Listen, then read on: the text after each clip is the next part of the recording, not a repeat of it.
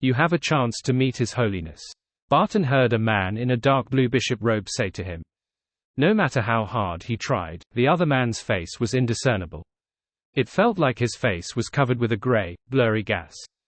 Of course, this wasn't an important matter. As a devout believer of the Lord, it was definitely the greatest honor for Barton to meet a proxy of Him. This made him so excited that he couldn't say a word. His body trembled as he followed the bishop to the back, entering the hall one step at a time. Barton couldn't describe the hall in detail either. He only knew that it was very grand and magnificent, one that exuded an immense pressure. He could only bow his head obediently. Finally, he arrived in front of the steps. At that moment, he seemed to receive permission as he subconsciously raised his head. Then, he saw a golden retriever. This dog wore a deep blue, gorgeous robe that resembled a curtain. It wore a papal tiara with many gems embedded in it. It sat on a huge throne and watched him quietly. Barton was stunned. This is the pontiff. Barton was shocked and panicked, a strong sense of fear rising in his heart. He opened his eyes abruptly and saw the morning light illuminating the ceiling. Phew! Barton sat up, panting slightly, trying to extricate himself from the influences of the dream as quickly as possible. What happened? His wife sensed something amiss and got up. Barton shook his head. A nightmare. He didn't tell his wife the truth. He dreamed that the pontiff was a golden retriever. He could bet that his wife would say in horror, "How can you have such sacrilegious thoughts?" If that were to happen, he could only shrug his shoulders and say, "Just kidding. I can't bring my troubles into my family life. This is a paradise for humans, meant for relaxing." Moreover, women can hardly understand more profound questions. They have traits in being perceptive to thoughts and love. Barton didn't dwell on the contents of his dream anymore. He got out of bed and went to the bathroom to brush his teeth. After breakfast, he kissed his wife and children before leaving his residence and taking a trackless public carriage to the working district at the edge of the city. He was under the employment of the Lowen Relic Search and Preservation Foundation with a sizable salary. In places like the capital of East Chester County, Stowen City, he was considered to be upper middle class. On the way, Barton studied the streets outside out of boredom. Due to not being directly affected by the war, Stowen City still retained its former prosperity. Carriages, bicycles, pedestrians, and wild dogs came and went. It was lively and noisy. Barton was already used to such a scene. He didn't have much of an impression of it, but the dream from last night made him uncomfortable every time he saw a dog on the street. It was as if it was the incarnation of the pontiff, one that he needed to bow to and greet. "Holy Lord of Storms, please forgive your penitent servant." Barton raised his right hand, clenched his fist, and gently struck his left chest. After a while, he arrived at the Lowen Relic Search and Preservation Foundation. As he greeted his colleagues, he walked into his office. After hanging up his hat and coat, Barton relaxed and leisurely prepared some special black tea for himself. He was almost middle-aged, and his energy was dropping. He always hoped to use a simpler method to supplement his body without suffering any hardship. After preparing the black tea, Barton picked up a few newspapers on the desk and wanted to prep himself before starting work. The economic situation in Backland last season has greatly improved. Another pirate at the level of King has appeared in the Sonya Sea and the Berserk Sea, Queen of Stars. Desi Bay Fruits Trade Fair. After reading the newspaper slowly, Barton took a sip of black tea and started his work. A letter from Vernal. Barton found a letter from an old friend as he examined the documents on his table. He was an archaeologist who had a close relationship with the Lowen Relic Search and Preservation Foundation. Barton immediately took out a letter cutter, took out the letter, and read it seriously. "My dear friend, my students and I found some interesting ruins in the mountains of Sivelaus County. Perhaps they originated from refugees from the Fourth Epoch. In that period of history that we don't know much about, they left the city for reasons unbeknown to us. They entered the forests, and stopped interacting with the outside world again. They existed in the form of a tribe. They might still be guarding something, but it has long been drowned out by time, leaving behind only ruins and corpses. My students and I will excavate this place while employing conservation practices. We hope to find something more useful that can help us restore the history of the Fourth Epoch. I wonder if your foundation is interested in this. Here, I solemnly invite you to send a team over to confirm if our work is real and effective. Going into the mountains. The first thing that surfaced in Barton's mind was not the relics or the history, but the buzzing mosquitoes, the humid, dark environment, and the camp that became a temptation to the wild beasts. He shook his head and picked up a pen and paper. He prepared to file this letter and send it to his superiors. After drafting the document's header, Barton was preparing to add some details into the document when he realized that Vernal hadn't submitted any supporting information. Does he think that he can apply for funding with just a letter by simply relying on his relationship with the foundation? Barton looked around the table and muttered to himself in puzzlement. In his opinion, Vernal wasn't an arrogant archaeologist. Apart from being feisty and impatient, he was considered a typical Loan gentleman in all other aspects. Under normal circumstances, when one requested funding from the Loan Relic Search and Preservation Foundation, they had to provide a lot of information, such as photos, ancient supplementary documents, and other related information other than a cover letter that described the project. Otherwise, the foundation wouldn't be able to do a review and make a decision, much less spend large amounts of gold pounds to send a team to the project location for inspection. Or rather, could it be that Vernal Fanar was just too careless and forgot to send the information out as well? Of course, with the relationship between Vernal and the Foundation, it's entirely possible the upper management will send a person or two to arrange a meeting to verify the information when they see it. Yes, as a friend, I should still help him. Barton shook his head and didn't think further. He stood up and walked to the bookshelf. He then stretched out his right palm and used his fingers to stroke the back of a book spine, selecting the information he needed. Finally, he took out a few books and journals, and combined his various viewpoints to give a detailed description of the history of the Sivelaus mountain range in the document he was about to submit. In the scientific community, there's a common viewpoint. In a period that's unknown to be long or short, the Solomon Empire and the Tudor dynasty coexisted in the northern continent, and their border could very likely be situated where the Hornachus mountain range and the Whainapota highlands are today. There's a high chance that the Hornachus mountain range's extension in Sivelaus County was a contested ground between both parties. Barton didn't endorse Vernal. He only provided references to show that there were indeed possible ruins of the Fourth Epoch in the mountains of Sivelaus County. This way, if it was proven that Vernal was lying, no one would hold him responsible, because all of the descriptions came from famous historians. Barton had only extracted snippets in a selective fashion. At the end of the document, he listed out his references: Private Historical Research of Sivelaus County, Isaac Eggers, Coy University's Department of History lecturer. After completing this document, Barton read through it from top to bottom and modified his choice of words and certain sentences. Then, he took the draft and entered the clerk's room next door. He asked him to type up a formal document with mechanical typewriters. The Loan Relic Search and Preservation Foundation had always hired plenty of female employees. From the lowest level of ordinary clerks to the deputy director of the upper echelons, at least half of them were female. Barton actually had some things to say about this, but he didn't, nor did he dare to object. He could only choose to accept the state of things. Of course, he had to admit that when he needed to wait, it was quite nice watching these young female clerks busying themselves. At least it enriches the colors here. As Barton listened to the tapping sounds, he mumbled silently. Once the documents were done, he signed and submitted them. Then, just like before, he continued with his work as usual. This included but wasn't limited to the trial projects, providing professional opinions and gathering research materials for the Foundation's papers and commentary. A day quickly passed, and Barton left the company at 6 in the evening. He took a public carriage and returned home after an hour. This was a common occurrence in all the major cities in Loan. That was why high tea became a trend. After lunchtime from 12 to 1, it would be 7:30 or 8 in the evening before people reached home. If not for high tea sessions, most people would definitely be abnormally hungry. Of course, this was only limited to the middle class and above. Many poor people might only eat 2 meals a day.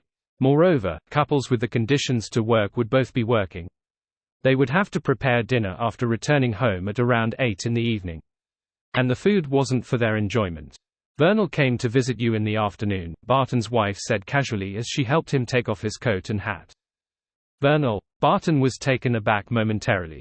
The archaeologist who discovered a Fourth Epoch ruins in Sivelaus County had returned to East Chester County. As soon as he said that, Barton frowned and muttered to himself, he really did forget to send the information, so he came back personally.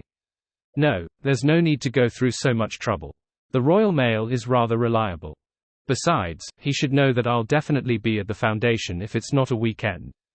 Yes, I might have been sent elsewhere for an inspection review.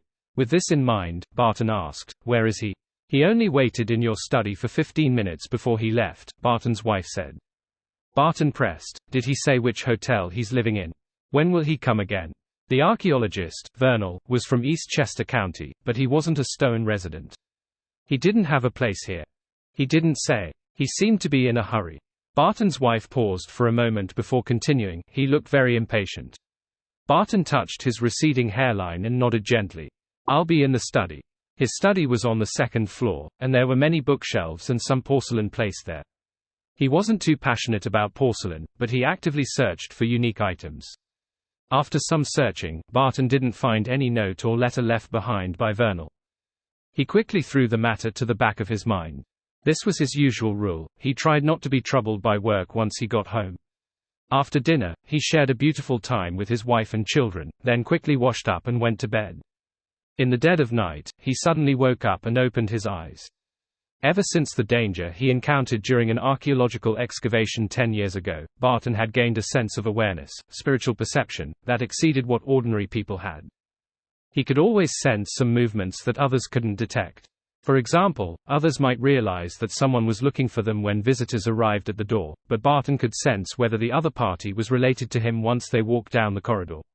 Someone sneaked in. Barton suddenly sat up, his eyes wide open. He looked at his wife who was sleeping soundly beside him and didn't wake her up. With very slight movements, he flipped out of bed and removed the double-barreled hunting rifle hanging on the wall. After grabbing the rifle, he gently opened the door and looked down the corridor.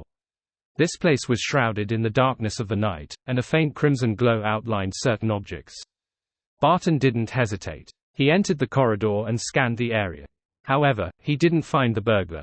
Was I mistaken? Barton turned around, feeling a lack of confidence. There was no sign of any of the rooms on the second floor being opened. After thinking for a while, Barton came to the door of the study, grabbed the handle, and gently twisted it. The door opened silently. Everything inside was immersed in the darkness, resembling all kinds of monsters. After drawing the curtains, Barton carefully examined the interior with the aid of the moonlight, and he confirmed that the interior was exactly the same as he remembered. "I really am too sensitive. An after-effect of the nightmare yesterday." Barton exhaled and left the study quickly. Behind him, the curtains that were drawn lightly swayed, as if a gust of wind was blowing. The next day, Barton continued his daily routine. He kissed his wife and children, took a rental carriage, read newspapers, brewed black tea, read letters. There's another letter from Vernal. Barton felt relieved and opened the letter. However, there was nothing in the letter.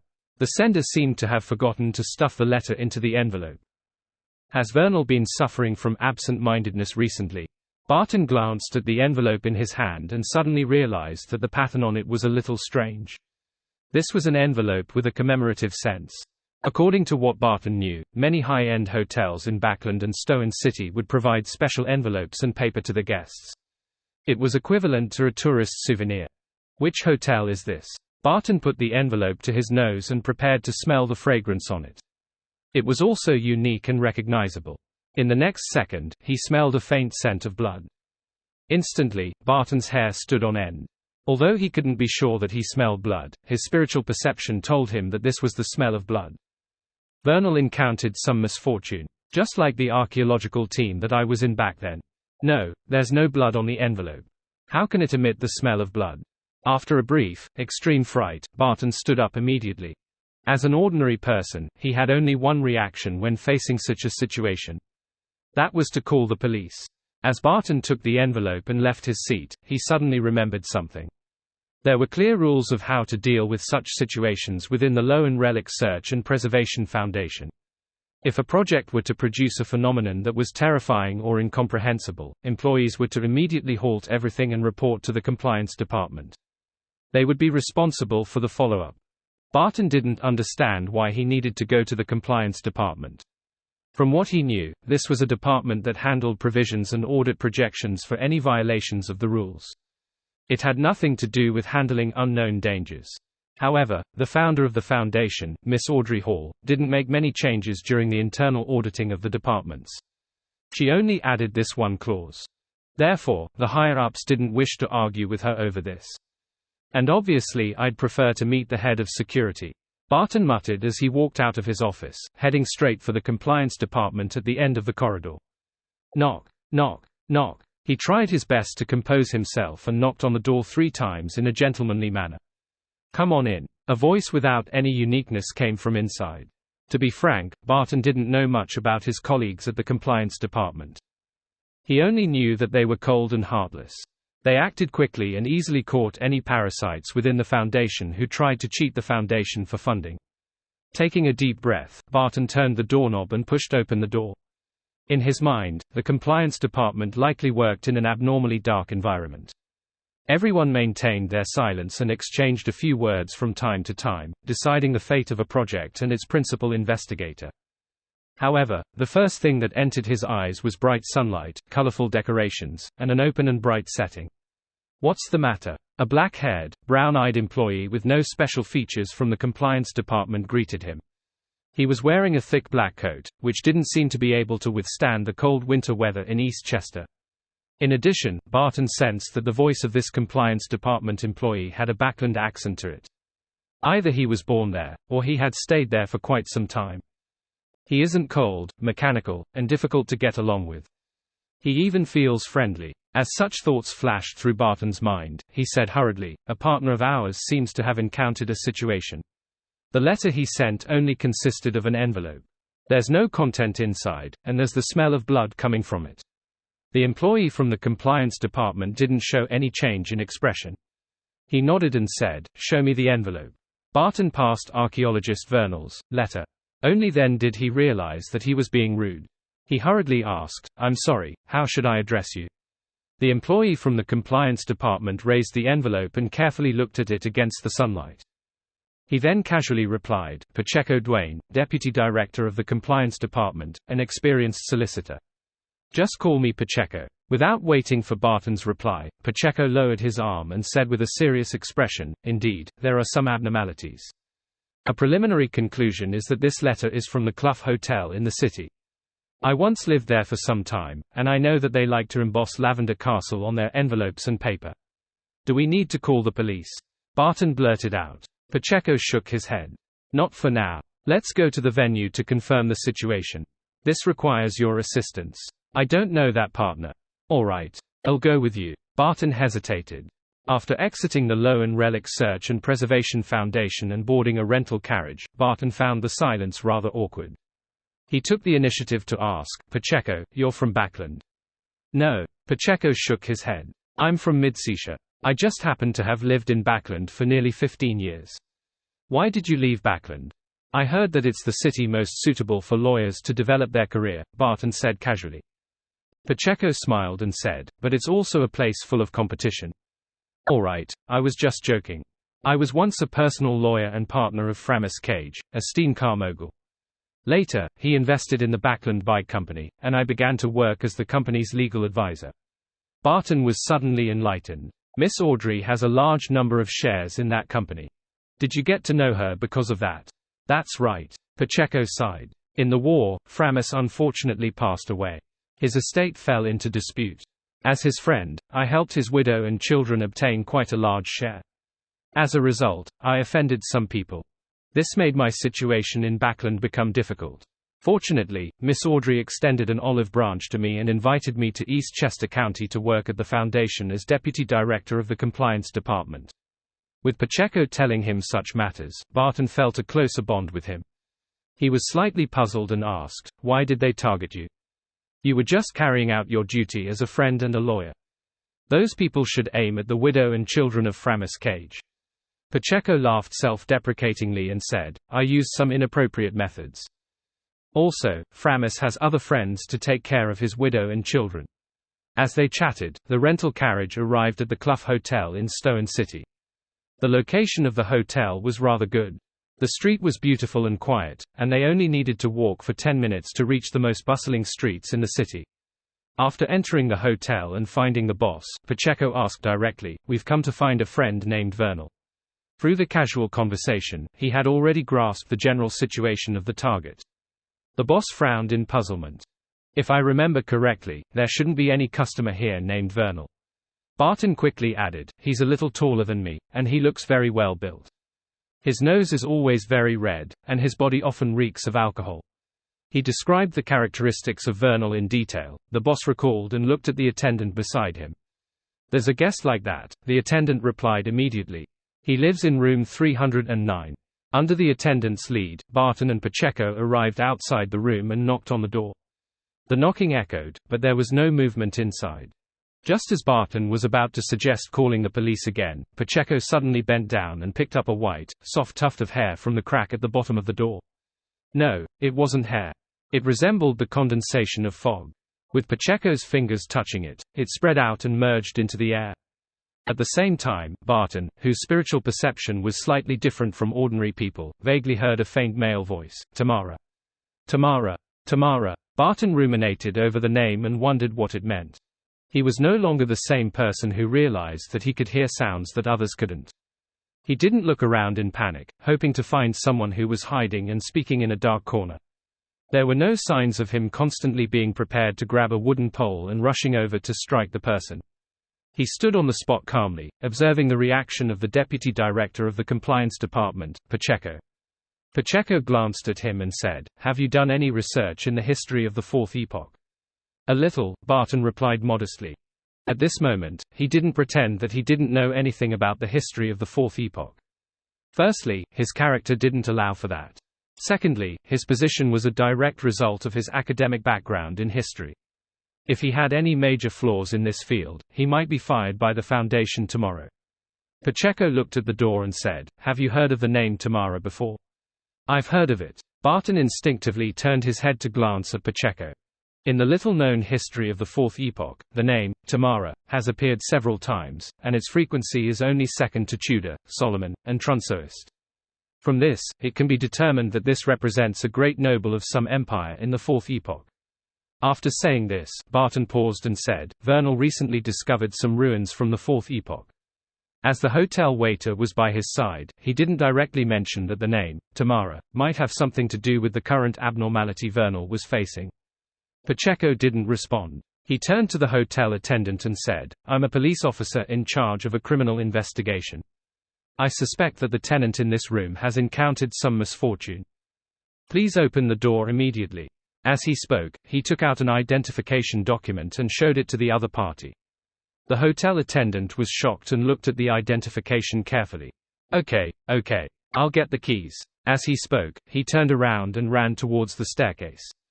"You're a policeman," Barton, who was watching from the sidelines, blurted out in shock. Pacheco looked down at the identification in his hand and chuckled. "This document is 100% real. It was obtained through legal channels. Why do you need to make it sound so complicated?" Barton habitually replied, "I don't care about its authenticity. I just want to know if you're a police officer." Pacheco laughed. "That depends on how you view it." This answer left Barton rather irritated, but as a typical Loan gentleman, he knew that the other party was unwilling to give him an answer directly, so he politely shut his mouth. Of course, one of the reasons included the other party being one of the deputy directors of the compliance department. The two of them remained silent as the hotel owner and the attendant returned to the third floor. After carefully inspecting the identification document in Pacheco's hands and matching it to the face, the hotel owner took out his keys and opened the door. He grumbled, "How did something happen?" Nothing was heard. If a high-end hotel was involved in a murder case, it would definitely affect their image and reputation. They might even go bankrupt. Don't worry too much. Perhaps it's just a small problem. Pacheco gave him some friendly consolation. I hope so. May the goddess bless me. The hotel owner retracted his hand and tapped his chest 4 times in a clockwise fashion, outlining the stars. Then, he gently pushed the door open. At that moment, the interior of the room seemed to connect to the outside world. A faint smell of blood filled the air. Oh! The hotel owner noticed this and could only use an exclamation to express his disappointment and fear. Only an environment like this can make the envelope not stained with blood have the smell of blood. This thought flashed through Barton's mind immediately. It was only then that he noticed that the furniture was neatly arranged in the room, and there were no obvious wrinkles on the carpet. It stood in contrast with the smell of blood. It didn't seem like there was a fight. A fatal shot. Barton's hobbies included reading popular novels, especially those that mixed murder and love. Therefore, he had a rather rich experience in such situations. And among all the best-selling authors, the one he loved the most was undoubtedly Foz Wall. In the beginning, the one who bought Foz Wall's few novels was his wife. Barton had once read through one of them and ended up being engrossed in it. Of course, he wouldn't reveal this in front of his wife. He would always use an authoritative tone, saying, "These kinds of novels are shallow and worthless. They're only suitable for killing time." Amidst Barton's thoughts, Pacheco put on a pair of white gloves and walked into the room. After surveying the area, this experienced solicitor walked to the desk and picked up the stack of letters with the Lavender Castle pattern embossed on it. He said to the hotel owner and waiter, "Do you know how many pieces there were originally? We don't replenish them every day." The attendant looked at his boss and stuttered. What he was trying to say was that after having the guests living in this room rotate out a few times, he had no idea how many letters were left when Vernal moved in. Pacheco scoffed and shook his head. He said to Barton, who was standing beside him, "That's why this world needs order and rules.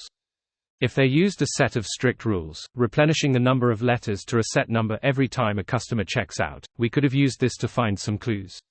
"I don't understand what you mean," Barton answered truthfully. Pacheco smiled and said, "Simply put, only light can cause shadows. Of course, enough chaos also means an opportunity." Barton nodded and said, "Yes, Emperor Roselle once said that chaos is a staircase that leads one up.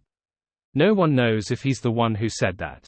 There are too many people in this world who don't dare to directly express their views, so they can only rely on the names of others," Pacheco casually replied. Then, he picked up the blank piece of paper at the top and held it against the sunlight that passed through the glass windows. "I love dealing with people who are careless." Pacheco suddenly laughed. After saying this, he put the letter back in its original position. The next second, he took out a sharpened pencil from his pocket and lightly scribbled it over the letter paper. Before long, the traces of Loanese text appeared one after another, forming several scattered sentences. "I've been targeted. The ruins have traces of some religious rituals. I took away the items on the altar. It saw me. It's always been by my side." When he wrote these few sentences, the archaeologist, Vernal, seemed to be undergoing upheavals in his mood, so he had used plenty of force, leaving the most obvious of traces with his pen. Report chapter. After seeing the marks on the paper, Pacheco turned his head and said to Barton, "What happens next will be quite complicated. I will seek the police's help. And you can return to the Foundation and wait for further questioning." Barton, who was staring at the paper, wasn't disappointed. Instead, he felt relieved, and he hurriedly nodded. "All right." After reading the traces left behind by Vernal, Barton's intuition told him that the matter was very dangerous. As an ordinary person, avoiding danger was an instinctive choice. Of course, this was also because Vernal could only be considered one of his ordinary friends. It wasn't worth taking a huge risk and getting involved in this matter. After answering, Barton turned around immediately and walked past the hotel owner and attendant and arrived at the street. This time, he didn't choose to take public transport and instead boarded a rental carriage. Barton's trip outside was considered as a special matter. It was rather urgent, and with the deputy director of the compliance department to testify for him, he could make a claim for the expenses incurred. The difference between spending the Foundation's money and using one's own salary was two completely different feelings. On the way, Barton looked at the scenery outside the window and couldn't help but think about Vernal's current situation. Is he still alive? The room was filled with a strong stench of blood. I hope he's still alive. May the Lord bless him. If he's still alive, where will he be now? Where could it be? There. As his thoughts raced, Barton suddenly thought of a possibility. He quickly instructed the coach driver to change routes and head home. Not long after, he returned home. What happened? Barton's wife approached him with a surprised look. It was still quite some time before lunch, let alone getting off work. Barton didn't take off his hat or jacket. Without answering her question, he directly asked, "Was Vernal here?" "He came to visit you 15 minutes ago.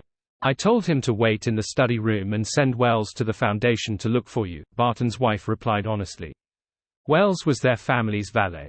And clearly, 15 minutes wasn't enough for him to reach the Loan Relic Search and Preservation Foundation. This was what puzzled Barton's wife the most.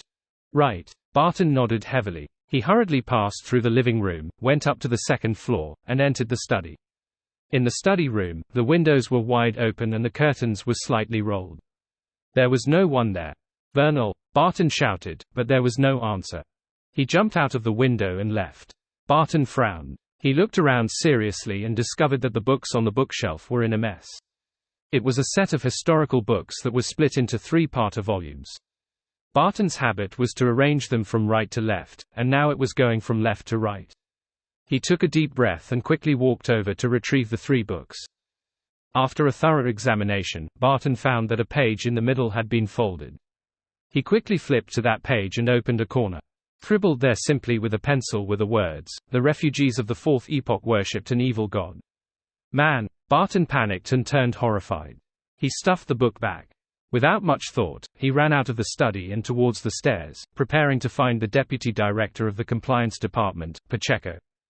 He wanted to tell him about his discovery and get him to request the police to protect his family. After exiting the house, Barton slowed down and considered an important question: where do I go to find Pacheco? The Clough Hotel, the Stone Police Headquarters, or the Foundation? After a brief moment of thought, Barton decided to return to the Foundation and look for other employees of the compliance department. At that moment, a rental carriage stopped outside his door as Pacheco Duane alighted.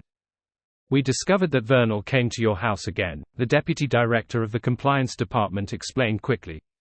Barton heaved a sigh of relief and replied without hesitation, "Yes, but he has already left. However, he left some clues behind." After saying this, Barton led Pacheco into his own house, went to his study, and handed him the book. Pacheco looked at it for a while, then gently slid his finger across the surface of the text. Right on the heels of that, he took out the pencil he had used previously and wrote beside Vernal's comment, "Call the police." After doing all of this, Pacheco stuffed the book back to its original position. However, he didn't push the book in completely. This way, the entire row of books had one book bulging out. "Alright, let's return to the Foundation and have lunch. We'll wait for the good news from the police." Pacheco clapped his hands. Barton didn't understand the reason behind this senior lawyer's actions, but he didn't ask why. He really didn't want to get involved in this matter. He felt that he couldn't bear it at all. Barton then fabricated a few reasons to his wife before returning to the Foundation with Pacheco to begin his daily work. When it was tea time, he had just finished an ancient book's appraisal when he heard someone knocking on the door. "We've got some clues. We need to go to your place," said Pacheco, who was wrapped in a grey scarf and standing by the door. "Clues?" Barton rose in surprise. Pacheco didn't give a direct answer. He spread out his hands and made an inviting gesture. Barton couldn't refuse and went home with the other party. Vernal came again. His wife clearly sensed that something was amiss and went to the door in horror. "It's fine. Just some minor problems." Barton maintained his image as a man and consoled his wife.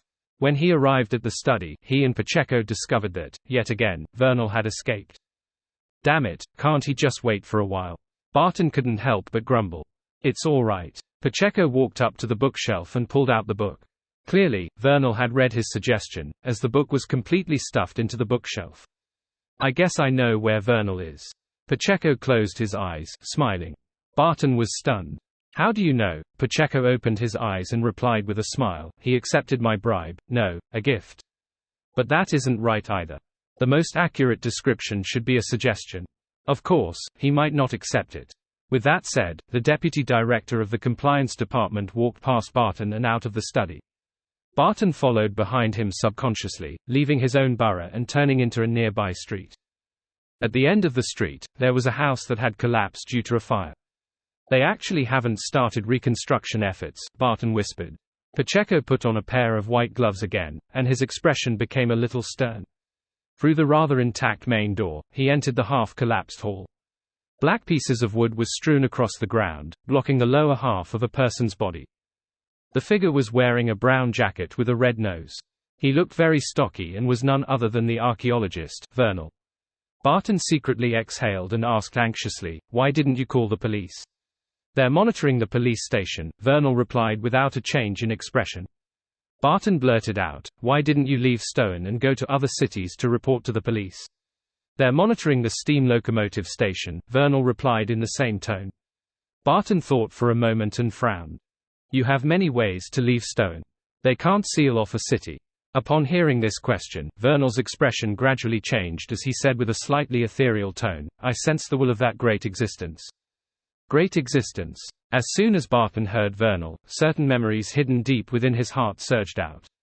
This made it difficult for him to contain his fear. His feet unconsciously took a few steps back. In the archaeological expedition many years ago, all the nightmares had started with similar descriptions. Just as Barton's body trembled and was about to turn around and run away, the deputy director of the compliance department, Pacheco Duane, brought up a question. "Since you've already sensed the will of that great existence, why didn't you reconcile with the Fourth Epoch refugees who are pursuing you?" Vernal's breathing suddenly became heavier, as if a faint white fog had spewed out. His voice also became louder. Their faith wasn't accepted with their whole body and mind. They still had some reservations. As Vernal spoke, a faint white fog spread out from the half-collapsed house, emitting a strong smell of blood. Barton seemed to come to a realization, but he wasn't in the mood to think. He only wanted to leave this place and escape the danger that was about to erupt. However, Pacheco was rather calm. He looked at Vernal and asked warmly, "You've been visiting Mr. Barton all this while, and writing letters to the Foundation. What kind of help do you want us to provide?" Upon hearing this, Barton was taken aback. If it were another occasion, he would definitely imagine that Pacheco was asking what kind of legal advice Vernal needed. At a time like this, didn't he only have two options? He could either escape and report this to the police, or take out his weapon and fire a bullet at Vernal or smack him in the head with a pole. Barton was full of doubts about Pacheco's way of handling things. With faint white fog lingering at the tip of his nose, and with his eyes that were glowing with gray light, Vernal didn't show any resistance to this kind of exchange. His expression became solemn as he replied in a dignified tone, "Two things. First, bring this item to the suburbs and return in the evening." While speaking, Vernal threw a glass bottle with a slender neck. The glass bottle seemed to be very sturdy. Even when it fell to the ground, it didn't seem damaged at all despite hitting a rock. Its interior was filled with pale white, thin, almost illusory fog. At that moment, Barton acutely sensed that the body of this deputy director of the compliance department had stiffened a little, as though he had sensed something unusual. Vernal didn't observe their reactions and continued, "Secondly, when you are searching for ancient artifacts, help me find similar items." As he spoke, he took out a piece of paper and spread it open. There was a strange-looking lamp on the paper. It was like a tiny water flask that had a candlewick extend out of its mouth. "No problem." After 2 seconds of silence, Pacheco replied in a low voice, one different from his previous tone. "That's good. Haha, don't you think that our encounter was a coincidence?" Then Vernal tossed the piece of paper aside and leaped up high onto the half-collapsed building. He was like a baboon as he nimbly climbed up and jumped, quickly disappearing from Barton's and Pacheco's sights. "What are we going to do next?" Barton turned to look at the deputy director of the compliance department. Before he could finish speaking, he suddenly stopped. He realized that Pacheco was still standing there, breathing heavily. In addition to that, Pacheco's body was covered with thick black fur. His muscles swelled up, causing the black coat to tighten. "Monster! Monster!" Barton's eyes widened as if he wanted to see clearly Pacheco's current appearance. In the blink of an eye, the abnormality on Pacheco vanished. He let out a long breath and said, "We'll wait here. Do you need to pick him up?" Barton pointed at the bottle and paper on the ground. The corners of Pacheco's mouth twitched as he said, "You can pick it up. But you have to keep a distance from me later." Barton blurted out, "Will the fog in that glass bottle affect you?" There are things that even if you can't be certain about, it's best to not rashly attempt them. Pacheco still didn't give a direct answer. It's really tiring to communicate with him. After pondering for a while, Barton took a few steps forward and stopped in front of the bottle and paper. Just as he bent down to grab the two items, his eyes suddenly lit up with a weak light. Immediately after, a pair of boots appeared before his eyes. The front of one of the boots was curled up high. The other was similar to the rounded top boots that were popular nowadays, as though they belonged to two different people. Barton's heart tightened. He suddenly straightened his body and looked forward. There was a lady standing opposite him. This lady was wearing clothes that could be considered as two dresses. One side was complex, and the other was simple. One side was colorful, and the other side pure black. This asymmetrical attire made Barton flare up instinctively. He wanted to tear off her clothes and give her a normal dress and a pair of normal boots. This impulsiveness didn't contain any trace of a male's desire to harm women. It was purely because of his disgust and repugnant feeling towards such a sense of aesthetics. After enduring the discomfort, Barton cast his gaze at the lady's head. She had a pretty face, a high nose bridge, full lips, and a pair of dark grey eyes that were rarely seen. She looked to be in her 20s. Barton didn't feel any amazement. Instead, he felt that the lady's appearance was rather strange. After a few seconds, he finally understood the reason. The lady's face was devoid of expression, unlike a real person.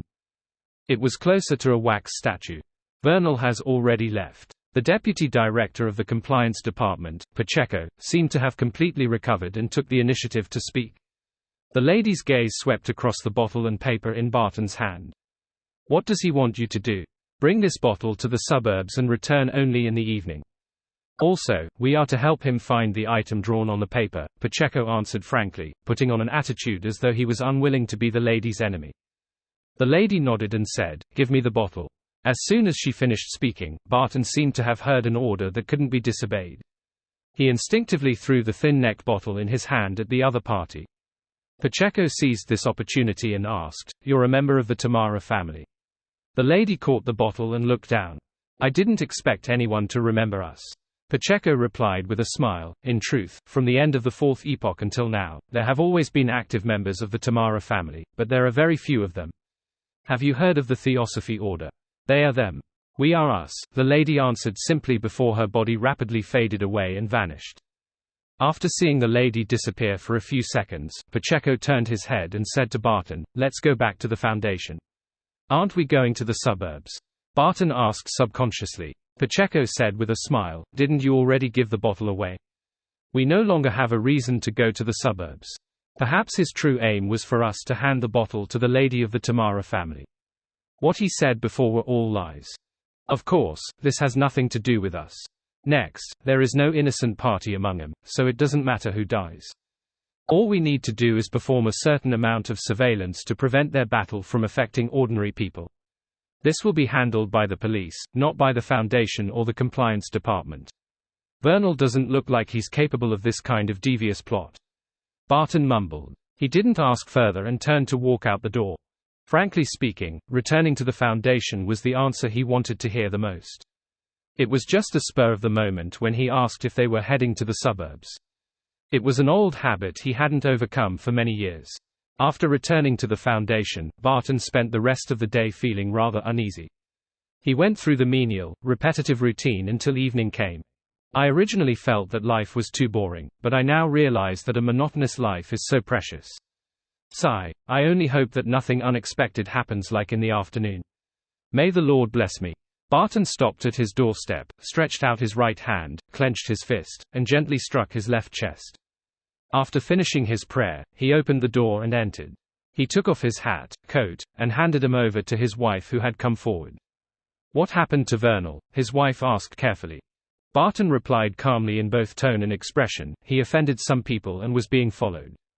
The police have taken over this matter. In the future, if Vernal visits again, don't let him in. Remember to send someone to inform the police." Barton's wife heaved a sigh of relief when she heard that the police had intervened. All right. After dinner, Barton played with his children for a while before finding an excuse to go to his study and sit near the window. He needed a private space to completely calm his emotions and walk out of the panic brought about by the incident with Vernal. As such, Barton took out a cigarette from his drawer and put it to his mouth. He wasn't addicted to smoking, but he had to socialize sometimes, so he prepared a pack of cigarettes at home and on his body. He lit the matchstick, lit the cigarette, and took a deep suck.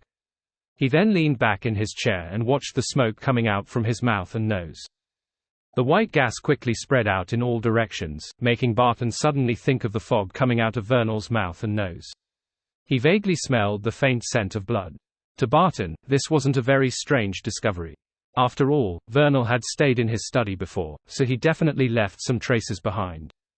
Ordinary people wouldn't be able to detect him. Barton didn't smell it before, but because he was too nervous and flustered, his attention had been focused on the whereabouts of Vernal and the words he had left behind. Of course, the smell of blood in the study room was very faint. It was also one of the reasons why it couldn't compare with the hotel room and the burnt ruins at all. As the smoke from the cigarette spread, Barton suddenly narrowed his eyes. He had an ominous feeling. In an instant, the pale white gas shrank in a certain direction with the smell of blood, forming a figure. The figure's upper body was normal with an iconic red nose. It was none other than the archaeologist, Vernal. The lower half of his body was completely shrouded in air, like a monster drawn out by smoke. "Be Vernal," Barton shouted, almost suffocating. His voice reverberated in the study, unable to penetrate the wall. "Ha ha, I've already acquired an immortal body. As long as there's still some fog left, I'll be able to come back to life." Vernal burst into laughter. Compared to before, his expression became more and more crazed, and his eyes seemed to be slightly palish white. He was already dead just now. This thought subconsciously flashed across Barton's mind. Then, he forced himself to remain calm and said, "What's the matter?" As he spoke, Barton wanted to stand up on impulse, but sadly he discovered that his body was covered by a cold and thin fog, and he had lost most of his senses. Vernal stopped laughing and looked into Barton's eyes. He said word by word, "You didn't bring that bottle to the suburbs." Although Barton had a rash personality, he knew that he couldn't answer this question directly. He quickly thought of a solution. A few seconds later, he changed the topic before he spoke again. "Why did you convert to believing in that entity? Aren't you a loyal believer of the Lord?" Vernal fell silent for a moment before his expression gradually became fervent. "I've seen an even larger world, a much more vast world.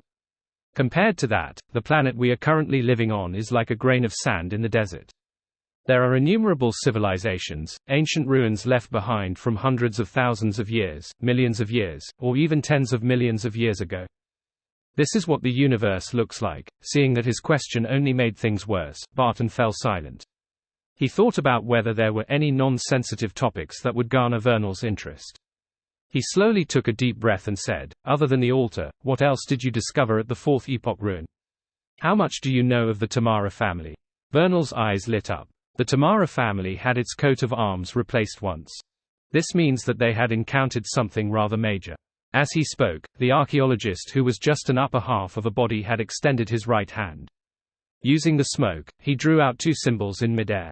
The first symbol was formed from a layer of brambles, a shield wall, and a long sword that was vertically inserted into them from above. The main part of the second symbol was a pair of double doors that swung open, and the gap in the middle was taken up by the vertical longsword. As a barely famous historian, Barton immediately thought of the words of the Tamara family member, "They are them. We are us." Did the Tamara family fracture? Barton blurted out. "I thought so," said Vernal, smiling with gratification. Then he leaned close to Barton, his face burning with zeal. "Your brain is more tempting than I imagined, and it's the best supplement for me. Relax a little. Your mind will merge with mine, and we can witness those great civilizations together." He looked very weak and eager to recover. Barton's heart thumped wildly, and he tried his best to avoid the other party. But no matter how hard he struggled, his body seemed to freeze. He was unable to move at all. Just as he was about to close his eyes, Barton suddenly felt a sharp pain in his right hand, and he immediately regained consciousness. The pale white fog in front of him and the monster-like Vernal disappeared as if they had never appeared. Barton lowered his head numbly and saw that the cigarette in his right hand had reached its limit, burning his fingers. It was a dream, but I found it so realistic. Barton threw away the cigarette in his hand and instinctively stood up using his spirituality and walked to the window. He looked out at the streets and saw that under the street lamps, many pedestrians were passing by in the darkness, wanting to rush home as soon as possible. Among them, an ordinary golden retriever was taking a casual stroll. The scene in front of him was so ordinary that Barton didn't feel that there was anything wrong with it. Although he vaguely felt that there was something familiar about it, he didn't think that it was worth puzzling over it. How could a daily scene not be familiar? His gaze shifted as he looked up into the sky. He saw the crimson moon quietly hanging in the sky, shining with light, causing his mood to settle down involuntarily. At that moment, Barton seemed to have let go of an invisible burden. His body and mind were unusually relaxed. He no longer had the same fear, anxiety, and frustration from before. His spiritual intuition told him that Vernal's matter had come to an end, and it would no longer affect his life. Holy Lord of Storms. Lord, thank you for your blessings. Barton immediately struck his left chest with his right fist and muttered to himself. Without anxiety and tension, he felt exhaustion overwhelm him like a flood. It surged from the depths of his soul, drowning his brain, limbs, and every cell in his body. Barton couldn't help but use the back of his hand to cover his mouth. He yawned, but a satisfied smile appeared on his face. He didn't stay in the study any longer and turned around to leave. He returned to the bedroom and took a pleasant bath, enjoying himself as he drank a small glass of red wine. That night, Barton didn't dream anymore and slept exceptionally soundly. When he woke up in the morning, his mind was relaxed and his spirits were rising. It was as if he had obtained a new life. Looking at his wife who was still sleeping beside him, Barton carefully got up, changed his clothes, and walked around the neighborhood. He had never realized how wonderful his district was. The air was fresh, the environment was peaceful, and the scenery was pleasant. Even the pedestrians were cultured. This made Barton's mood even better. Once again, he deeply understood that the matter with Vernal had come to an end, and he had returned to his normal, peaceful life. He maintained his mood and went home to enjoy breakfast with his wife and children. During this process, he even told his wife about a joke he read in the newspapers and fulfilled his children's tiny requests. Seeing the smiles on his wife and children's faces, Barton felt satisfied. Then, he put on his coat, hat, and cane before heading out to take a trackless public carriage. He walked all the way to the Lowen Relic Search and Preservation Foundation at the periphery of the city. After entering his office, Barton found his usual daily pace. He didn't get right down to work but prepared the special herbal black tea he had prepared himself. With the black tea, he leisurely read the newspapers that he didn't subscribe to at home. Then, he picked up the letters and documents he had received and read them. Such a process and pace made him feel exceptionally comfortable. The only difference was that Barton was still a little worried about receiving yet another letter from Vernal.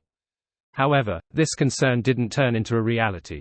About 15 minutes later, someone knocked on his office door.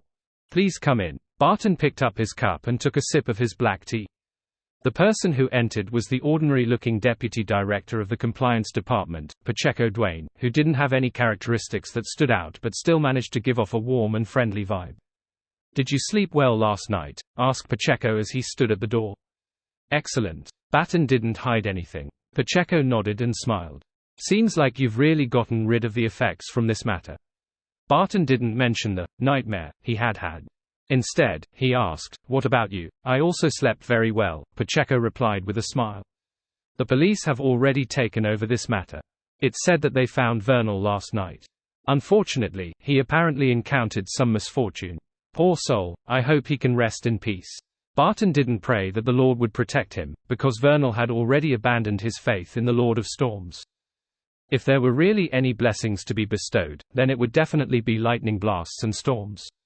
With that said, he thought of the help that Pacheco had provided and his friendly attitude.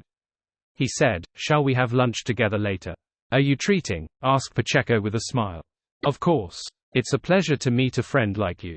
Barton stood up and bowed gentlemanly. Pacheco nodded slightly and said, "Then I'll wait at the compliance department for your invitation.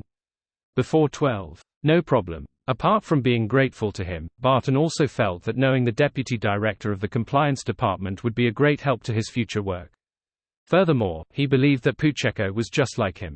In some aspects, he was stronger than the average person. After seeing Pacheco leave his office, Barton sat down again, silently and slowly exhaling. As an ordinary person with a normal IQ, he could tell that the matters regarding Vernal were very strange. It involved the problems of mysticism and religion. In addition, he was actually very interested in the details of the Tamara family's fracturing and the secret history of the Fourth Epoch, and the details to which Vernal had encountered. However, he knew that he couldn't probe further. It was thanks to the great luck of an ordinary person for him to be able to see the tip of the iceberg without dying. If he wanted to figure out the situation beneath the water surface, he would definitely drown to death. The past archaeological expedition made Barton not dare to take the risk, nor did he want to take any risks. To him, curiosity was probably the most worthless thing. After pondering for a while, Barton continued his work. When it was almost noon, he tidied the items on the table and picked up the coat and top hat hanging on the clothes rack. He left the office and walked to the door of the compliance department. Knock, knock, knock. Barton knocked on the wooden door in front of him. Soon, Pacheco opened the door and glanced at Barton. "Give me another 5 minutes. I still have some matters to settle." "No problem." Barton didn't mind at all. "Come on in and wait," Pacheco said casually. Barton didn't stand on ceremony. He walked into the compliance department and found a chair to sit down. As his gaze moved, he realized that there were about 6 to 7 members in the compliance department. Just then, he heard someone knocking on the door. Without waiting for the employees of the compliance department to get up, the door creaked open. The first to enter was the vice president of the Lowen Relic Search and Preservation Foundation. He was a lively old man. He looked around and paused for a second before saying, "Seems like everyone is here. Let me introduce you to a new colleague." As he spoke, the vice president took a few steps forward, revealing the new employee of the compliance department behind him. She was a woman in her 20s. She had a high nose bridge and a pair of moist, full lips. Her eyes were dark gray and her face was pretty. She wore a common blue dress. However, there was no expression on her face. She didn't look like a real person. She looked more like a wax statue. The gazes of Barton and Pacheco froze. The vice president continued smiling and said, "She will be like Pacheco, taking on the role of the deputy director of the compliance department. Her name is Alicia Tamara." The end to an ordinary person's daily life. Author's note: there's no way to go in depth in the end to an ordinary person's daily life. This is just a showcase of the tip of the iceberg without going deep. Yes, it's also an experimental form of narrating the story. If the ending is meant to have the effect of horror without any consideration of values, then it will be written as such. As he spoke, the vice president took a few steps forward, revealing the new employee of the compliance department behind him. She was a woman in her 20s. She had a high nose bridge and a pair of moist, full lips. Her eyes were dark gray and her face was pretty. She wore a common blue dress. The gazes of Barton and Pacheco froze. At that moment, the lady's lips curled up as she said with a radiant smile, "Hello everyone. I'm Alicia Tamara. I'm an ordinary company employee. My greatest joy every day is that I can clock off on time. This isn't something that can be realized often, because it's only from working overtime that I can receive a higher salary. Only from doing so can I gain a little sense of security. In this aspect, my boss isn't that bad. At the very least, he'll pay for overtime, unlike the company next door who only knows how to shout slogans. All they do is pump up the employees without sparing a single penny. Based on my observations, they aren't far from closing down, because their boss is already trying to sell off second-hand computers on his WeChat Moments. This isn't something I discovered. I'm not friends with their boss on WeChat. This comes from the mouths of the employees. In this world, it's sexist to say that there's gossip where there are women present. Instead, there's gossip wherever there are people. Of course, I don't have absolute confidence in those words. There was once a time when a dog and a cat made me feel that they were watching us humans with amusement and gossiping. Just like now, the golden retriever that always appears near my office building is sitting at the entrance. Seriously, looking at the grooming of its fur, it doesn't look like it doesn't have a master. How can someone walk a dog without a leash? This kind of person shouldn't be rearing pets. They have no morals at all. There's a necklace around its neck, a rope, and the end of the rope is in its mouth. As I mumble, I recall of an emoticon that has been trending online. It has strong self-control. I snort and cast my eyes beyond the glass doors. The sky is so dark, and large beads of raindrops pummel through the stuffy humid environment and crash into the ground. FCK, it rains so quickly. At this moment, I want to question God. It hadn't been easy for me to get off work on time today.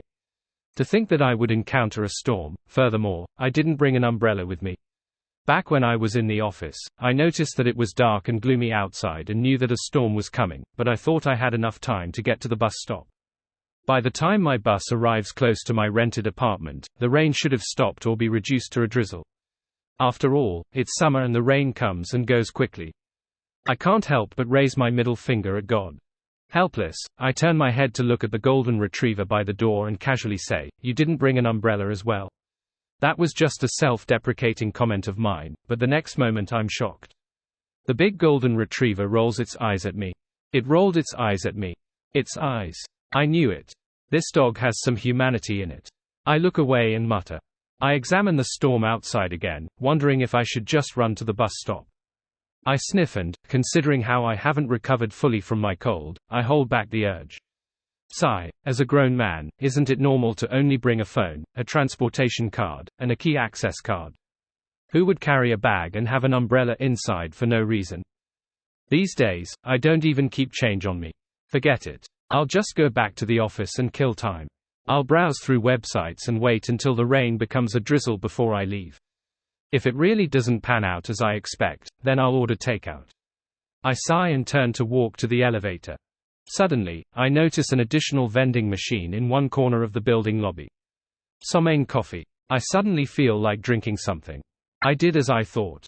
With the financial freedom to buy beverages below 10 yuan, I confidently walk over to the vending machine and take a gander at the beverages on sale.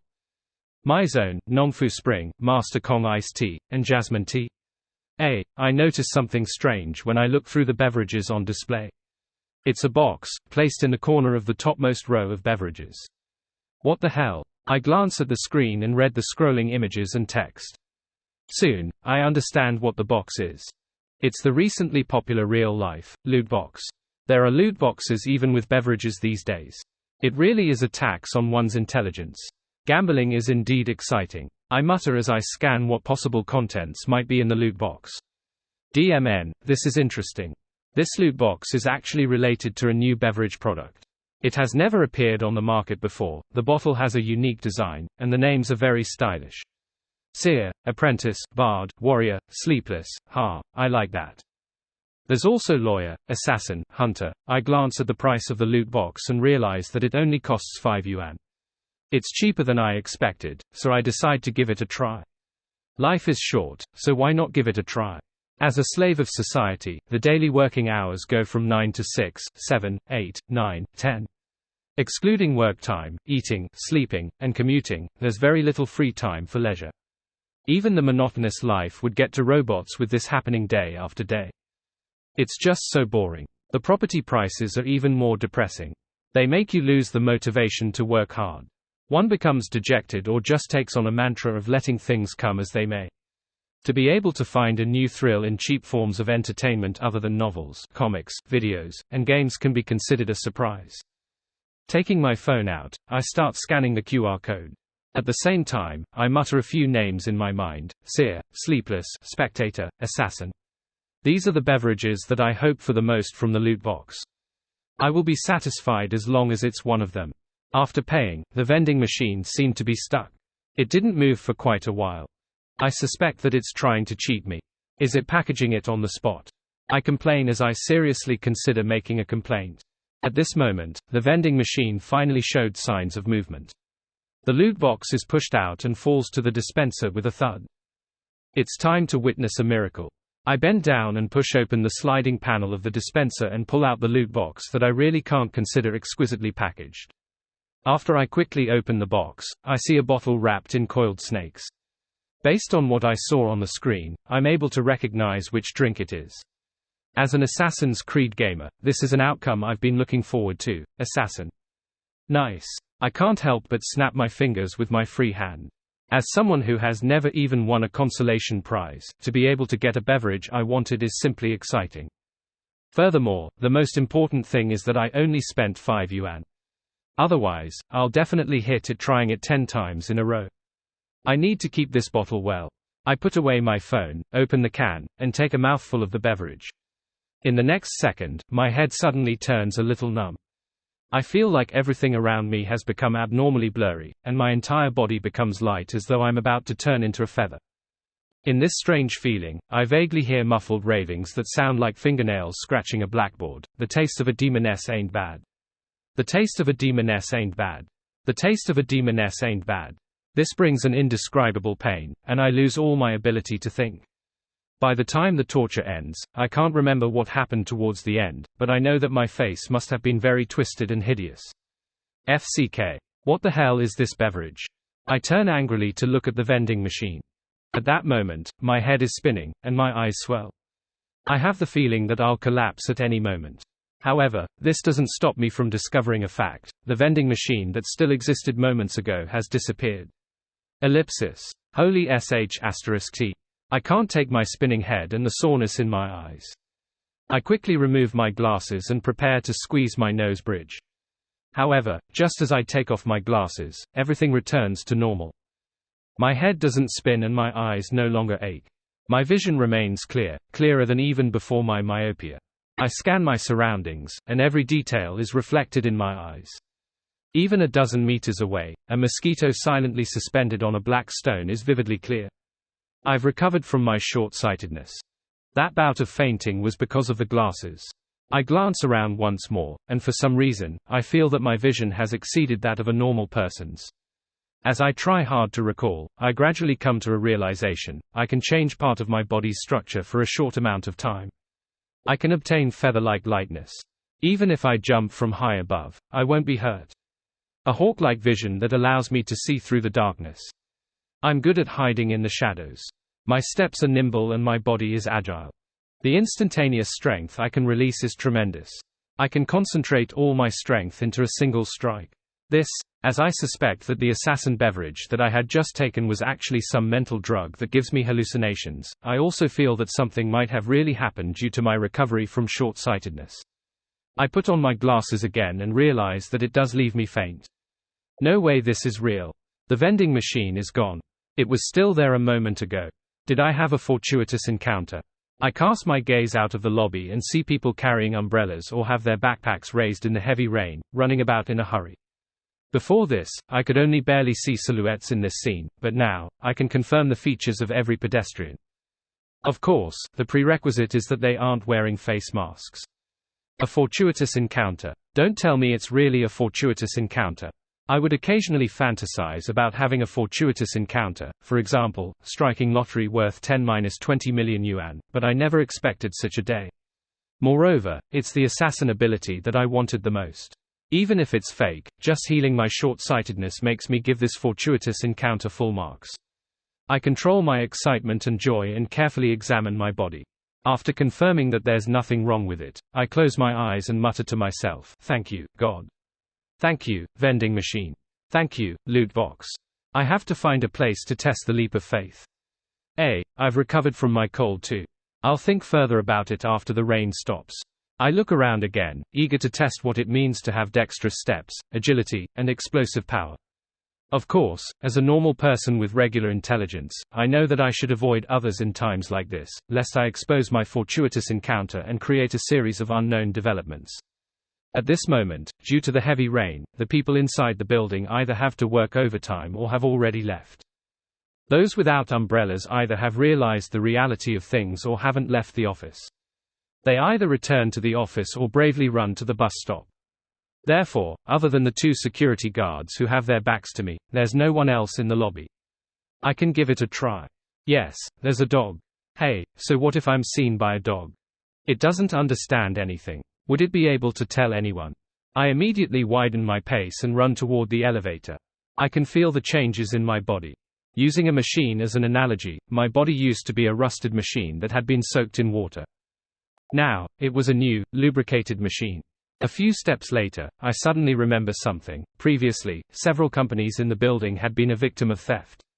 Through the surveillance cameras, the police found the criminal. In other words, there are surveillance cameras in the lobby, and my every move is being monitored. Bear with it, bear with it. I stop my attempts and turn back to look at the spots where there might be cameras.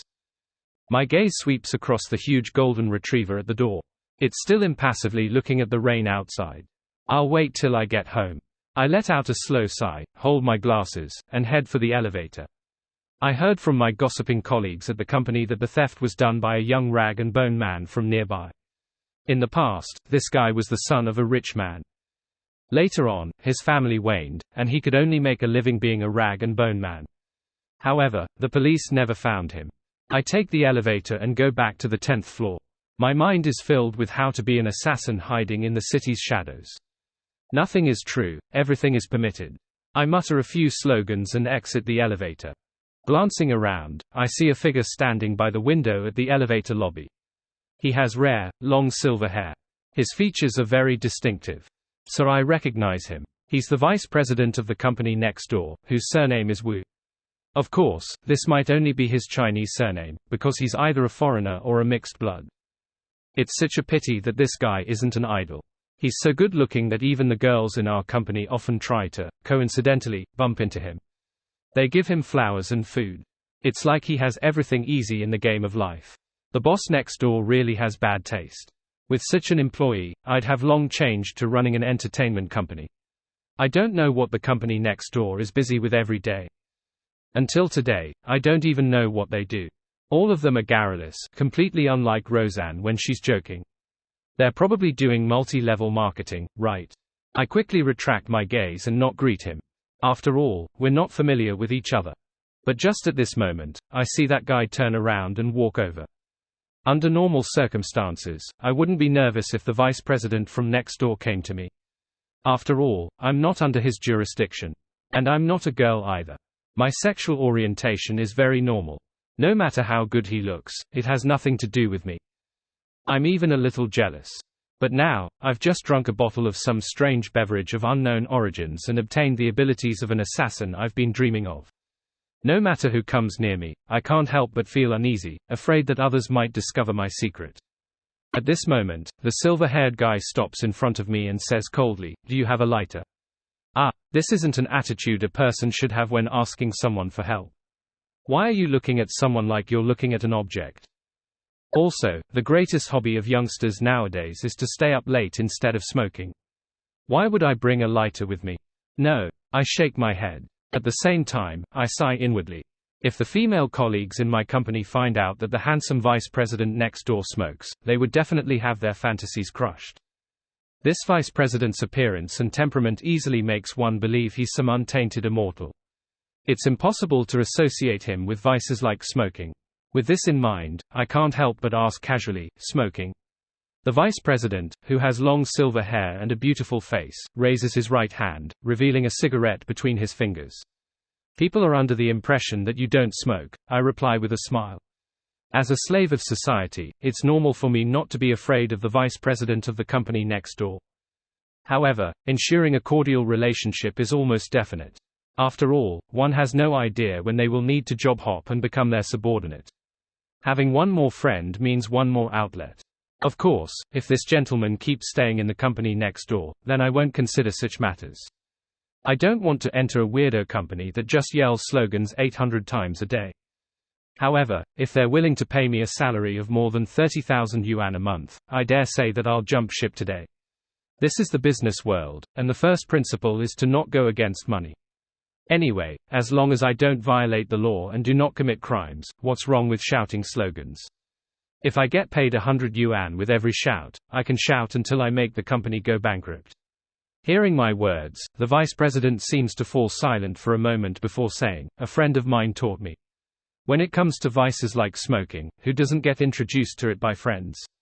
Only a small number of parents will lead their children astray." Just as I lampoon inwardly, the vice president next door says in fluent Mandarin, "He's been dead for many years." "I'm sorry," I respond reflexively. After that, I find it strange. Why are you telling me this? This vice president doesn't look too smart. Since we aren't familiar with each other, I exchange a few pleasantries and stop. I'm too lazy to bother. I point to the corridor leading to my workplace. I have matters to tend to. The vice president nods without any change in expression. He turns around and walks back to the window by the elevator lobby, as if he's watching the rainy scene below. I leave the elevator lobby and take a right turn into my workplace and head to the office where my department is located. They're all gone. They took all the umbrellas. I switch on the lights and scan the room. That's right. It hadn't rained when clocking off at regular hours.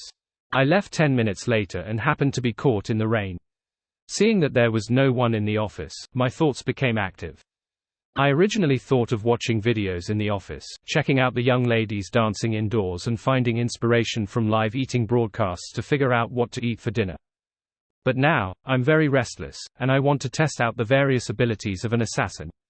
Among them, the thing that attracts me the most is leap of faith. No, feather drop spell. No, that's not right either.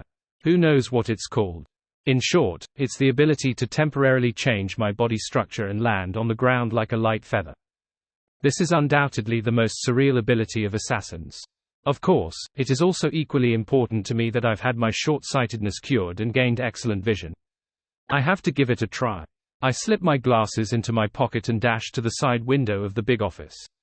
It faces a small alley. There's a refuse room that's erected there and no one usually walks past it, let alone when it's heavily raining now. 10 stories, an empty alley. It's the best place to test the leap of faith. I open the window and cast my gaze down. There are no signs of any pedestrians in the heavy rain. The roads are bleak and gloomy. It's dark everywhere. The refuse room looks like a small hand could cover it from the 10th floor. Forget it. It's better to find somewhere lower for the first test. Just as I reveal an embarrassed and polite smile, I hear a voice behind me. What are you doing? Startled, I turn quickly. Then, I see my boss. He had walked into the large office with one hand in his pocket at some point in time. He's looking at me. Mr. Huang, I'm checking to see if the rain has stopped. I quickly think of one reason. My president's surname is Huang, with the first name Tao, a very handsome, fashionable man. At the same time, he's a strange man who became a father at the age of 18. His daughter has already started college this year. He's only 36 years old and is still swimming through the gals. He stays on the periphery amidst the embrace of news anchors and actresses. CEO Huang doesn't seem to have any doubts about my reason. He nods and says, "You didn't bring an umbrella. The more you live, the younger you become."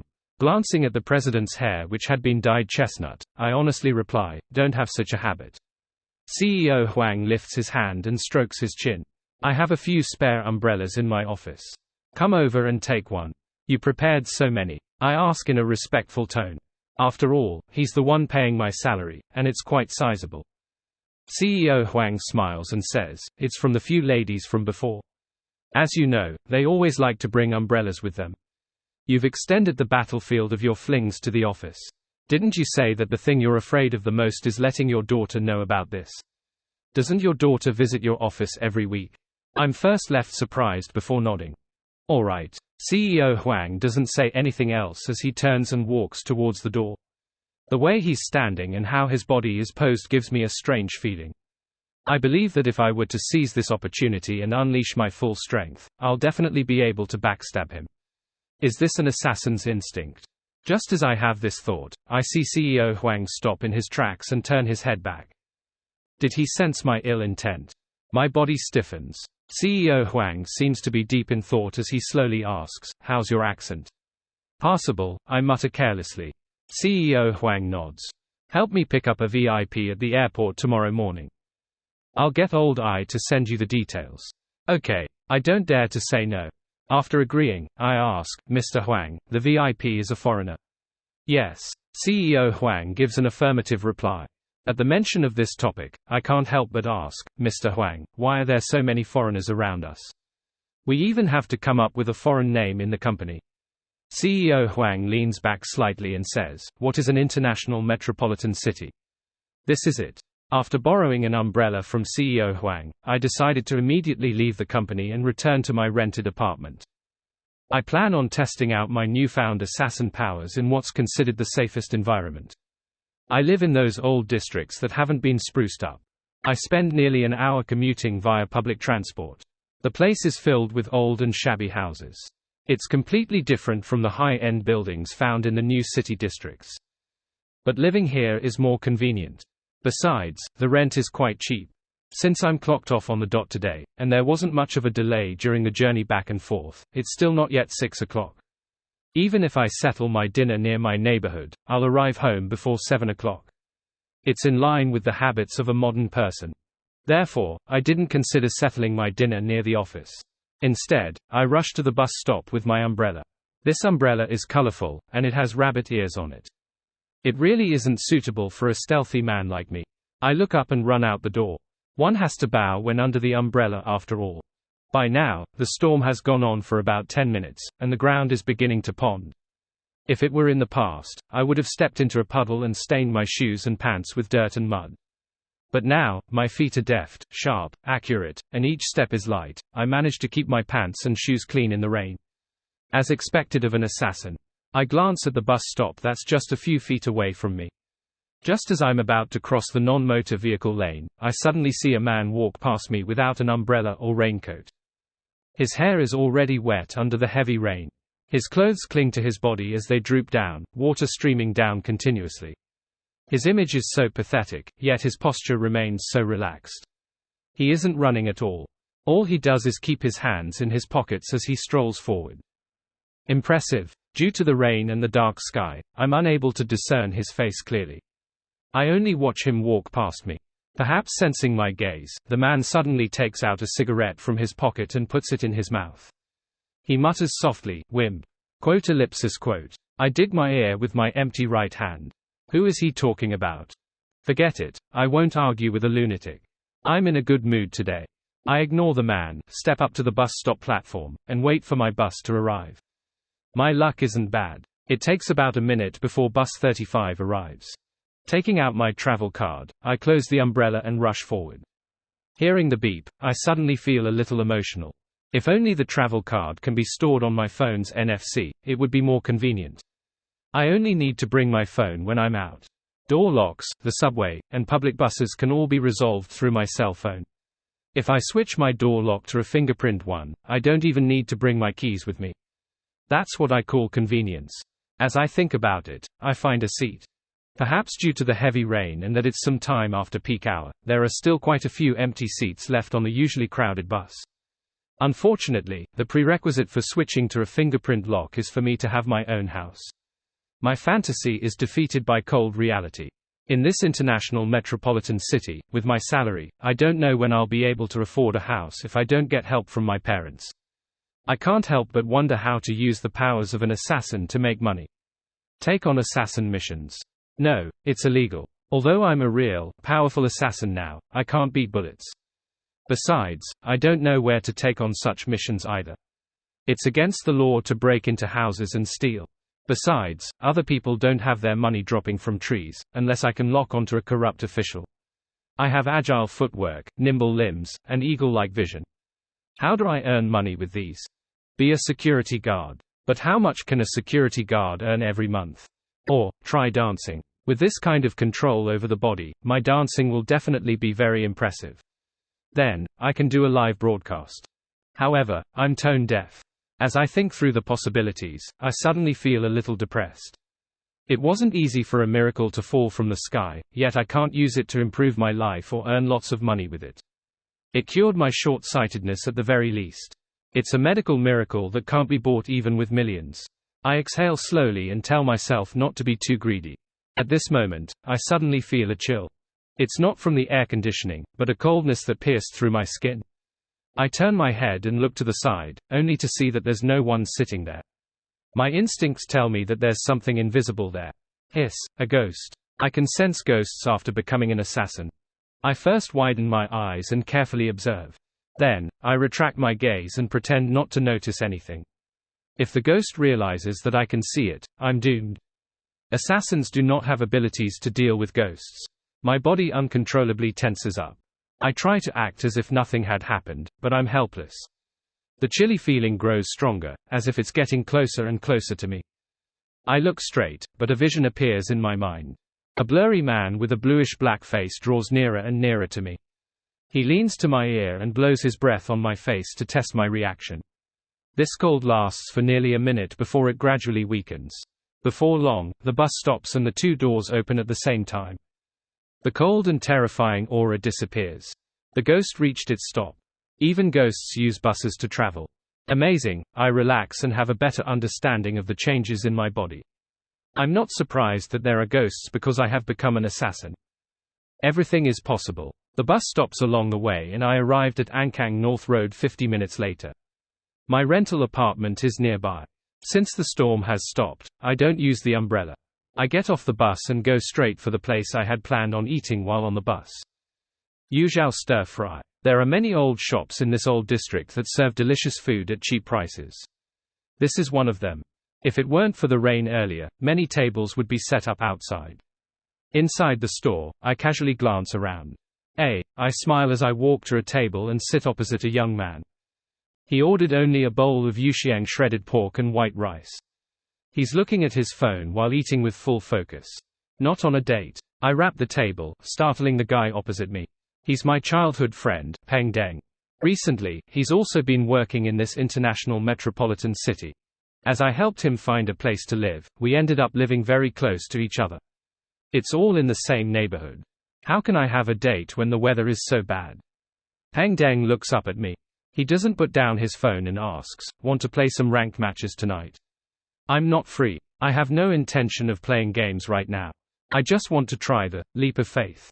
Peng Deng studies me intently for a few seconds. You have a girlfriend? I hope so too. I turn my head to the boss.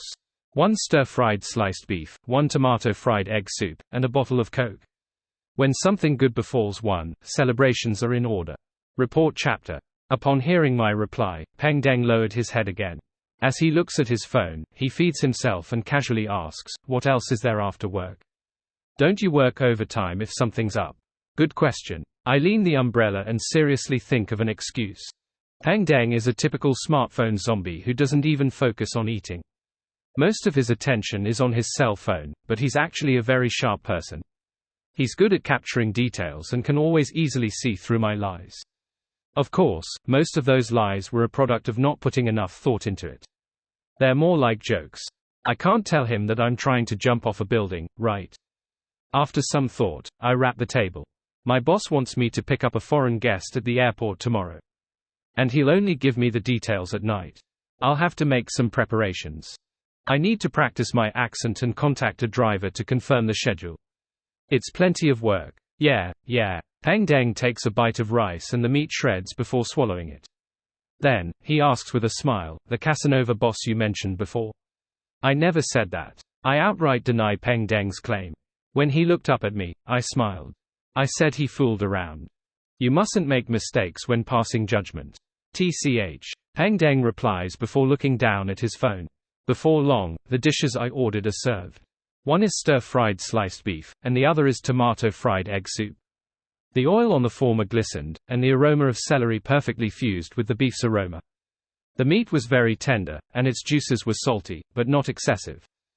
The sauce was filled with flavors, and with just one plate of this meat, I could finish it with 3 bowls of rice. The tomato fried egg soup is part of Sichuan cuisine.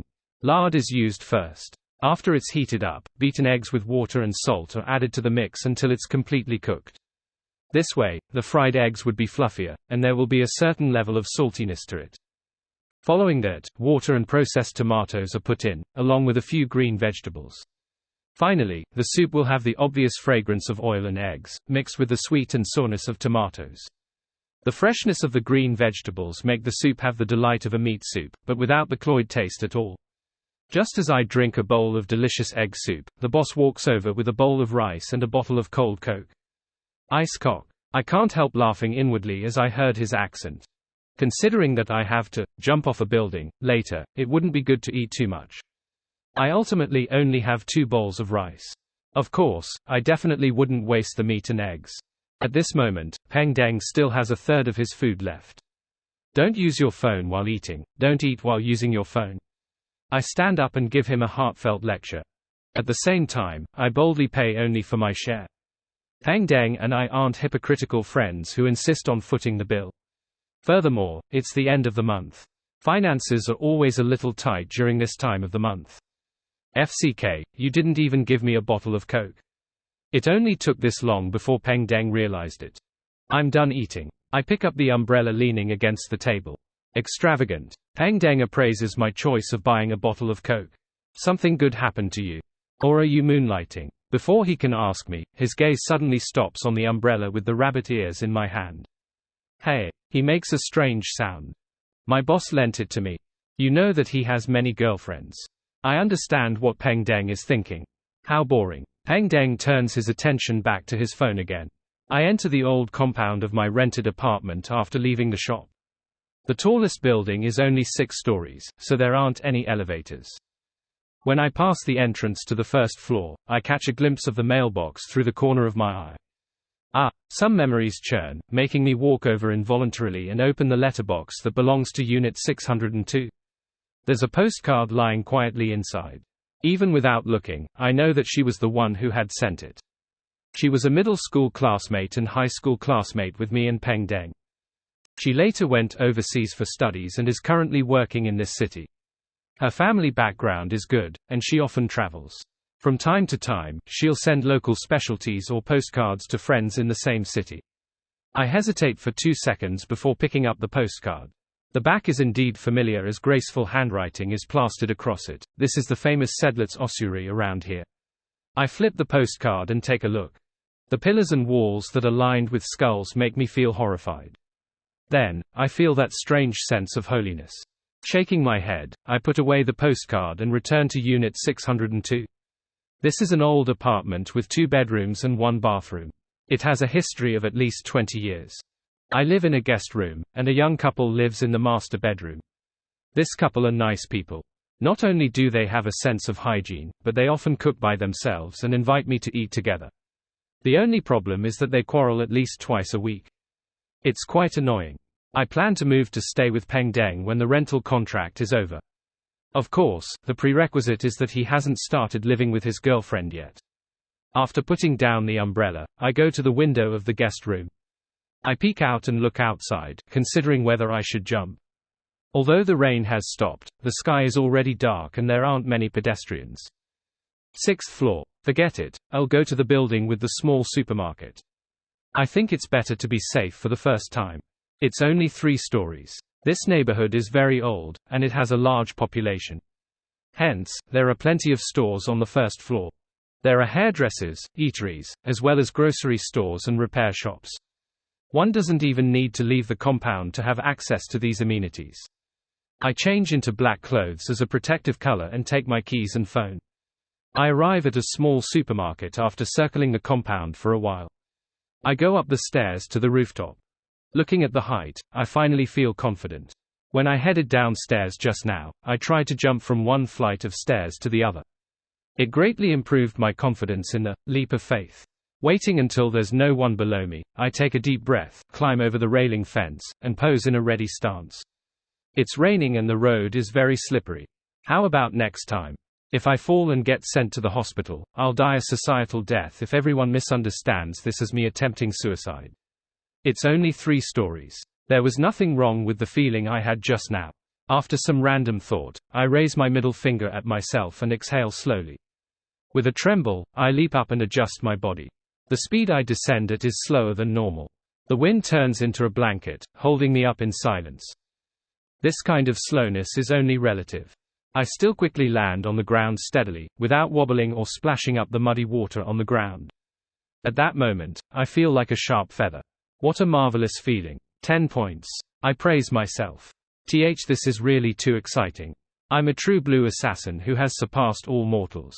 Heart blazing, I dash back to the building where my rented apartment is. I can't wait to test the leap of faith from the 6th floor. The experience just now tells me that 6 floors isn't a problem. If it's any higher, I'll have to be like Jackie Chan, finding items in the middle, like an air conditioner, to break my fall, jumping down several floors at a time. On the way, I widen my eyes in an attempt to find any acts of sexual misconduct by hooligans, robberies by ruffians, or extortions by baddies.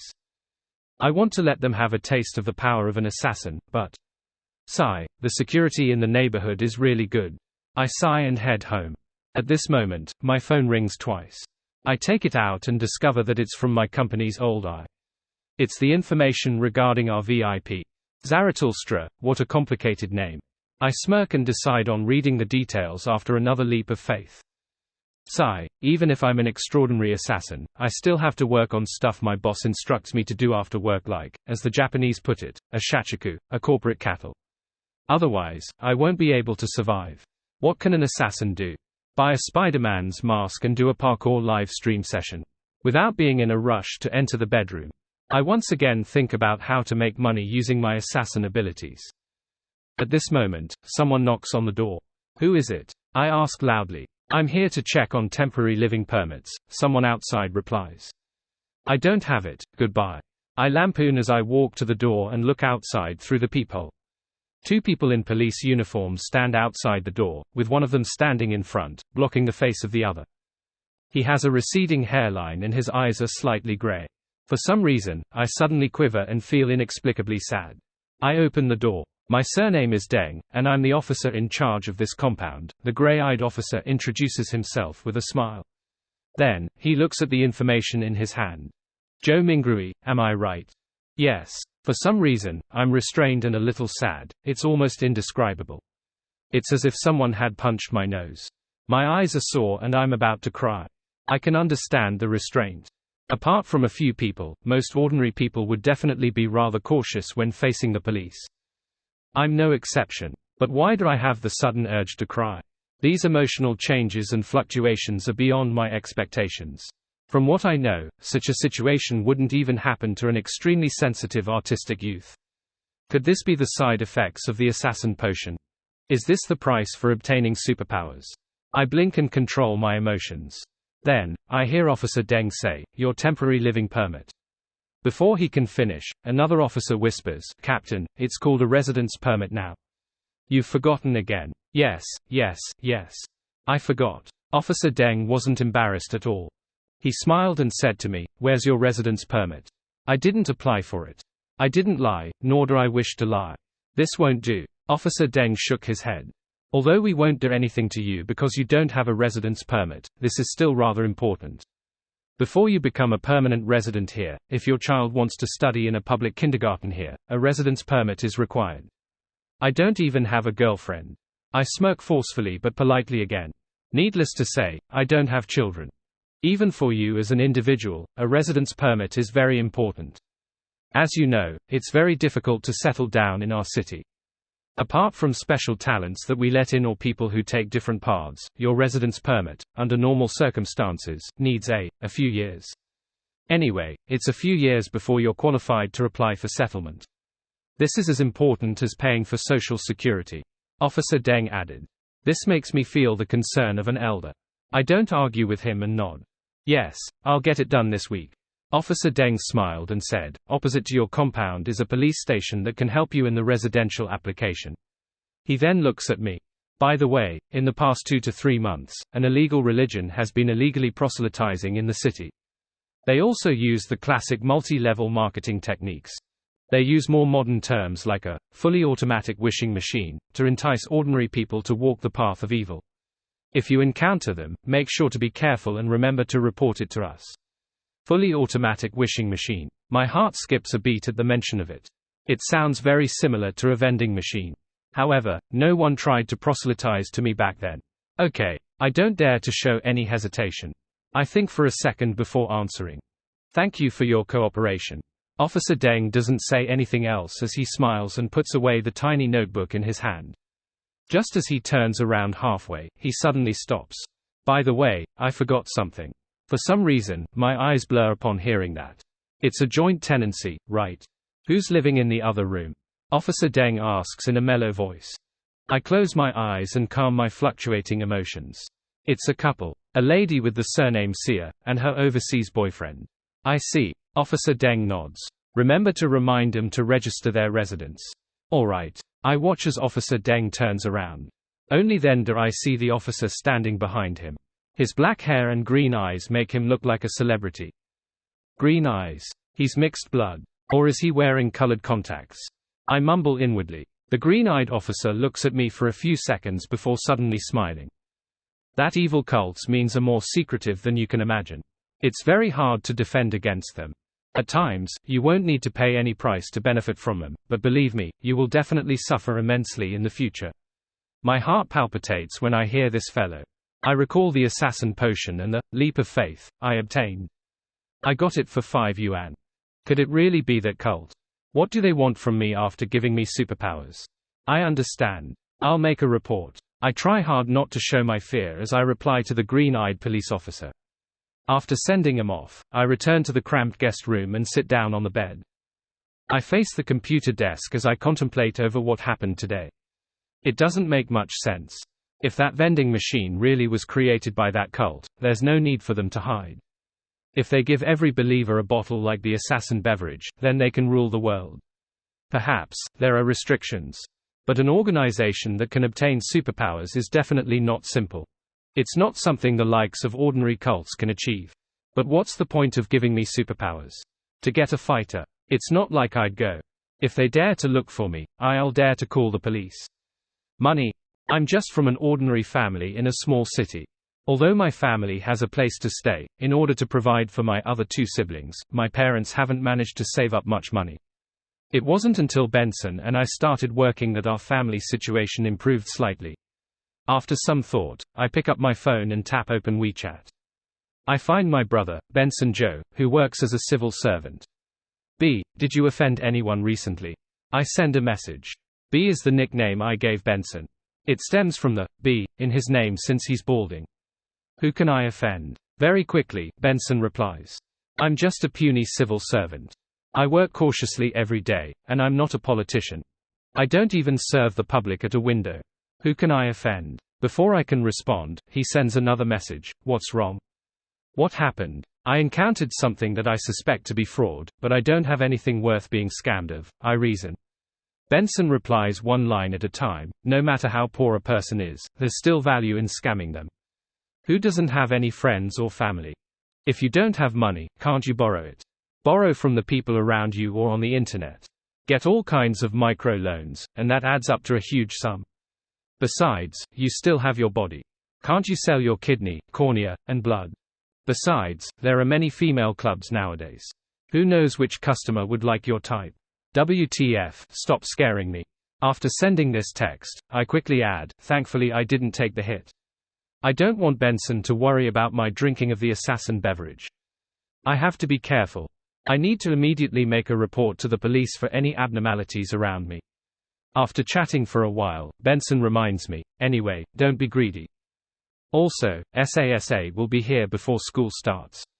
Remember to pick her up. Got it. I sent him a popular emoji.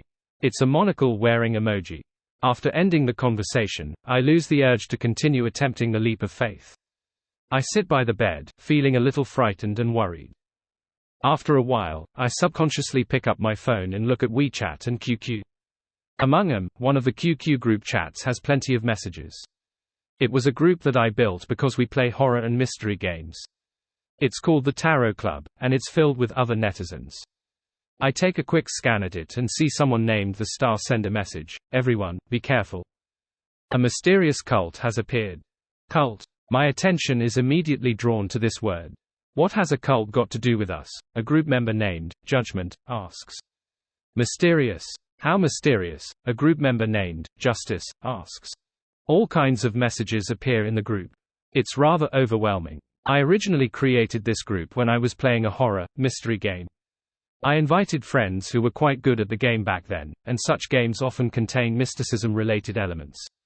Therefore, after the game gradually lost its popularity, the group turned into a group that leaned towards discussing mysticism. Of course, in any chat group, daily interactions take up the majority of the content, except for sex-related chat groups. Amongst the members, the lady named Justice is most curious about mysticism. From her daily conversations, I can tell that her family background is quite good and she isn't too old. I think she's a student. After the group members are done asking, the Star types, that cult likes to attack ordinary people. Especially those who like mysticism. They will use all sorts of methods to allow you to obtain powers that exceed the limit of mortals. For example, the later it is at night, the more energetic you are. I already have this superpower, a group member named the Magician replies excitedly. She's also a girl. I remember her mentioning that she has a sizable income from writing novels on a certain green-colored website, and is considered one of the phenomenal writers there. However, from the way she makes all kinds of suggestive comments when she speaks, perhaps the green-colored website I'm aware of isn't the same website she was talking about. Compared to the day, I prefer the night, says a group member named the Moon. What is this fellow trying to say? Is he like a night owl, or is he hinting at something? I scratch my chin, unable to read the thoughts of the Moon. This fellow has always been like this. If you want to say that he has deep knowledge, he will post links regarding exquisite dolls in the group chat from time to time, asking everyone to help him at some price-slashing site. It's obvious that he's some type of shut-in. But to call him naive and immature, he often says profound things. Whether it's Chinese medicine, Western medicine, or even all kinds of relatively unknown medical knowledge, he gives off impressive vibes with his theories and examples, even if I can hardly understand it. Previously, he had diagnosed that one of our group members, the Hermit, had a rare disease.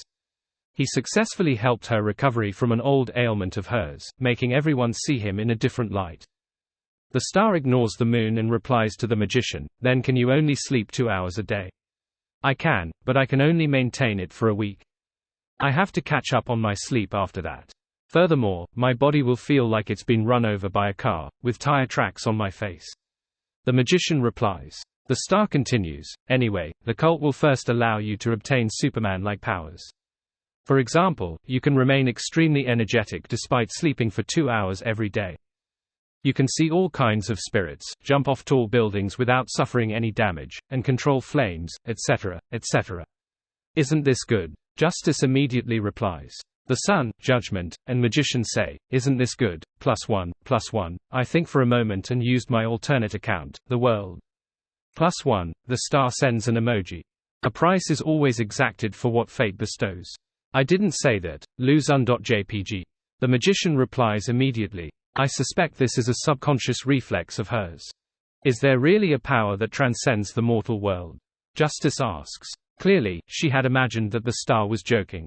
Without waiting for the Star to respond, the Moon says, there are too many things in the world that go beyond your imagination. It doesn't mean they don't exist just because you don't see them. The Sun immediately replies, there's some mysticism that's real. Stop fooling kids. A group member named the Hanged Man sends an emoji. That's right, that's right. There are still young schooling children. One shouldn't talk about the strange and supernatural to children or make suggestive comments. The Magician echoes in all seriousness. The Sun replies, I'm already in middle school. I'm more than 1.9 meters tall. When everyone sees the claim of being 1.9 meters tall, everyone falls silent. After a while, the Star sends an emoji. In short, once one is bewitched by the cult and accepts the gift, they will definitely have to pay a huge price after joining them. I heard that some people went mad and got admitted into a mental hospital. Some of them committed suicide in various ways, dying rather hideously.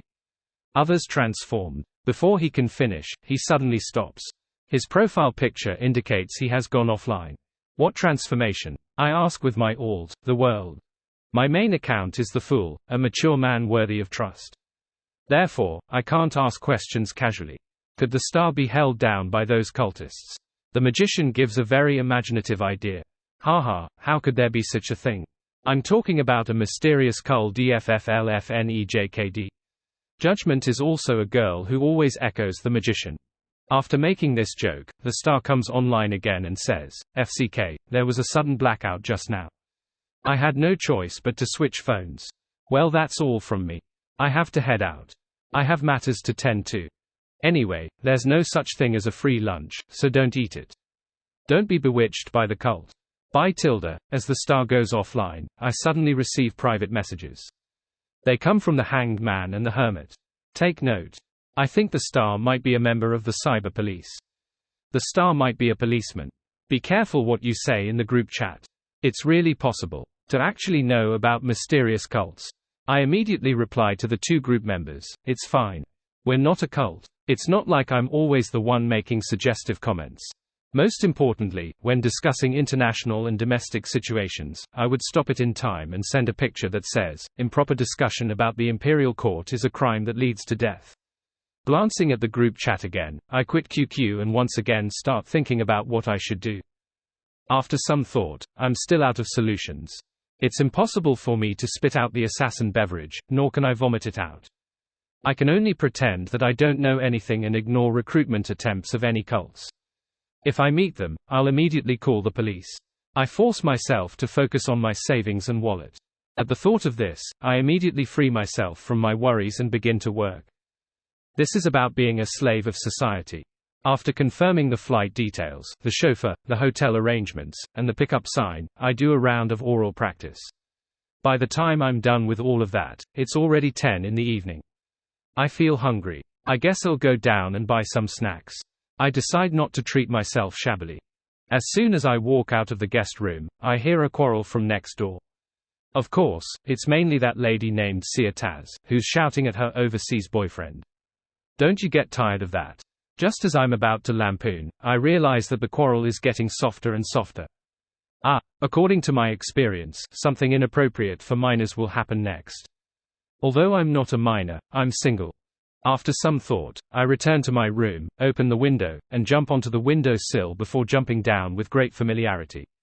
In the wind, my body feels light as if all my worries have been blown away. After landing safely, I heave a sigh of relief.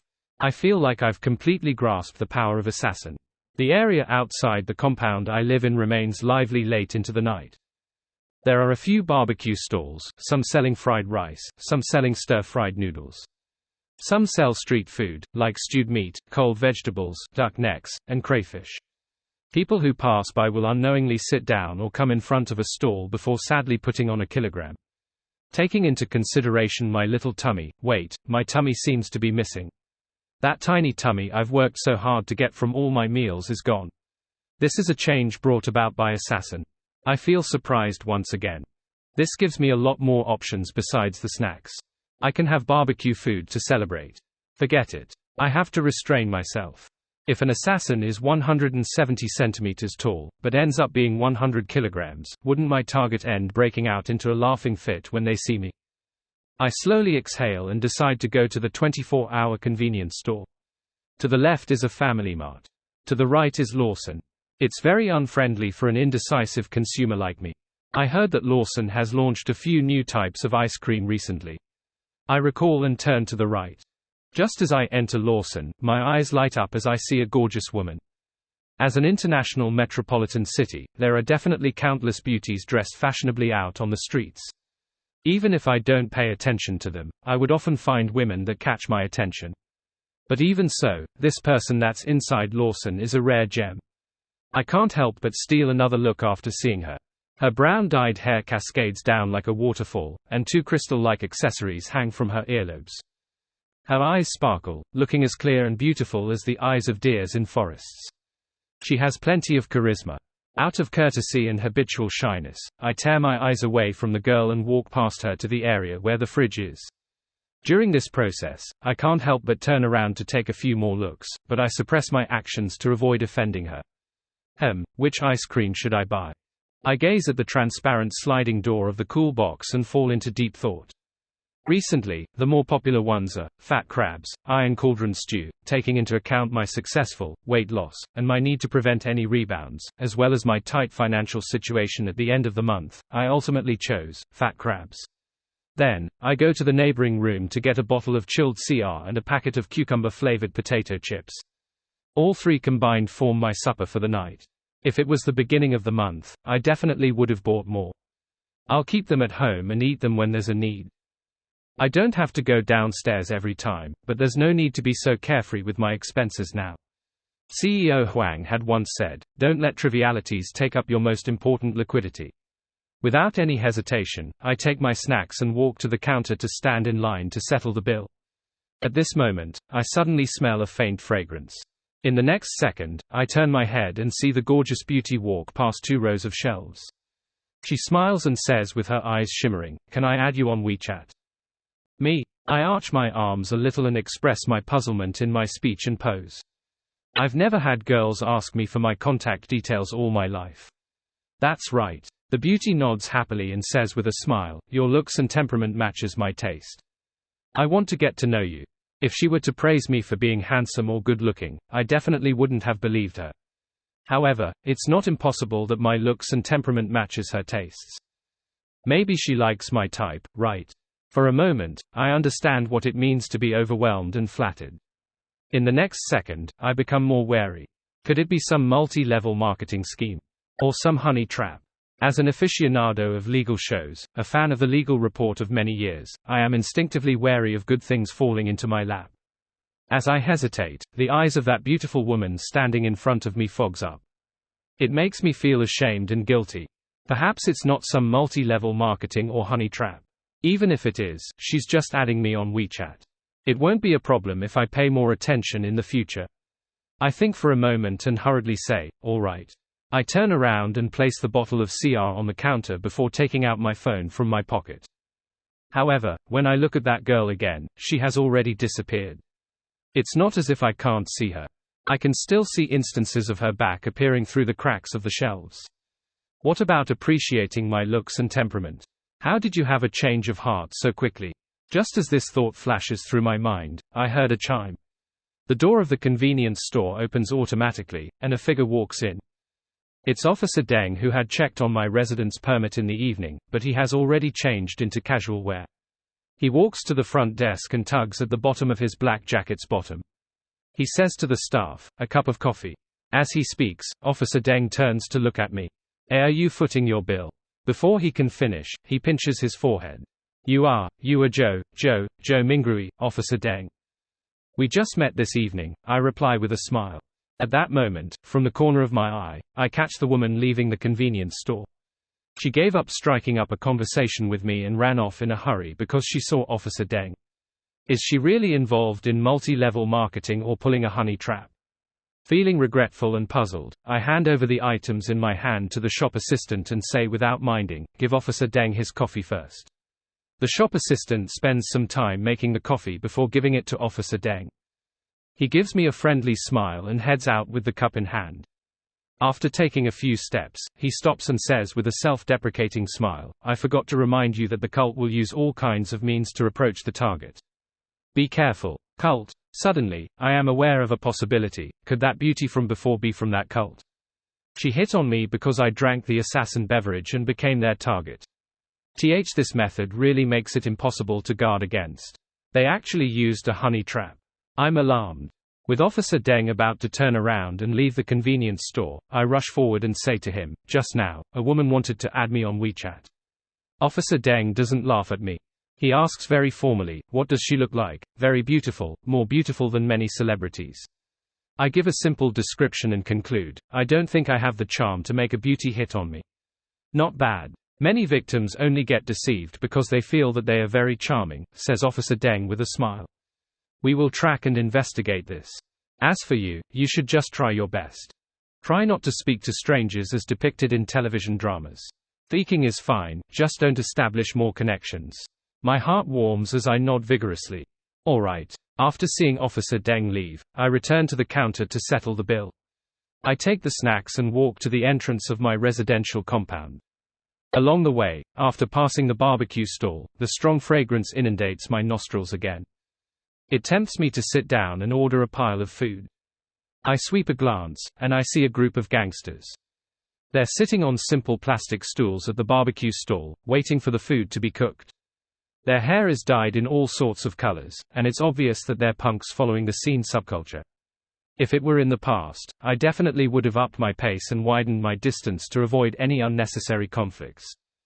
But now, I'm looking forward to them making things difficult for me. I want them to have a good taste of an assassin's prowess. Just then, one of the hoodlums glances at me and stands up abruptly. Holding a stack of paper, he jogs towards me. I'm thrilled and begin to imagine what pose I should put on later. The charred yellow-eyebrowed hoodlum quickly comes in front of me and says, "Hi there, perhaps you would be interested in dream tutoring classes." Dream tutoring classes. This development is completely different from what I expected. As he speaks, the hoodlum hands a flyer to me. Our dream tutoring classes covers many topics. Even if you're already working, you can learn things from the courses to improve yourselves and even switch careers. I blankly receive the flyer and subconsciously ask, "Are you a tutor?" "Yes, I'm a foreign language teacher." The hoodlum smiles arrogantly. "My surname is Da."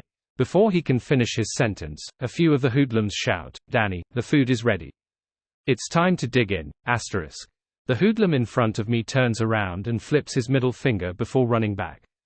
I shake my head in disappointment and wrap my snacks in the flyer before entering my compound and return to my rented apartment building. As this place is old, there are a few lamps along the stairs that are out. Some of the floors are dark. I have to take out my cell phones to turn on the flashlight function before I can see where I'm placing my feet clearly. The surroundings are very quiet.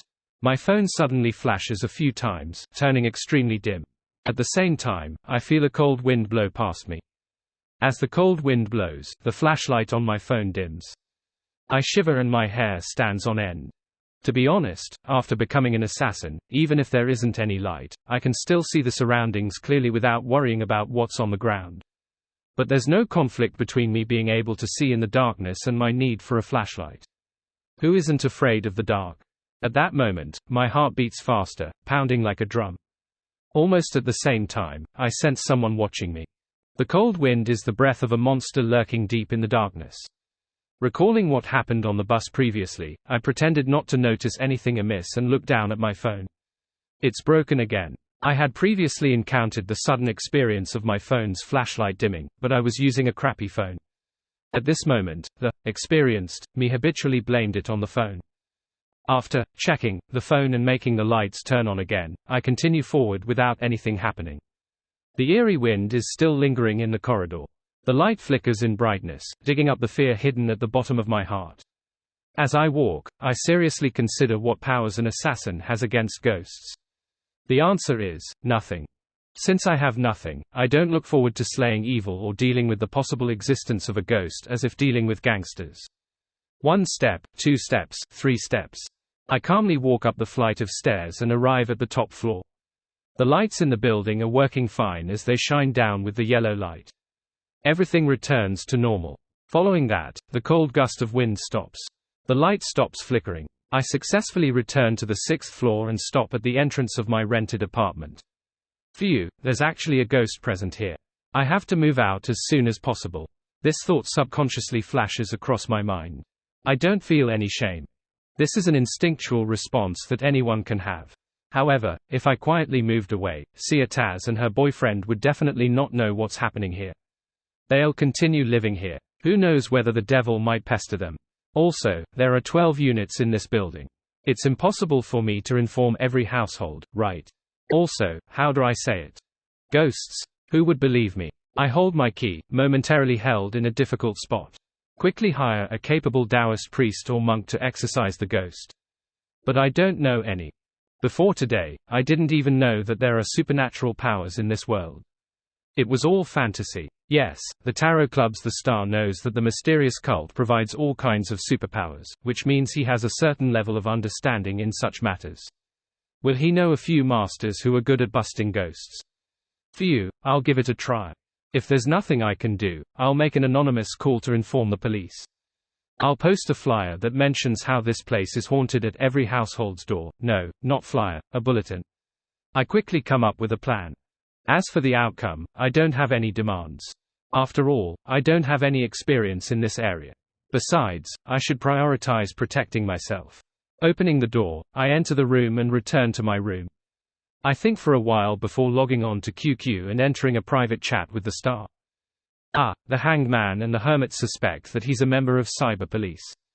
If I were to directly look for him, he will definitely be able to find my IP address and lock onto my identity. Just as I'm about to type the message, I remember the warning from 2 other members of the Tarot Club. After tinkering for a while, I use a proxy and use my alt, the world, to say to the Star. Are you there? I have something to ask you. Don't use that emoji.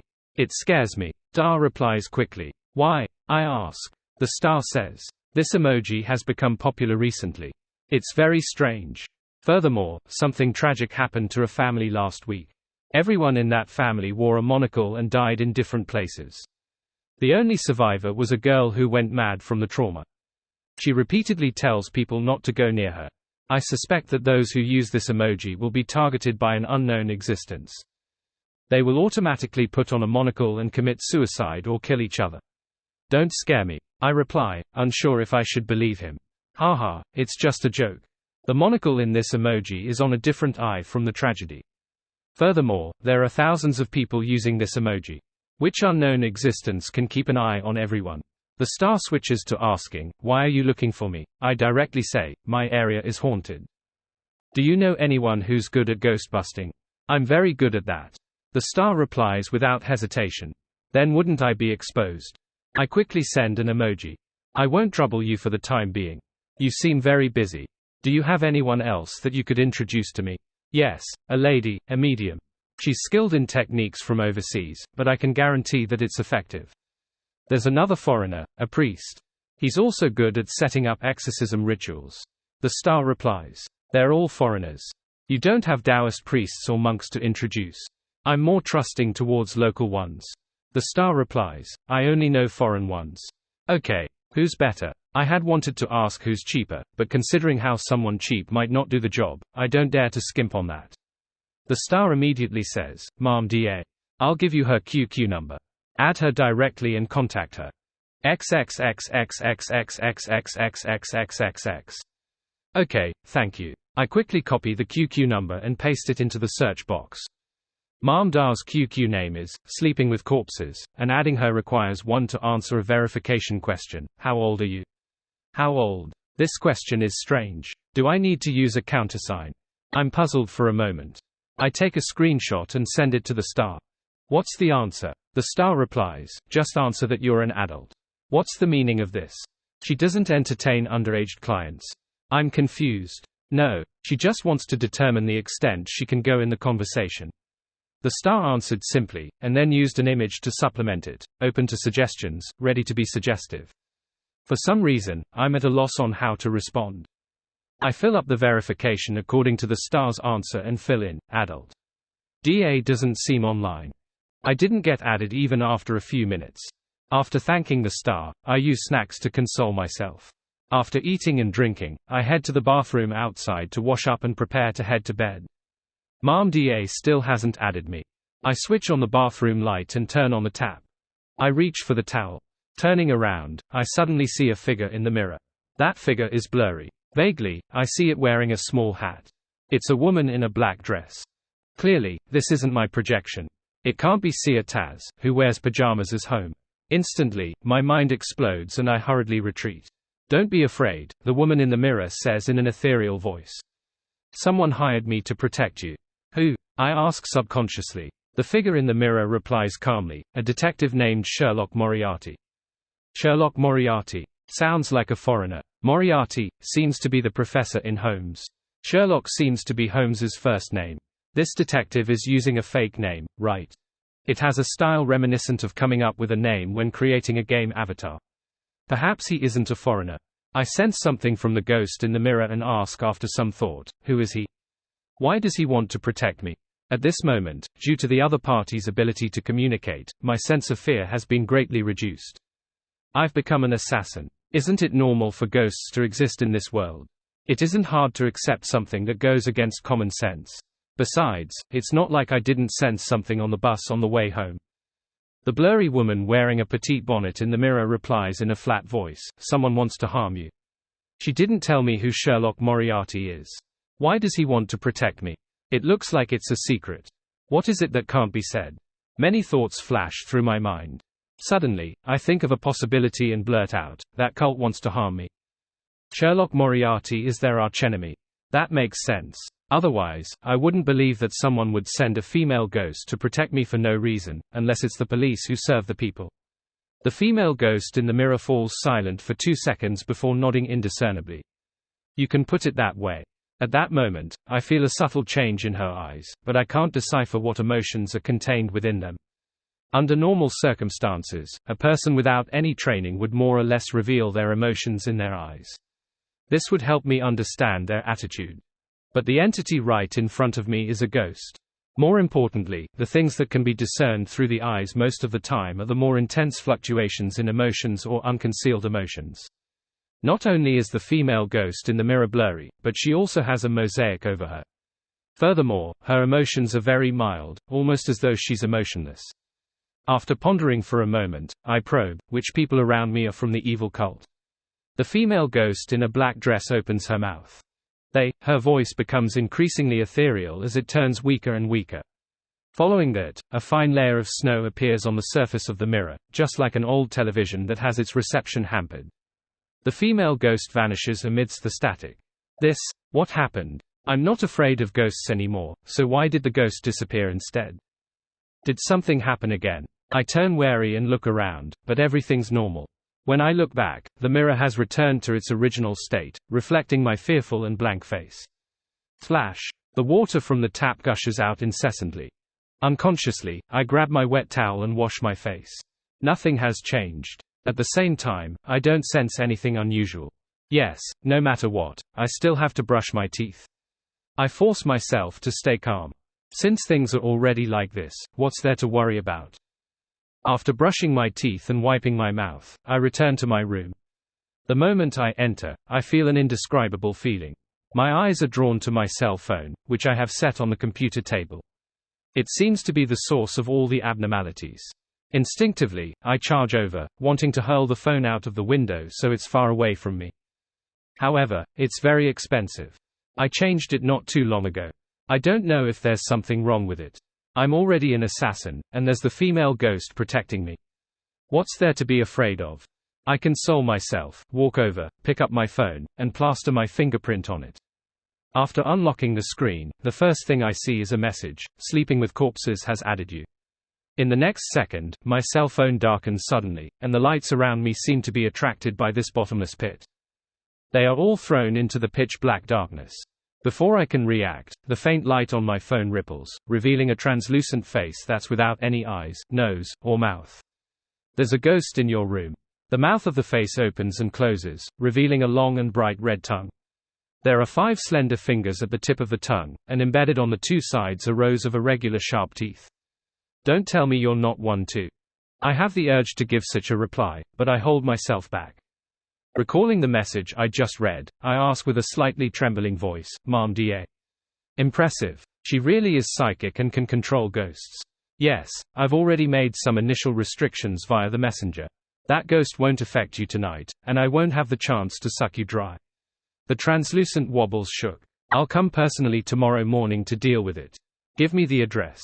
Tomorrow morning. I have work to do. I am thrown into a dilemma.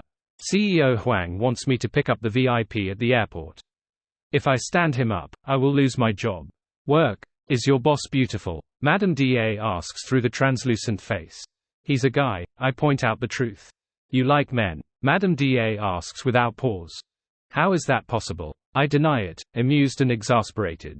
Since that's not the case, why are you still in the mood for work even though you're haunted by ghosts? Or perhaps, you have a female colleague that you have a crush on. You can't skip a day of seeing her. Madame Da scoffs. Can't it be because I'm poor? If I don't work, who will take care of me? I have a nagging feeling that I'm being led astray by Madame Da. The conversation is filled with logical errors. Although I have some savings, it's not a lot, and I have to pay for the exorcism. Of course, I'm in the mood to work because the female ghost hasn't shown any malice. Madame Da's translucent face opens its mouth and says, "What about your family?" "They aren't well off," I answer frankly. "Ah, how are your looks?" Madame Da asks another strange question. "Average." I feel lost. Height, a little over 1.7 meters. Strong. Ordinary. How big? How big is that thing of yours?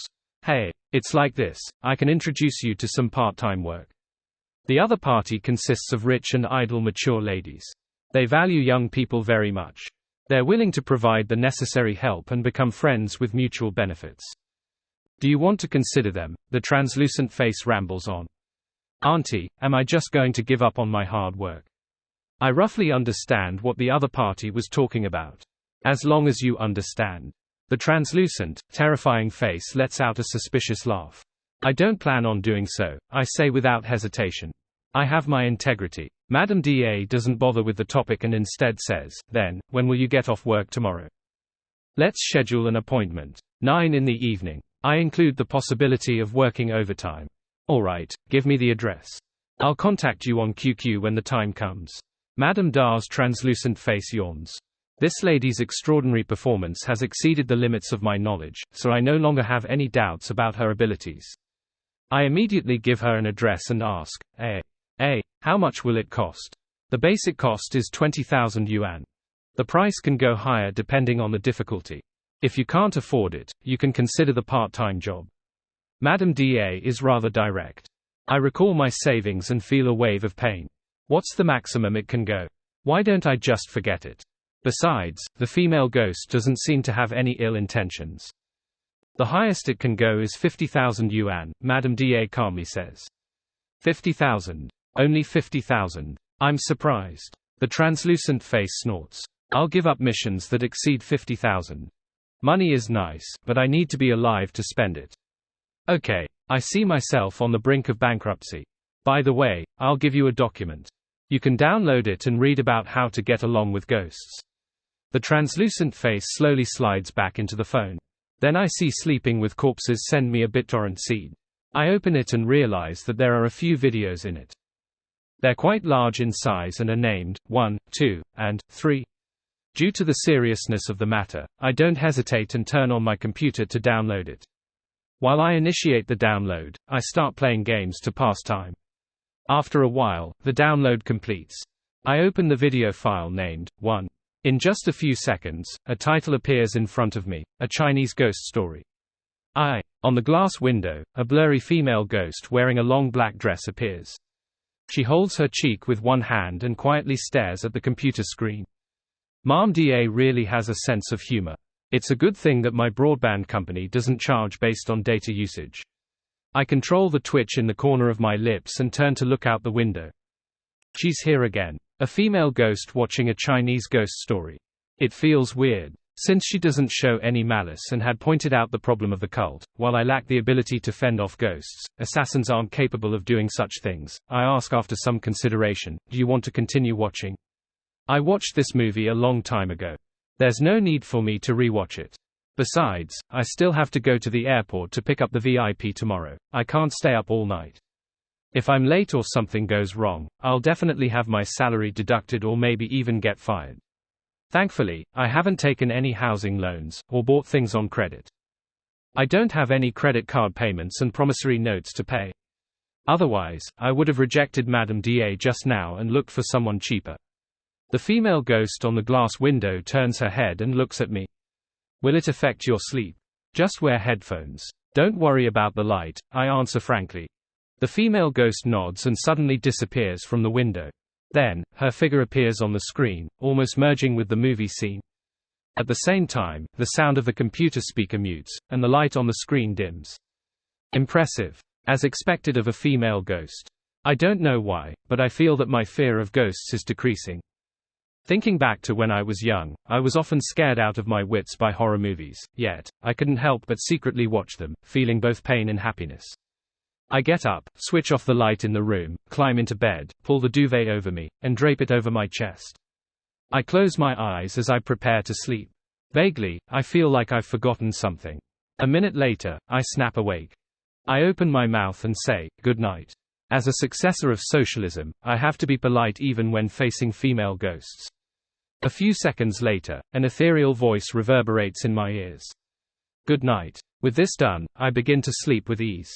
Not long after, I fall into a deep sleep. When I wake up, I realize that the sky is already bright. Sunlight passes through the curtains, scattering across my bed. Out of habit, I laze in bed for a few minutes, and slowly I become conscious. I sit up slowly. Turning my head instinctively, I see that the monitor screen has been switched off. However, the computer hasn't switched off. It's still blinking red. Did she leave after she was done watching? I gradually recover my memories from last night, like I've experienced a clear dream. Shaking my head, I pick up my cell phone to check the time. F***CK. I scramble up and dash to the bathroom. I'm almost late. If I were to mess things up, CEO Huang will skin me alive. He only treats pretty girls kindly. At that moment, there's no assassin, cult, female ghost, or medium to interfere with my thoughts. For humans, living takes the utmost priority. And the most important thing needed to live is to have money. After 5 minutes, I finish washing up and changing my clothes. I rush downstairs. Here, I have to thank my 2 roommates. They always sleep late and wake up late. They don't clash with the time when I need to use the bathroom. They don't delay my getting to work.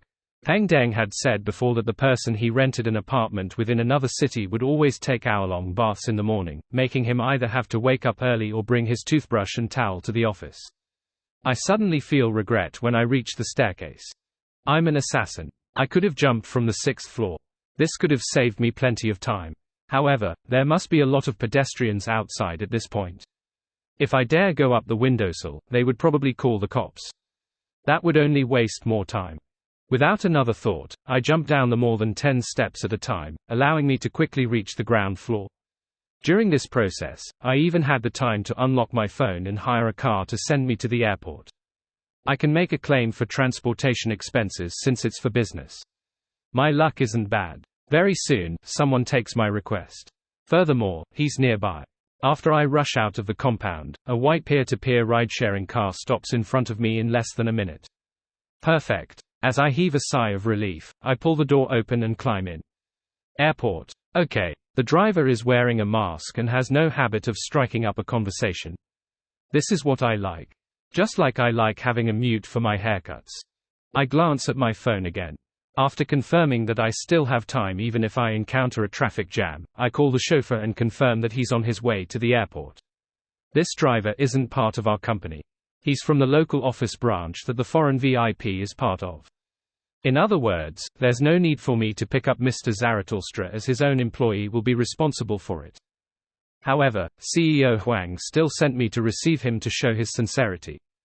After making sure that everything is fine, I start using my phone. In the process, I see a joke post. Why is the person I'm seeing suddenly ignoring me? She insisted on going to my house to watch a movie yesterday. I still had to wake up early for work, so I got her to sit by the bed and watch it alone.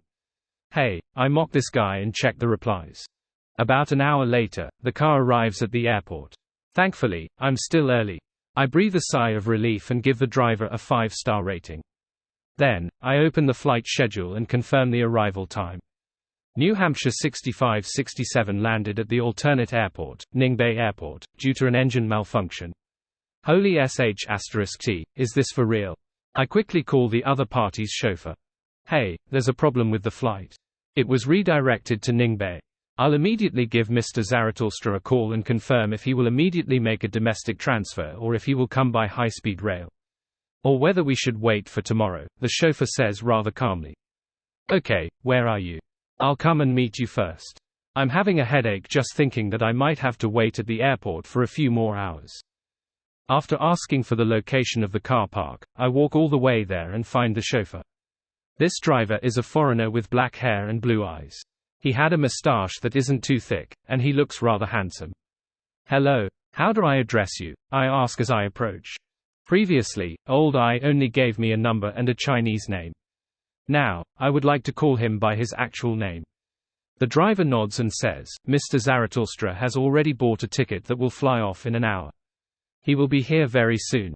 Please inform CEO Huang about the developments. Okay, I stifle my inner groan. This means that I might have to stay at the airport until noon. The chauffeur continues, my name is Rosago. I'm a staff member from the Mr. Company. Your Chinese is very good. Which country are you from? I casually compliment as I comfort myself. France, Rosago smiles and replies. France is great. I had plans of politely complimenting his country, but perhaps because I'm used to lampooning, I almost blurt out, great at surrendering. Cough, I cough dryly and say no more, lest he finds Chinese-styled sense of humor unacceptable. After chatting for a while, I point in the direction of the airport. Mr. Zarathustra will take a few more hours before he arrives. Shall we head inside and have something to drink? Wine? Rosago looks at me. No, I mean coffee, tea, cola, and so on. Don't drink and drive. I'm surprised that his first reaction towards the suggestion is wine. You're a professional chauffeur. Aren't you a little too rash? The foreigner, Rosago, clearly didn't understand my humor. After thinking for a few seconds, he says, sorry, I woke up too early today and am still a little sleepy. I'll be sleeping in the car for a while. Okay. I secretly breathe a sigh of relief. Although I'm not against social interactions, and I'm even willing to be on good terms with people from a partnered company, I still feel a little uncomfortable thinking about having to spend a few hours with a stranger I'm not familiar with. Even if the other party were a beauty, this feeling wouldn't be any less. Yes, that's the case for me. Perhaps he shares the same thoughts. That's probably why he chose to sleep in the car. Returning from the parking lot to the airport, I randomly find an empty seat and sit down, not putting what I said about drinking something into practice. It all costs money. Based on my understanding of CEO Huang, he's quite generous. But at the same time, as the big boss, he wouldn't pay attention to the reimbursements of a mere employee. These sorts of trivial matters are usually handled by the finance department that follows a particular procedure. Therefore, if I waited until noon at the airport, I would definitely be able to claim the expenses for lunch, but I would have to bear the expenses for coffee, cola, tea, snacks, etc. Those are unnecessary expenses. Of course, if I could get Comrade Rosago to join me for the meal, then I would be able to claim such expenses, client entertainment. For this reason, when I invited him earlier, I was actually quite sincere. At least half of it was true. After sitting for a while and using my phone, I suddenly realize a serious issue. I hadn't had breakfast yet. I had left in a hurry this morning. As I listen to the rumbling of my stomach and feel my thirst and hunger, I decide to find something to eat. Food at the airport is expensive. Shall I look for KFC or McDonald's, or get some random slice of bread? I stand up and head to the side of the lobby. When I see the first shop that looks like it sells local delights, I turn in and look for food that's cost efficient. My phone buzzes as I approach the frozen food section. Hello, Mr. Rosago. What's the matter? I glance at the caller ID. Rosago's voice comes from the other end of the line. Ningbei is undergoing a thunderstorm. All flights are cancelled. Mr. Zarathustra will switch to using the high-speed railway. Isn't this fellow too unlucky? I'm amused yet helpless. Then shall we wait at the railway station? There's definitely more than enough time because the high-speed railway station is just below the airport. Even if Mr. Zaratul couldn't buy a ticket to stop at this station, it would take a maximum of 90 minutes from the airport to the municipal high-speed railway station. It takes less time than the time it takes from Ningbei to this city. Wait a little longer. I'll wait for confirmation, Rosago replies calmly. As we speak, I see the door to the ice cabinet push open. A small, fair, fat hand reaches in and picks up a Baxi-branded white peach oolong-flavored ice cream. I trace this hand and see a child that looks around 1 year old. I have no clue regarding its gender. Sitting in a pram, its face is chubby and it cannot stop chirping. It's really adorable. Such a young child eating ice cream. The parents are so irresponsible. I gaze up at the adult pushing the pram, and find a gentle, beautiful woman. I have no intention of stopping them. It's none of my business. As long as they don't abuse the child, all I'll do is lampoon. However, is letting a 1-year-old eat ice cream a form of abuse? Anyways, the child appears quite happy. After hanging up the phone, I consider the possibility that we have to rush over to the high-speed railway station at any time. I simply make a choice, getting some packaged pastries and bottled water before paying for it at the cashier. Just as I find a place to sit down and quickly finish breakfast, Rosago calls again. The tickets for today's high-speed railway have been sold out. Mr. Zarathustra will have to stay there and come tomorrow. He sure is filled with bad luck. That's good too. I can head back directly. I don't have to wait until noon or head to the railway station. I tersely acknowledge. Then let's head back first. Yes, we'll come again tomorrow, Rosago says immediately. Come to the parking lot. I'll send you back. I'm returning to the city anyway. Sure, I reply with a smile. It's not that I'm saving money and being greedy. After all, I can also claim my travel expenses for my trip back.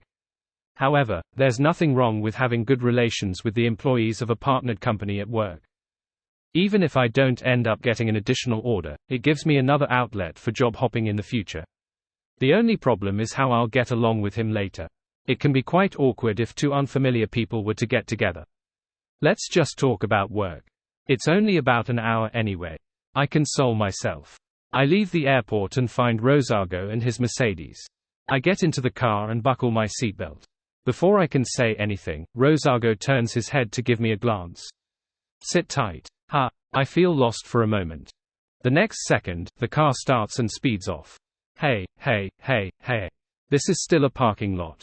You're driving too fast. After a series of bends, the car slows down and exits the parking lot through the gantry. Then, the Mercedes continues to race. It swerves left and right on the road, taking up any empty spots. Not only is he on the verge of exceeding the speed limit, but he also shows no signs of stopping. On several occasions, I imagined that there would be a car accident, but with Rosago's control, the car nimbly avoids danger. Aren't you driving too fast? I ask, coming back to my senses and gulping. Don't worry. I used to be a racer, Rosago says as he looks ahead, his eyes bright. But isn't it too fast? This is a city road, not a racetrack. I lampoon nervously. I don't dare to say another word, afraid that Master Rosago would be distracted and might end up hitting a guardrail or harming the innocent. At this moment, I recall my ability as an assassin. I decide that if anything were to go wrong, I would jump out of the car to seek refuge or forcefully control Rosago to stop the vehicle. 40 minutes later, the racing car stops outside the building where my company is located. Thank you. My face is a little pale as I unbuckle the seatbelt. If it weren't for my abilities as an assassin and my outstanding balance, I definitely would have gotten carsick and puked all over the ground. You're welcome. See you tomorrow. Rosago waves with a smile. I exhale and bid the racer farewell. Entering the building, I glance subconsciously at the spot where the vending machine had appeared. It's empty. Fortunately, I head upstairs and press the up button. As I wait, I lower my head and straighten my clothes. Suddenly, a pair of long legs wearing leather boots walk over. I raise my head subconsciously and glance to the side. This instantly makes me feel a little uncomfortable. This isn't because the other party is a gorgeous beauty, but because she's CEO Wang's daughter. Miss Bernie Huang. This lady's eyebrows are straight, her nose high, and she wears a pair of blue tint-colored contacts. Together with her slightly curled hair that she dyed a chestnut color, she has a level of beauty belonging to foreigners. Seeing her look at me, I instinctively open my mouth to greet her. Miss Huang. No, that might bring about negative connotations. My lady, Miss Huang. It's too exaggerated, just like a brainless idle drama. Madam Huang. This clearly doesn't suit a young girl. She'll get angry. Teacher Huang. She's still a student. As my thoughts run through my mind, the young lady, Miss Bernie Huang, nods at me. Hello. Hello, I respond reflexively, using an honorific greeting. Is my dad in the office? Miss Huang asks softly. Oh, sorry. I don't know. I just came back from some work outside. I haven't stepped into the office yet, I answer honestly. Miss Huang nods slightly and doesn't say anything else because the lift we're waiting for has already reached the first floor. As the lift moves up, I try my best to find a topic to prevent the situation from being awkward, but I don't dare to strike up a random conversation. CEO Huang treasures his daughter very much. If I were to offend her by saying something wrong, I might be fired today. Joe. At this moment, Miss Huang turns to look at me and says hesitantly, as if she's trying to recall my name. Joe Mingrui. I hurriedly say my name. Although Miss Huang often comes to the office to help her mother check on her father, I believe that she definitely doesn't know a mere employee like me. To be able to have a slight impression of my surname means that her memory is beyond imagination. Mr. Joe, I have something I need your help on. Miss Huang asks politely. No problem. As long as I can do it. I reply without hesitation. As long as Miss Huang is satisfied, a promotion and a pay raise would not be too far away. As we speak, we exit the elevator and enter the company. Help me translate a batch of documents for me. Bernie Huang walks in her leather boots as she says. Translate. What language is it? I ask hurriedly. Cursive script, Miss Huang replies simply. Cursive script. I haven't learned that before. Just as I'm about to answer, Miss Huang suddenly picks up her pace. We have already arrived outside CEO Huang's office. This lady doesn't give CEO Huang any face at all. She walks past the female secretary that is stationed outside, nimbly reaching out her hand and pushing open the door gently. Let's hope that CEO Huang isn't spreading his love early in the morning. I silently pray in my heart before taking an indiscernible step to the side in case I get embroiled in CEO Huang's family matters. Of course, I'm not that nervous either. After all, CEO Huang is experienced. If he were to do any sordid deeds in the office, he would definitely lock the door from the inside. As expected, there's no one in the office. CEO Huang is at a meeting. The female secretary stands up nervously and tells Miss Huang. I'll wait for him inside. Miss Huang nods and walks into the room. One step later, she turns her head and says, Mr. Joe, please come in. All right. I walk over and quickly say, I don't have much knowledge about cursive script. Take a look first. Miss Huang stops by the door and says. When I enter, she casually closes the door. Then, she flips her sling bag and takes out a stack of paper. Try and see if you can read it. If possible, read it to me.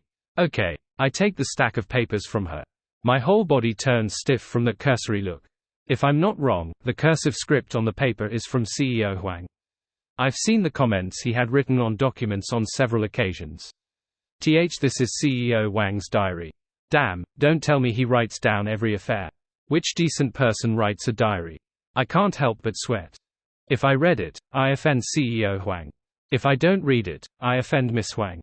What does it mean to be in a dilemma? This is what it means to be in a dilemma. Wait, I don't know cursive script. Haha, I can't read it. Although I can barely make out what CEO Huang has written, I really don't know any cursive script. I immediately open my mouth. Miss Huang, I can't. Before I finish, the office door is pushed open. Thud. CEO Huang rushes in and he scans the both of us with his widened eyes. He retracts his gaze from the gap between me and Miss Huang, and he smiles. Bebe, why didn't you give me a call? I could have gone down to bring you up. I'm already of age. Miss Huang glances at me from the corner of her eye. I'm just making a request to Mr. Joe for his help. I immediately understand her intention. Secretly, I pull the documents behind my back. Call him Uncle Joe. CEO Huang smiles as he emphasizes. Then, he turns his head to look at me. You may leave. I'll holler if there's anything. Okay. I use this opportunity to leave the office and return to my seat, where I hide the papers. Before I can switch on the computer, Roseanne leans in and says with a suppressed voice, "You're finished." Ah. I stare blankly. Don't you know that CEO Huang dotes on his daughter to the point of having an obsession? He hates seeing other men get close to his daughter the most. During Miss Wang's past few visits, the men who took the initiative to offer their help have either quit or transferred to a branch company at a Tier 3 city, Roseanne said with a chuckle. It can't be. I was just in proximity to her. I mainly did so because I wanted to please CEO Huang. I grit my teeth from hearing that. TSK, don't you know what kind of man CEO Huang is? In his eyes, all men are the same as him. If one has money, they'll definitely be playing around, loving everyone they see, no, making love to everyone they see. If one doesn't have money, then they'll seduce the rich and beautiful lady, take up the post of CEO, and elevate themselves to the peak point of life. Therefore, in the eyes of men like you, Miss Huang is the most tempting of prey, Roseanne said half-jokingly. It's just that Miss Huang asked me for help. I wasn't playing around at all. I feel wronged. You really weren't playing around? Roseanne casually asks. Of course. I immediately raise my fingers in an oath. Think about it. To develop and maintain a relationship, you'll need about 2 to 3 hours a day, right? If it's 2 relationships, it'll take 4 to 5 hours. There are 7 hours for sleep every night, an hour's nap in the afternoon, 9 hours of work, and 3 meals which add up to an hour. That's already 18 hours, leaving only 6 hours left in a day. If I were playing around and tried to two-time, I wouldn't have the time to play games, watch videos, or read novels. How tiring, how boring. Makes sense. Roseanne slowly nods before saying with a smile, right now, you need a book on time management. Before I can answer, she continues, but how does CEO Huang manage to earn time, so many women? He's different. If it's just one partner, then he might take 1 hour out of his 2 to 3 day schedule to maintain the relationship, I answer thoughtfully. Roseanne tersely acknowledges. That's right. CEO Huang is different from us.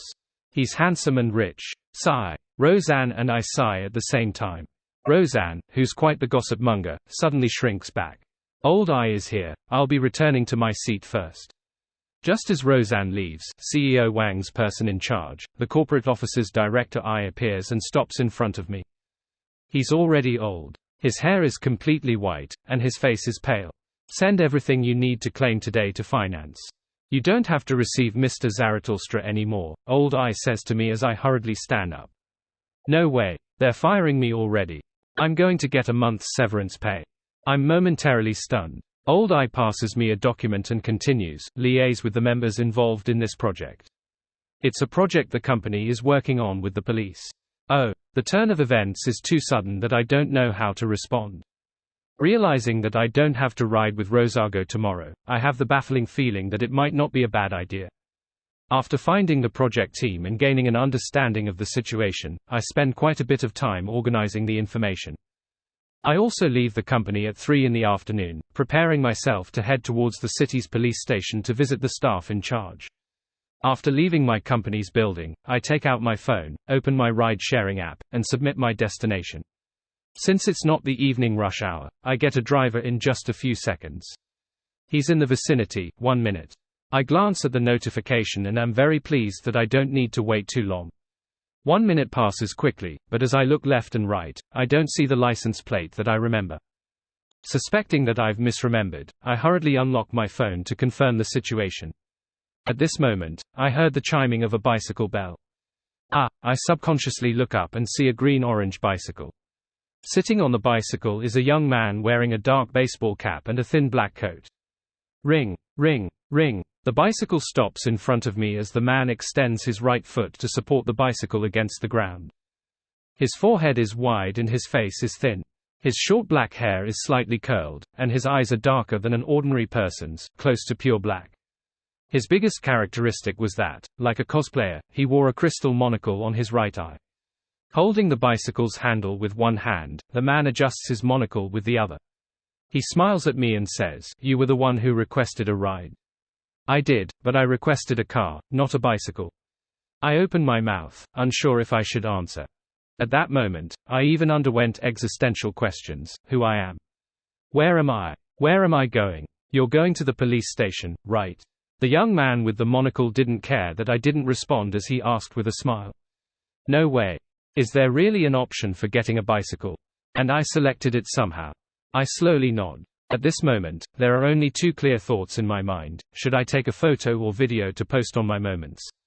Should I call the customer service to complain? At that moment, the young man wearing the monocle points to the side of the building and says, "Wait another minute, my car is parked there." As he speaks, he takes out his phone and waves it. I still don't understand what's happening. The young man presses the edge of his monocle and smiles. I did something in the nearby alley just now. I couldn't drive through, and the distance to walk here was a little far, so I rented a shared bike. I'm sorry, please wait a minute or two. Since the other party has already said so and I'm not in a rush. I politely reply, "It's fine." The young man immediately puts away his phone and rode his bicycle to the side of the building. Soon, a white car drives over and stops in front of me. "Alright, you can board it now." The car window rolls down, revealing the face with the monocle. Just as I'm about to open the car door, I suddenly realize a problem. The car displayed on the app is black. I'm just about to walk to the back to look at the car plate when the driver waves his phone at me across the passenger seat. I have two cars. I'm driving this car today, but I bound my account to the other one. Look, my phone is right. With that, he calls me. Seeing that the number displayed isn't a problem, and considering how I've encountered similar situations before, I'm relieved. I open the car door and get in. It's broad daylight in a bustling city. What is there to be afraid of? However, the reviewing and verifications undertaken by the platform are really problematic. When I get into the car, the driver with a monocle looks ahead as he picks up a cigarette box and hands it back. "Want a cigarette? Isn't smoking banned?" I blurt. "As long as I don't mind it." The thin driver smiles through the rearview mirror. "I don't smoke." I instinctively shake my head.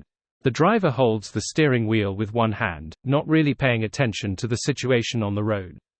"It's good that you don't smoke." I don't smoke either. Smoking causes one to have a ghastly appearance. Then why do you have cigarettes? I follow up quickly. As the car drives down the road, the driver uses his empty hand to touch the monocle on his right eye. There will always be some friends you need to meet despite you being unwilling to meet. That's true. I nod. At this moment, I recall Vice President Wu from the company next door. Although he smokes, his appearance is definitely not ghastly. However, there's no need to say it out loud. I'm not someone who gets into debates with others in a professional manner. You don't look like a rideshare driver. I glance at the obviously expensive cigarettes, and glance around the luxurious interior of the car. Hey, the driver replies with a smile. Is my performance that obvious? You don't look like you make a living from ride-sharing. You look like you come from a rich family. I give a random reason. Either way, I can't tell. Hey, being born with a silver spoon doesn't bar me from making a living from ride-sharing. It allows me to experience a completely different life from my past, and being able to see all kinds of unique people is a form of entertainment. Don't you find it interesting? The driver says with a smile.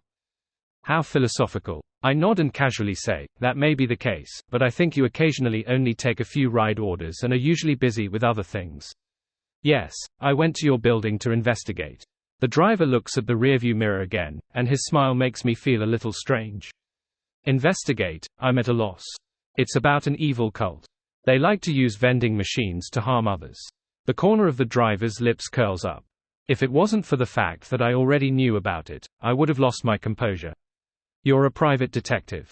Do you know a detective named Sherlock Moriarty? This might be his nickname. I suddenly have an idea. The driver raises his hand to pinch the edge of his monocle and chuckles. Of course. We're old friends. I don't know if it's my imagination, but I feel like he emphasized the words, old friend. Did you, or any of you find anything? I try my best to act like a bystander. The driver half turns his head to glance at me and says with an obvious smile, guess. That's such a punchable smile. I rein in my emotions. I guess so. Then it's as you say, the driver says with an expression of, I know a lot, but I won't tell you. Quote ellipsis quote. As I think about what to say, he suddenly straightens his back and looks ahead. Then, he pushes the monocle on his right eye. Suddenly, countless fragments appear in my mind. Overlapping roads, tunnels, mixed colors, different signboards, pedestrians, cars that swept backwards rapidly. They simultaneously explode in my mind at the same time, making me feel like I'm suffering from motion sickness. We're here. The driver's voice enters my ears the next second. I get out of the car in a daze and squat down at the side of the road, feeling like I might vomit at any moment. I recover after a while, but the ride-sharing car has already left. Thinking back, I suddenly shudder. The driver resembled the emoji that the star had mentioned. Report chapter. No way. Is the driver related to the monocle incident that the star mentioned? He's been corrupted, or is he the source of corruption? Wait, why did I use the word corruption? At that moment, I feel like my heart stopped beating for 2 seconds. I forget my stupor as I quickly check my belongings. My phone is still here. My keys are still here. My travel card is still here. My 7 yuan change is still here. My shoes are still here, my pants are still here, my clothes are still here, and my body is still here. Phew, I didn't lose anything.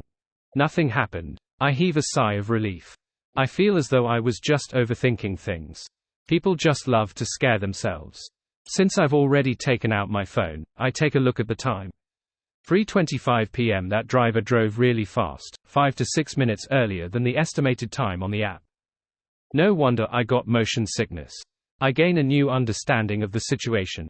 So that's what happened. However, I keep having the feeling as though I wasn't in the car for more than 15 minutes, and that we didn't exchange many words. Maybe it was due to the motion sickness I experienced towards the end of my journey, probably. I raise my head, get my bearings, and head for the eye-catching police station. It's a compound with several buildings inside. 2 fully armed police officers stand guard at the entrance. At this moment, I suddenly think of a problem. I connect it to a question from my prior inspection of my personal belongings. I didn't bring a paper notebook or pen. Of course, this isn't a result of my negligence. It's just that I'm used to using my cell phone to record matters. If it was something grander in scale, or in a more professional setting, I would bring a notebook computer. I haven't used a paper notebook in the last 2 years. In a work environment like a police station, the leaders in charge of matters definitely can't stand the situation of someone holding a cell phone and tapping on it during business exchanges. That's not polite at all. When dealing with them, it's better to be more conservative and traditional. I'll first find a stationery shop, buy a pen, buy a notebook, and then go in. Hey, in a business environment, putting on an act is also a skill. I immediately look around to find my target. At times like this, I'll always praise my habit of leaving some buffer time. This gives me enough time to not be in a rush, and allows me to be calm. The leader in charge of the project and I agreed to meet at 4 p.m., so I have 35 minutes of spare time. Normally speaking, taking a taxi from the company to this place would take about 20 minutes. With the series of actions like going downstairs, waiting for the ride, and entering the compound, the total time required is about 35 minutes. I set off at 3 p.m., giving myself plenty of buffer time to arrive at the scheduled time of 3:45 p.m., but considering the possibility of traffic jams, registrations, inspections, and unknown accidents, I ultimately scheduled the appointment to be at 4 p.m. To my surprise, the driver with the monocle drove so fast that I arrived ahead of time. I don't find any stationery stores despite looking around. I hurriedly take out my phone and use the map app to search for a nearby store. The nearest stationery store is 2 kilometers away. Get a rideshare to go over. Just as I'm hesitating, I suddenly see a small shop on the opposite side of the road. Star Dream Provisions Store. Provisions store, maybe there's stationery. I'll go take a look first. There's no need to get a rideshare. Hey, Star Dream. It feels like a celebrity management agency. I quickly make up my mind and quicken my pace. Taking advantage of the flashing green light, I cross the pedestrian crossing. Soon, I arrive at the Star Dream Provisions store. The restaurant is very cramped, and the lighting isn't good. It's rather dim inside, giving me the feeling of going from afternoon to evening instantly.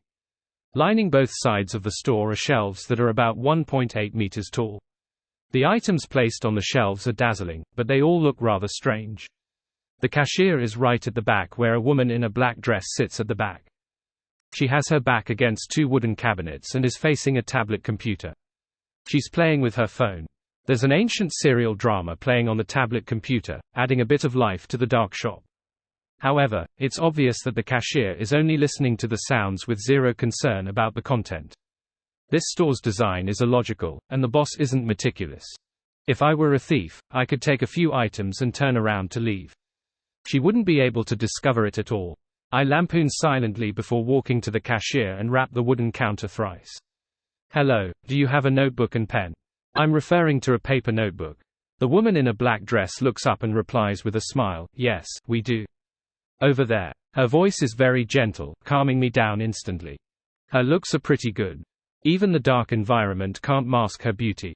Without taking another look, I trace the shop owner's finger and look towards the corner of the third rack of the shelf on the right. There is something that appears to be a notebook there, but its design is very strange, as if it's made of brass pages. This is a notebook. I reach for the brass book. It feels cold to the touch, as if it's made of metal.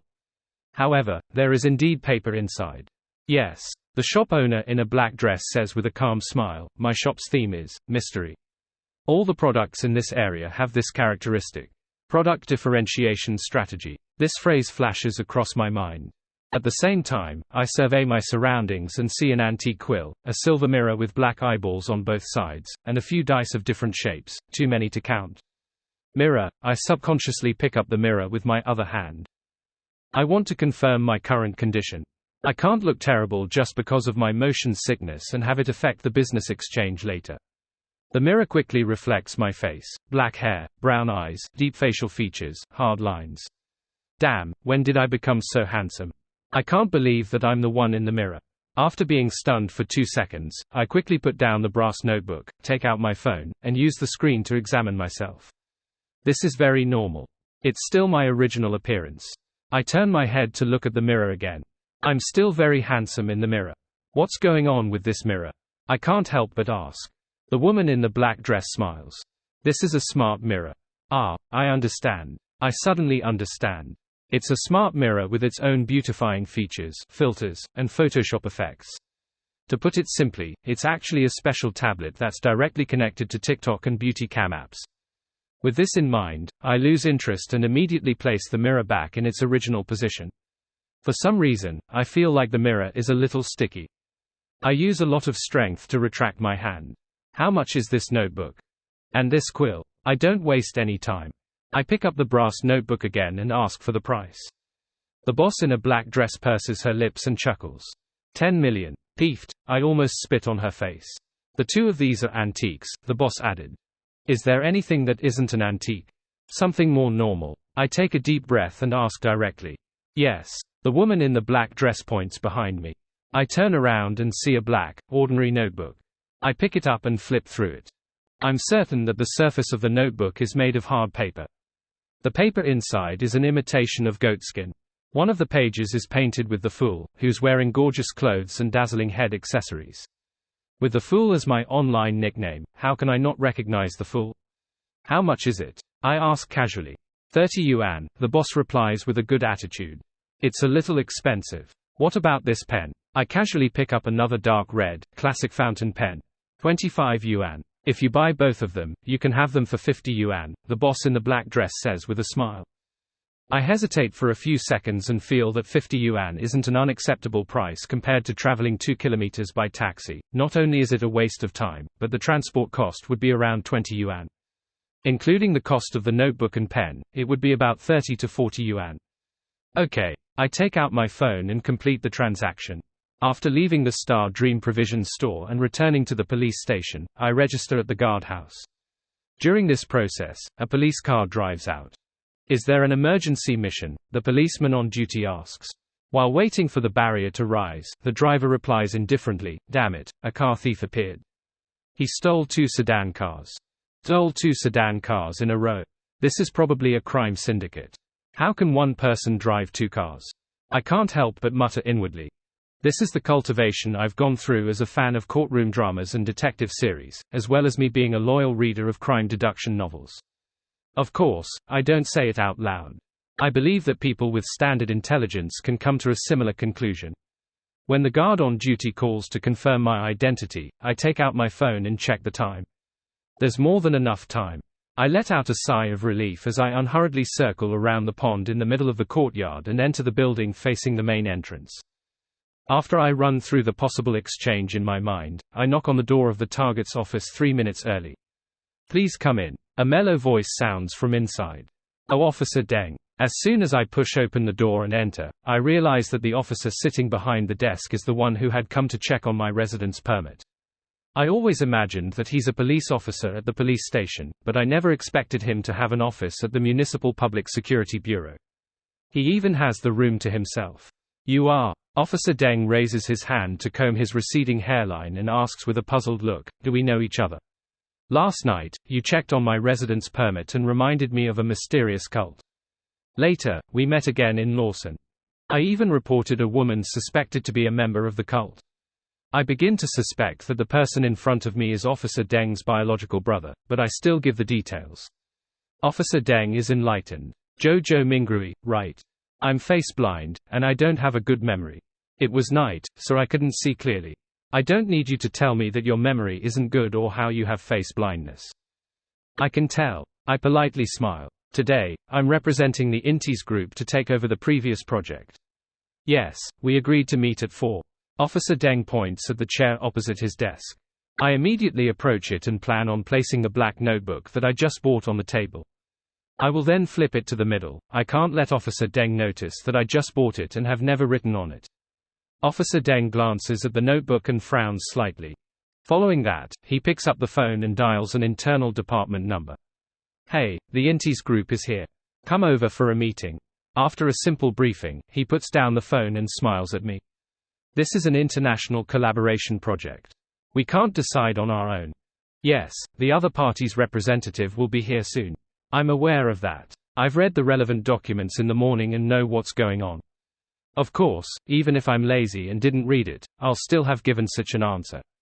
I can't let the partner I'm working with find out that I'm skiving and not doing my job well. Not long after I sit down, I hear Officer Deng's office door open. I stand up politely and look back. I see an old man in a long black robe.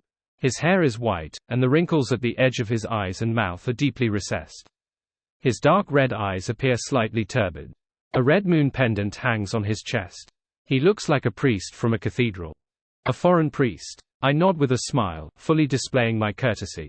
For some reason, I find this old man a little familiar, just like the first time I met Officer Deng.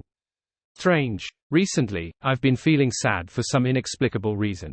Is this the after effect of the assassin beverage? I silently inhale and control my emotions. At that moment, Officer Deng introduces Old Neil, an Interpol representative, a clergyman. Hello, Mr. Neil. I quickly greet him. Old Neil doesn't speak. He sizes me up and chuckles. Lad, have you been troubled by ghosts recently? You can tell. I'm shocked. I don't know if I should admit it or hide it from a stranger. Don't lie. My eyes are very sharp. Old Neil smiles and points at his eyes. A little, I mutter. Ha ha. Old Neil immediately laughs. You're still too young. You confess the moment I called you out. Actually, I'm not that sure. Yes, I'm a priest. I have the ability to expel wraiths and shadows. Do you need my help? Is it okay to discuss such feudal superstitions in front of a police officer? I open my mouth, speechless. Old Neil walks to Officer Deng's table and very naturally picks up the coffee can on it. Don't worry. I don't charge much. If you're still a believer of the goddess, I can even do it for free. I wasn't a believer of the goddess in the past, but I am now. At this moment, my heart is palpitating. I hesitate for 2 seconds before sighing. But, I've already found a helper. Who is it? There aren't many people with such abilities. Most of them are cheats. Old Neil skillfully brews his coffee and asks casually. Daly, do you know her? I ask hesitantly. Daly, then that's fine.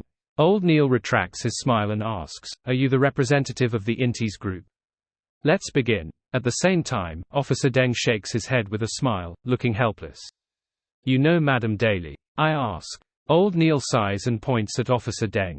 His fiancée. Oh, everyone knows each other. I can't help but sigh. This boosts my confidence in Madame Daly. I stop chatting and begin communicating with Officer Deng and Old Neil about the project, taking note of their requests. An hour passes. Yawn. Old Neil stretches his back. It's finally over. These old bones of mine really can't withstand the torment of such meetings. I no longer have the energy. With that said, he stands up and smiles at me and Officer Deng. It's time for me to retire. It's time for me to leave. I'll go to a faraway village. I'll grow some flowers, feed the chickens, and play the piano for my wife. I don't have to worry about things here anymore. Officer Deng stands up as well. As he sends old Neil out, he smiles and says, "Let's go together." As I watch them leave, I suddenly feel speechless. It's not even 5:30, and I can get off work normally again. I've already composed myself by the time when I walk out of the police station, feeling happy that I don't have to work overtime today. Before I left in the afternoon, I communicated with the administration department and was told that I didn't need to return to the company. After all, we didn't know how long the meeting would take. What if Officer Deng got me to stay for dinner, sing some karaoke, and enjoy a spa, right? Although the probability of this happening is low, even if it wouldn't happen to me, I still have to be prepared.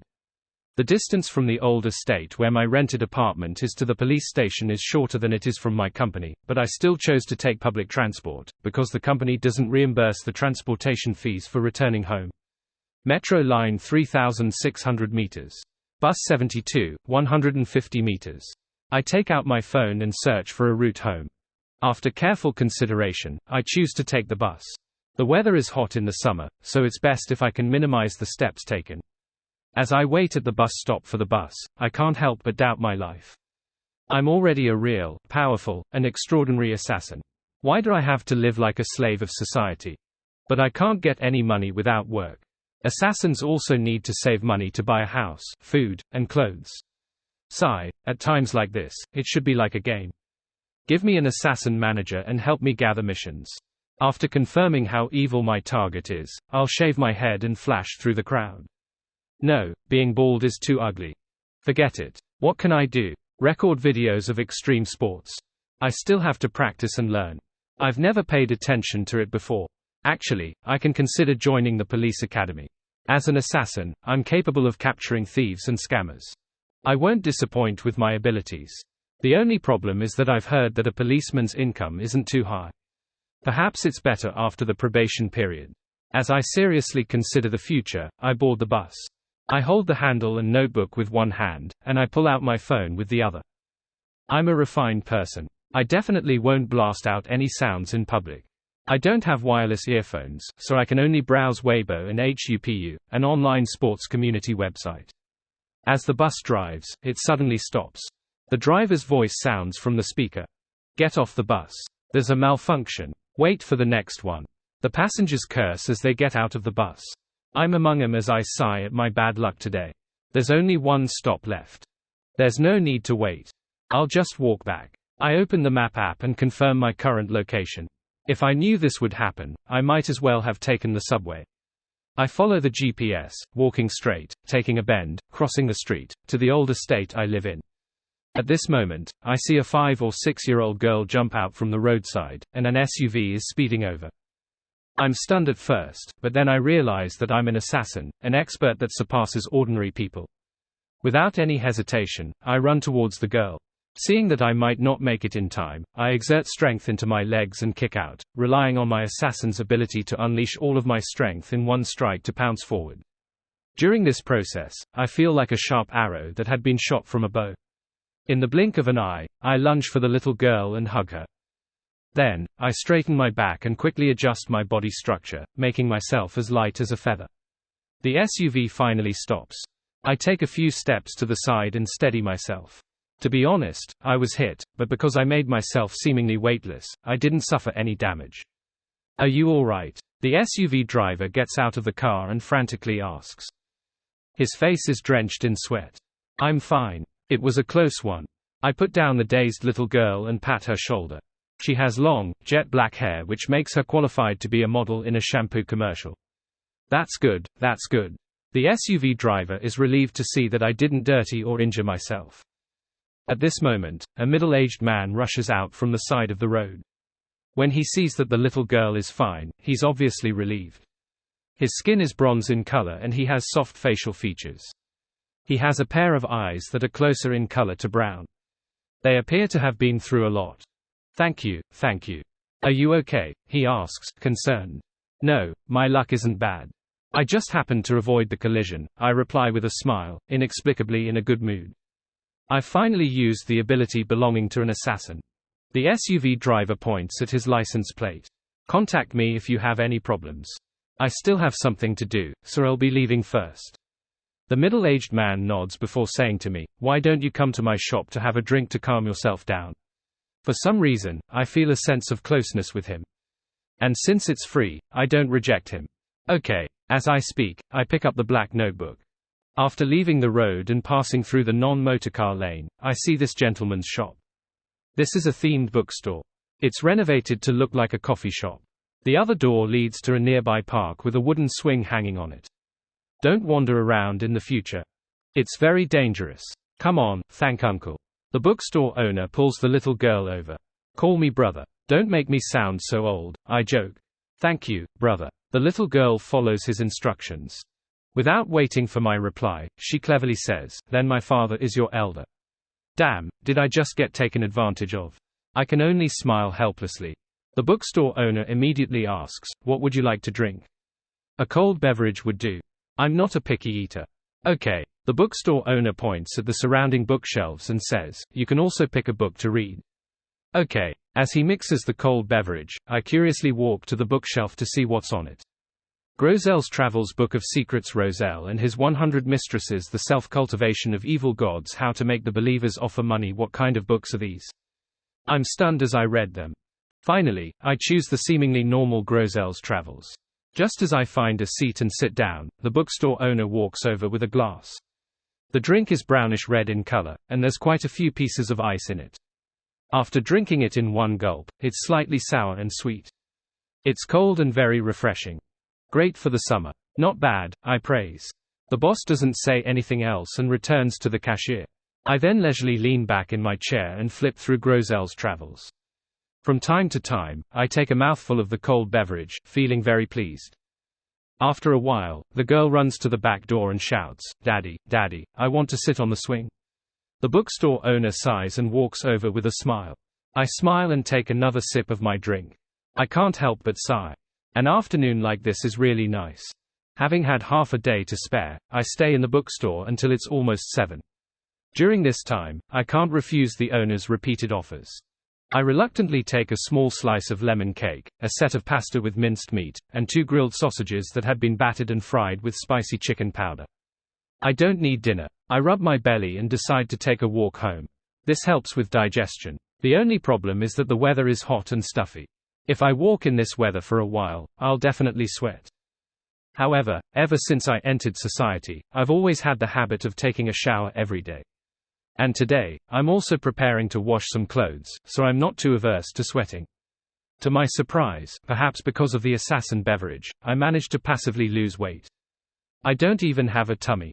Furthermore, I'm good at using the shadows to hide myself. When I return to my rented apartment, I've only sweated a fifth of what I expected. That medium lady, Madame Daly, will be here at 9. There's still about 2 hours left. With more than enough time, I decide to use the fan after my shower, and to play some games. As for using the air conditioner, the weather isn't too hot. Besides, after becoming an assassin, I feel that I have a strong tolerance for heat and stuffy conditions. To be honest, this cannot be considered unbearable. It's just that I don't really feel that hot and stuffy. When I enter the bathroom, I glance at the mirror and suddenly think of a question. That female ghost was introduced by Detective Sherlock Moriarty to protect me and investigate that mysterious cult. She hasn't shown any intention of harming me. Should I remind her that I've found a medium, so she should hide in advance? She doesn't have any ill intentions. She's very friendly. Besides, my reason for dealing with that mysterious cult is reasonably convincing. She must have sensed Madame Daly's power last night. Even if I don't tell her, she should be able to guess what will happen next. I think for a moment and make up my mind. However, a new problem rears its head. How should I warn her?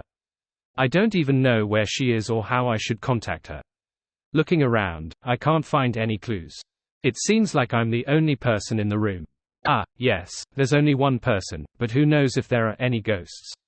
Perhaps she's hiding somewhere and I can just talk to the air. It's rather silly talking to myself. I recall last night and cast my gaze back at the mirror. Looking at my reflection in the mirror, I whisper, "I've hired a medium. She'll be here at 9. As soon as I finish speaking, the mirror in front of me turns dark, as if the surrounding light had been sucked in. The pale female ghost wearing a small bonnet and a retro dress appears in the mirror and nods gently. "Thank you. In a second, her image disappears and the mirror returns to normal. I heave a sigh of relief and hang up my clothes before I start to take a shower. As I shower, I suddenly freeze. Since the female ghost has already left, why am I spending so much money to hire a medium? The female ghost clearly has no ill intentions, and she's even secretly protecting me. Why would I spend so much money to hire a medium? That's 20,000 yuan, with a maximum of 50,000. Wouldn't that be a waste of money? While taking pity on my wallet, I feel the need to think of a way to cancel the contract. Anyways, it's still early. As long as Madame Daly doesn't live in the suburbs, she probably hasn't set off yet. But I can't be sure that the female ghost doesn't have any ill intentions. In my hesitation, I wipe myself dry and put on my clothes. After careful consideration, I decided to use the strategy of delaying things to hold back on the exorcism assignment. During this process, if I discover something amiss, I'll immediately get Madame Daly to come over. Sigh, it's really embarrassing to break a contract. I return to my room, pick up my phone, and send a message to Sleeping with Corpses. Madame Daly, the ghost that is haunting me, seems to have left. This is the truth, but I didn't explain why. Indeed. After more than 10 seconds, Madame Daly replies, could it be that the restrictions I did last night scared her away? Or maybe you were too much of a pervert and scared her away. Didn't I ask you to watch a Chinese ghost story and learn how to interact with female ghosts? I feel that it's more likely that a Chinese ghost story will make the female ghost shy. I didn't dare reply as I cautiously say, I don't know. How about this? Don't come over today. I'll keep an eye out for a few more days. If the female ghost really doesn't appear again, then forget it. If there's any problem, I'll let you know again. How about that? After some hesitation, I add, I can reimburse you for your preparations. No, I mean pay a reasonable fee. Let's do this for now. I thought I could catch a female ghost and play with it. Madame Daly sends an emoji. Hearing this, I relax. I feel like I've earned a huge sum of money. After settling this matter, I happily play games. At 11 o'clock, I decided to go downstairs to buy some delicious food to reward myself as I didn't spend any money for dinner and didn't have to pay for the exorcism. Eggplants, I have to have roasted eggplants. I mutter as I rush out of the estate. Before I can choose the barbecue stall, I see those punks again. Among them, the hooligan nicknamed Danny is seriously handing out flyers. His dyed, charred yellow hair, eyebrows, and his introduction of the description of tutoring class form a strong contrast. This tutoring class is interesting. I glance around and see an acquaintance sitting at the barbecue stall on the right. Miss Bernie Huang. How is a rich young lady like her eating at a roadside barbecue stall? Does CEO Huang know? I casually size up Miss Huang's companion. If it was a guy, that would be amazing gossip. Ah, a girl wearing black framed glasses. She's not too old, about the same age as Miss Huang. I feel full of regret and was about to retract my gaze. At this moment, Miss Huang raises her head and looks over. At this moment, our eyes meet. She immediately stands up and walks towards me. This is a little awkward. However, there's nothing to feel awkward about. I live nearby, so what's wrong with coming out to eat some barbecue? I stand my ground and wait for Miss Huang and her friend to come over. Miss Huang stops in front of me and tersely acknowledges my presence. I have something I need your help with. The girl in black framed glasses beside her asks curiously, Father, who is he? Peeved. What kind of address is that? The relationship between youngsters nowadays is so complicated. I'm actually at a loss as to how to respond. I can only force the corners of my mouth to curl up as I express my doubts with a smile. We had a bet in our dorm. Whoever lost had to address the winner as father, Miss Bernie Huang explains. She points at the girl beside her. Her family runs a tutoring class. I would like you to register for the dream tutoring classes and sit in for their classes. I'll pay for it. I'll also pay you a fee for the work you do later. Register for the tutoring class. I can't help but turn my head to look at the hooligans who are seriously handing out flyers. Why don't you sign up for it yourself? I don't really want to get involved in Miss Huang's matters. On the one hand, CEO Huang is both a playboy, but he also has a daughter complex. His thoughts go astray the moment he sees any man getting close to Miss Huang. Alarm bells would go off in his head and he would overreact. Considering how it's a rather good source of income for me, I don't want to lose my job over this. Yes, although I've been working overtime for quite a while, I'm still paid enough for overtime work. CEO Huang has always been generous in terms of remuneration. On the other hand, attending a tutoring class is so troublesome. If I have the time, wouldn't it be better to spend my time on something else? Of course, if it's just a scout for information, and I don't have to spend my own money, then I can do anything I like while attending the class as long as it doesn't affect the students around me. Miss Bernie Huang points at the girl in black framed glasses and says, her family's company and this company are competitors, and they know each other. Regardless of whether it's her or her staff at the tutoring center, they definitely won't be able to sign up for it. You can. I discover a blind spot. Miss Huang shakes her head. I can't either. The boss and part-time lecturer of this tutoring center knows me. You're kidding? I subconsciously ask. Miss Huang glances at the group of hooligans who are handing out flyers and says, she's Uncle I's granddaughter. Director I. I laugh. This is friendly fire, conflicts arising between people on the same side. Without waiting for Miss Huang and her daughter to speak, I sincerely give a suggestion. To be honest, why do you need someone to attend their tutoring classes? You can all work together. Everyone can establish an indirect relationship. You invest in me, and I'll invest in you. Wouldn't a merger be better? Only by becoming larger and stronger will you be able to fight against other tutoring center chains. With that said, I silently apologize. Sorry, I've been reading more business reports recently. I'll consider that. However, we have to first grasp the style and quality of their tutoring classes before we can talk about anything else, Miss Huang replies in a businesslike manner. This is the result of an in-home upbringing. I sigh inwardly and casually say, then you can find a random passerby. They aren't trustworthy. I still have to do background checks. It's too expensive to find a professional company. The cost is too high. Miss Huang answers the questions that I haven't even thought of. She continues, you don't need to attend the classes often. You just need to attend 4 to 5 lessons. After that, it will be up to your own preferences. 4 to 5 lessons, which means 1 or 2 weekends. I'll treat it as overtime. I hesitate for a moment before saying, I'll ask. Miss Huang and the girl in black framed glasses immediately replies, thank you. I then walk towards the group of hooligans and stop in front of the guy whose hair and eyebrows are dyed a charred yellow. Danny. This definitely isn't a proper nickname. It's best that I don't address him like that, lest we fight on the spot. Although I'm already an assassin and am unparalleled, there's no need for that. I cough lightly and say, what are the fees like for the tutoring classes? The hooligan with the yellowish eyebrows looks at me with a happy expression and says, it depends on the situation. For example, what kind of class you'll be taking. Is it an evening class, weekend class, or classes during the daytime? All of them have different prices. Also, what do you primarily want to learn? Foreign languages, mathematics, Chinese, history, or everything? And what level are you at? Of course, it has to be weekend classes. I usually don't have time. I'm dead tired after work every day. I just want to have some fun. Considering how I had to receive a foreign VIP previously, I reply, weekend class, foreign languages, more verbal in style, adult standards. It's best to be more business-oriented. Sure, no problem. The hooligan nicknamed Danny turns over the flyer in his hand and hands it to me. Weekend business English classes, 8,888 yuan a semester. He rambles on. I'll consider it. I take the flyer and say, when can I sign up? The registration period is currently underway. There are discounts for registering now. It only costs 6,666. The location is the address on the flyer. 9 a.m. to 5 p.m. in the morning, Danny introduces in detail. Is that so? I look around and casually ask, this is the first time I've seen people handing out flyers at night. Don't you guys have time to rest? We have to wait for the barbecue anyway, so we're just handing out flyers while we wait. Moreover, the foot traffic is the highest here at night, Danny explains indifferently. I see. I ask, what's your name? Do I need to mention your name when signing up?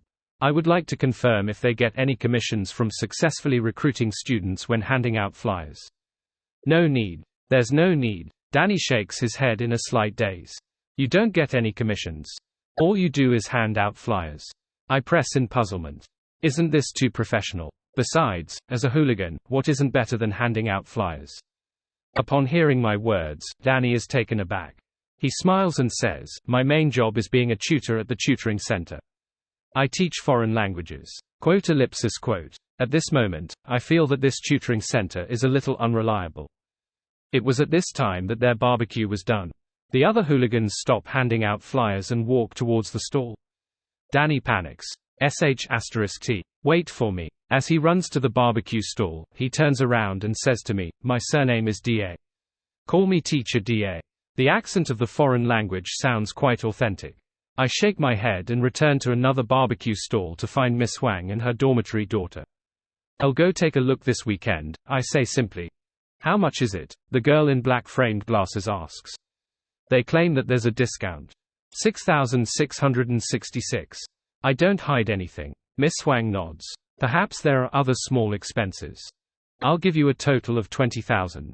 The rest will be considered your hire fee. No, I don't need that much. I originally wanted to modestly decline, but Miss Huang offered just too much. Okay, I exhale. Add me on WeChat, I'll transfer it to you. Miss Huang takes out her phone. Just as I'm about to scan her QR code, I suddenly think of a problem. Why don't you transfer it to her, and then she'll transfer it to me? The she refers to Miss Huang's dormitory daughter. Miss Huang is a little confused. If CEO Huang finds out that you transferred money to me privately, it would be a little troublesome. I say after some deliberation. When that happens, not only will I lose my job, I might even get run over by CEO Huang's car. Alright. Miss Huang tilts her head and says to the girl in black framed glasses, Katie, add him and transfer $20,000 to him. The girl obviously knows that Miss Bernie Huang has astonishing wealth and isn't worried that she would default on any debts. She takes out her phone and adds me on WeChat. Katie Huang. The name sounds like that of a family member. I glance at the girl's WeChat name and mutter to myself. After collecting the money, I point to the side. I'll be buying some barbecue. Shall we eat together? Miss Huang invites. No need. I'm very timid. At this moment, Katie Huang, the student in black framed glasses, takes out 2 bags of snacks. Thank you for your help. This is a specialty of my tutoring center. What are these? I glance at the 2 bags of snacks. Dried mushrooms. It's not worth much. It's made by a biology teacher under our employ. His family farms mushrooms, Katie Huang explains. Alright then, thank you. Since it isn't anything valuable, I accept it without qualms. However, the black things in the snack bag gives me the nagging feeling that they're poisonous. Report chapter. Looks delicious, I politely say after retracting my gaze from the dried mushrooms. Then, I bid farewell to Bernie Huang and Katie Huang and go to the barbecue stall that I frequently dine at. It still isn't the time when the nightwalkers are most active. The small tables placed on the streets are a lot emptier. I easily occupy one of them and shout at the boss, I'd like to place my order. The boss focuses on grilling the skewers, completely unperturbed. The lady boss walks over with a small notebook and a ballpoint pen. Without exchanging pleasantries or any small talk, I directly say, 10 sticks of pork belly, 10 sticks of pork ribs, 5 sticks of chicken skin, 1 set of chives, and 1 eggplant. The beef kebabs and lamb skewers at this barbecue stall aren't very good, so I didn't order them. Of course, the amount of food I ordered has already exceeded my initial expectations, but it doesn't matter. Not only did I save tens of thousands of dollars from the exorcism today, but I even earned more than 10,000 yuan from Miss Huang. I have to treat myself. As a normal person, after ordering so many meat dishes, I should always have some vegetarian dishes. I need to balance my diet with some greens. As for eggplants, I don't view them as vegetables. They transcend the concept of vegetables and meat dishes, and are unique existences in the barbecue world. Sigh, Miss Huang is really generous. If I wasn't worried that CEO Huang would overreact, I would really like to add her on WeChat and ask her to trouble me more often. If there are any commissions, then just hand them to me. Of course, I can't take on things that are illegal and matters that go below the neck. I watch as the lady boss returns to the grill and repeats what I had just ordered. Looking around, I notice that the other tables are occupied by groups of 2s or 3s. There are also people like me who eat barbecue alone, but they choose to have it, to go, so as to eat it at home. It's good to have more people. That will allow us to eat a greater variety of food. We can even have a few drinks. I ponder for a while and feel that I should get someone to join me. Then, I suddenly think of a suitable candidate, Peng Deng. My childhood friend Peng Deng who lives nearby. Without hesitation, I take out my phone and send him a WeChat message, come out for barbecue. With my understanding of this fellow, he definitely won't let go of the opportunity to rip me off. However, Peng Deng doesn't reply to my message. He's in a ranked game. I randomly guess the reason for this and start thinking about who else I could invite. In this city, I don't only have Peng Deng as a friend, but the rest of them live quite far away. It doesn't seem like a good idea to get someone to take a taxi all the way here to eat barbecue at around 11 in the evening. After all, I don't have anything to discuss with him, and I didn't make an appointment beforehand. It might be better to just eat by myself. I stand up and prepare to go to the nearby Family Mart, Lawson, or a local mini mart to buy some drinks. How can I not have cold drinks with barbecue? A few years ago, when the roadside stalls weren't under strict supervision, there was usually a mobile icebox placed beside these barbecue stalls. Then, they would lay some cables to siphon off electricity from somewhere to sell iced beer and various cold beverages. Not only was it convenient for customers, but they could also earn some extra money. Unfortunately, it's difficult for such situations to happen now, unless it's a barbecue shop with a shop front. Looking around, I decide to head to the nearest local mini-mart. Boss, help me watch my seat. I'm going to buy some drinks. I inform the lady boss, worried that there wouldn't be a place to sit when I return later. Okay, the lady boss isn't worried that I would run away. My order is still being roasted. Even if I don't want it anymore, there will still be many people who can have it. When I'm almost at the entrance of the mini-mart, my phone vibrates. Taking it out, I see that Peng Deng has finally replied, "Don't you have a nightlife?" "Do you?" I respond reflexively. "Of course. My girlfriend is at my place here today," Peng Deng replies quickly. Following that, he sends another message: "Eating supper isn't good for your health. Take it easy. Bring your girlfriend along." I emphasize, "I'm treating." "Ah, okay, we'll be right there." Peng Deng never needs to use transitional words in his speech. "Hurry up. Also, what do you want to drink?" I ask. Peng Deng doesn't reply immediately. He only sends a message after I enter the mini-mart. "I'm not coming. My girlfriend says she's on a diet and doesn't eat supper. She already looks so thin, why would she need to go on a diet?" I think for a while and reply, "You can come alone." Peng Deng sent ellipses. She said that this is flaunting, a great insult towards her. TCH. I despise this adulterous pair for 2 seconds before deliberately saying, "Show me your masculinity." "Alright, I'll show you my masculinity." Peng Deng replies quickly, "Oh, has the world turned upside down today?" I'm stunned. Then, Peng Deng sends a message: "As a man, since I said I'm not coming, it means I'm not coming." I'm speechless. Putting my phone away, I head to the freezer and fridge to consider what to drink. Frankly speaking, I don't like alcohol, but it's not that I can't drink it, it's just that I don't like it and feel that it tastes bad. Therefore, unless it's a request from a friend, I won't expressly buy alcohol. In all these years, there are only 2 types of alcohol that suits my taste. One is rice wine, and the other is ice wine. The thing they have in common is sweetness. As my gaze shifts, I see a strange man. He's actually wearing a shirt, vest, suit, and pants in the middle of the night, as if he had just attended a business dinner. This stands out in the stark contrast with a mini-mart or barbecue stall. Oh, his eyes are red. He's quite handsome. ITSK and retract my gaze. What does his attire have to do with me? At this moment, the young man walks over. He hesitates for a moment before asking, "Hello, can you give me directions to the nearest hospital?" "You don't know the way." I'm surprised. The man answers with hesitation, "I just moved here." "Oh." I point to the door. "Turn right and walk straight when you're out. You'll be able to see the hospital when you turn right at the crossroads." "Thank you." The man nods politely. I don't watch him leave as I continue to lower my head and choose my drink. After careful consideration, I buy a can of pineapple beer. These beverages are divided into 2 types. One is pineapple-flavored beer, while the other is pineapple-flavored carbonated drinks which don't contain any alcohol. It only contains a slight beer taste to drive away the heat. Without a doubt, I choose the latter. After exiting the mini-mart and returning to the stall, I wait for a while longer before I finally see my barbecue. Just as I'm about to enjoy it, a figure appears in front of me. The red-eyed man in the 3-piece suit walks over and politely asks, "Hello, can you give me directions to the nearest hospital?" "You just asked me." I point that out. The man seems to finally recognize me. His expression changes as he blurts out, "I'm lost again." "Why are you saying, again?" I wonder. Looking at the young man with bright red eyes, I snap to my senses. The first thought I have is, what a waste of a handsome face. After 2 seconds, I become somewhat worried. Is this guy mentally challenged, or just simply mental? Is he the type of person who easily loses his way to the point that a missing report pamphlet is handed out the very next day? No, he answered me very fluently just now. He looks fine on the surface. Perhaps he's just bad with directions. Whoa, how can someone like this be allowed outside the house on their own? I hesitate for a moment before asking, do you have your family's number? Do you need to give them a call? The man's expression instantly turns extremely ugly, giving off the feeling that he wants to bury his head in the ground.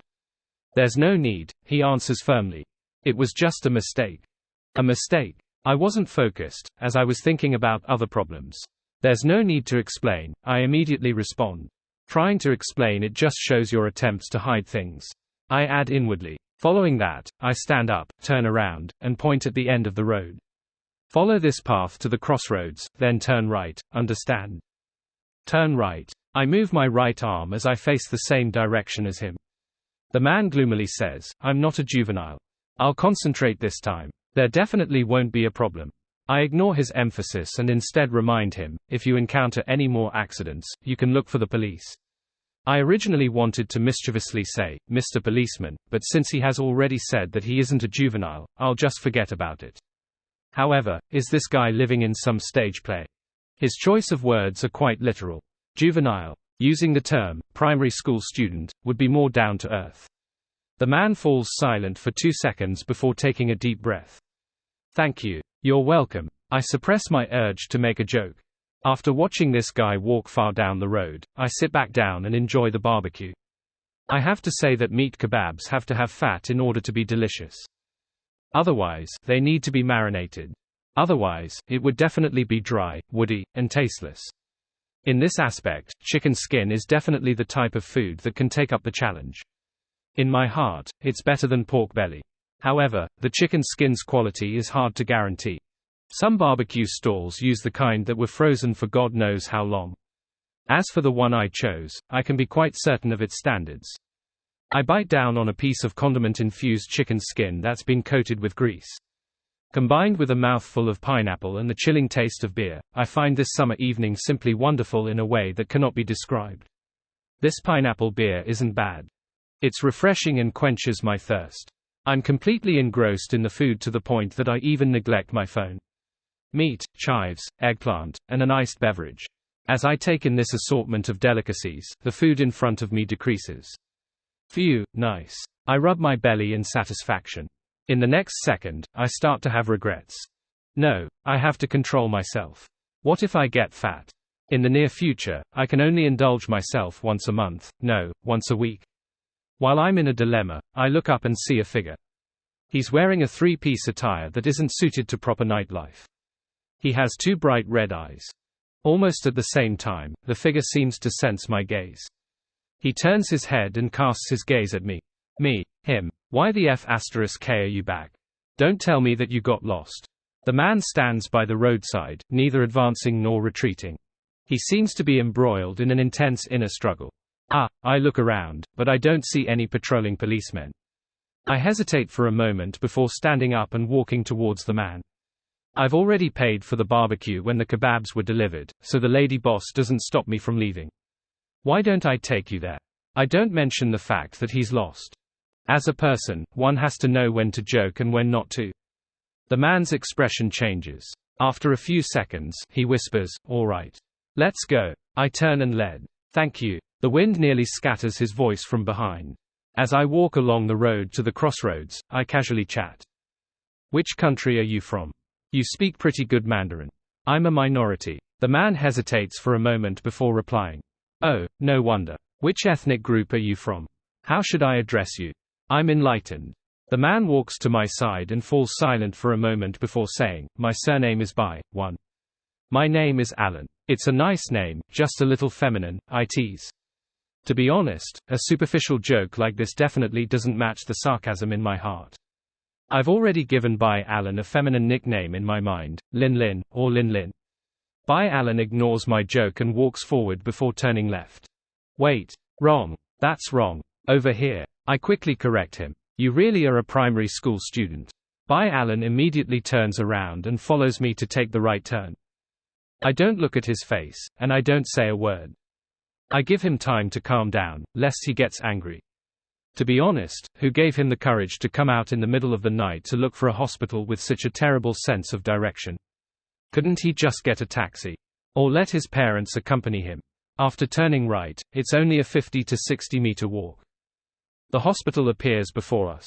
This hospital isn't big. This is the inpatient building. If you go straight ahead, you'll see the emergency department and the outpatient building. Do you need me to bring you there? No need, I'm just going to the inpatient building. Bye Alan is visibly relieved. Thank you. As he speaks, he takes out a simple brass key from his pocket. Strange. People actually use a key like that in this day and age. In actuality, it just appears like that on the surface. It's essentially a smart key. I don't probe further and wave. Goodbye. After walking for a few meters, I look back worriedly, only to find Bye Alan gone. I can no longer see him on this road. It's as if he vanished into thin air. The hospital's side door didn't open either. Could he have fallen into the sewers? I look over and realize that the manhole cover is fine. Perhaps he used the key to open the door and enter. Hey, the old man guarding the side door must be asleep, right? I shake my head and stop thinking about this. I head all the way home. I find myself feeling a little thirsty thanks to the barbecue, so I take out a cup from my room, open the fridge, and pour the cold water that has been chilled the entire day into the cup. This is a habit of mine during the summer. Before I head out in the morning, I boil a pot of water, pour it into the large container, and place it in the fridge. I can then drink it after work. Gulp, gulp, gulp, I drink 2 glasses in a row and finally feel fine. After pouring another glass, I saunter back to my bedroom and sit at the computer table. As I sweep my gaze, I suddenly sense something amiss. The black notebook I bought this afternoon is laying open. I remember that before I went out for barbecue, it was clearly closed. Besides, I didn't open the windows for fear of mosquitoes. Without the window being opened, the notebook flipped open by itself. Did someone enter my room? Or rather, is it a paranormal incident? There's a ghost following me. It's normal to have paranormal incidents. In that second, countless thoughts flash through my mind. At the same time, I see a monster drawn on the page of the open notebook. The monster is humanoid, but it's made of tiny squirming worms. This sounds very bizarre and terrifying, but in reality, it feels nothing of the sort. This is because this drawing is very simple and crude. It resembles the random scribbling of a kindergarten child. No way. Some brat entered my room. A relative of one of my flatmates. As I think about it, I pick up my notebook and flip through it quickly, searching for other traces. After flipping through 2 pages, I see lines of text. My drawing expertise is really bad. The main problem isn't me. I was once called a master artist. War is art. War is aesthetics. It's like I've had a dream that I often had. The dream is filled with such strange languages. I'm such a decadent fellow. We really are women. These lines of text weren't that difficult to read, but the things written down look very chaotic. It gives me a headache as I instinctively stop reading and close the notebook. There's a problem with this. This is like an incantation for dark magic. I've experienced quite a few things in the past 2 days. I barely managed to calm myself down as I cast my gaze towards the window. On the glass window, the blonde female ghost that looks like she's cosplaying appears. Do you know who did it? I ask in a suppressed voice. It was done by an evil spirit, the female ghost replies with an ethereal voice. Evil spirit sounds more advanced than some spirit or poltergeist. As a modern youth who has played many foreign games and watched some foreign television series, I think the name sounds pretty cool. Is an evil spirit more powerful? I ask after some deliberation. The female ghost nods her head in agreement. Will this be more troublesome? I think of asking Madame Daly to exorcise the ghosts again, but I'm also worried that she won't be able to deal with ghosts at the level of evil spirits. I'm also an evil spirit, the female ghost says simply. Okay. I don't know how to respond. What's that evil spirit's intention behind scrawling in my notebook? It takes me a few seconds to recall the main purpose of my question. The female ghost shakes her head. I don't know. Quote ellipsis quote. I open my mouth and change the topic. How should I address you? I can't just keep calling her female ghost, right? That's not polite. Sharon. After the female ghost says that, her figure gradually fades and disappears from the glass window. Seeing that she's very calm and composed, I'm relieved. I tease myself, it's a huge incident. There's no use panicking. Just focus on sleeping. Then I wash up and go to bed. It ends up being an uneventful night. The next morning, I wake up on time as usual. I laze in bed for 10 minutes and take my time to leave the house. On the way to the bus stop, I buy a burrito that can virtually wrap everything. With the burrito in hand, I take the bus and arrive at the company. I sit in my seat, then I get some water from the water dispenser and get down to eating breakfast. Sigh, if I hadn't treated myself last night, then I should be having a cup of sweet soy milk. Thinking of sweet soy milk, I associate it with the new product that has just been released at the store I frequently buy from. Salted soy milk. This seems to be the unique way to eat in a few places. Soy milk with soy sauce added to it. I don't know what it tastes like. I eat my breakfast seriously and start preparing for work. At this moment, Roseanne, who is almost late, rushes in with a huge bag in her hand. Here, have some beverages. My treat, she says to everyone in the office. She's a lady with good personal relations. Including me, most of the people stand up and surround her. What beverages are there? I ask casually. Roseanne puts down her bag and hands the bag to everyone. I bought a lot of bottles to get what I wanted.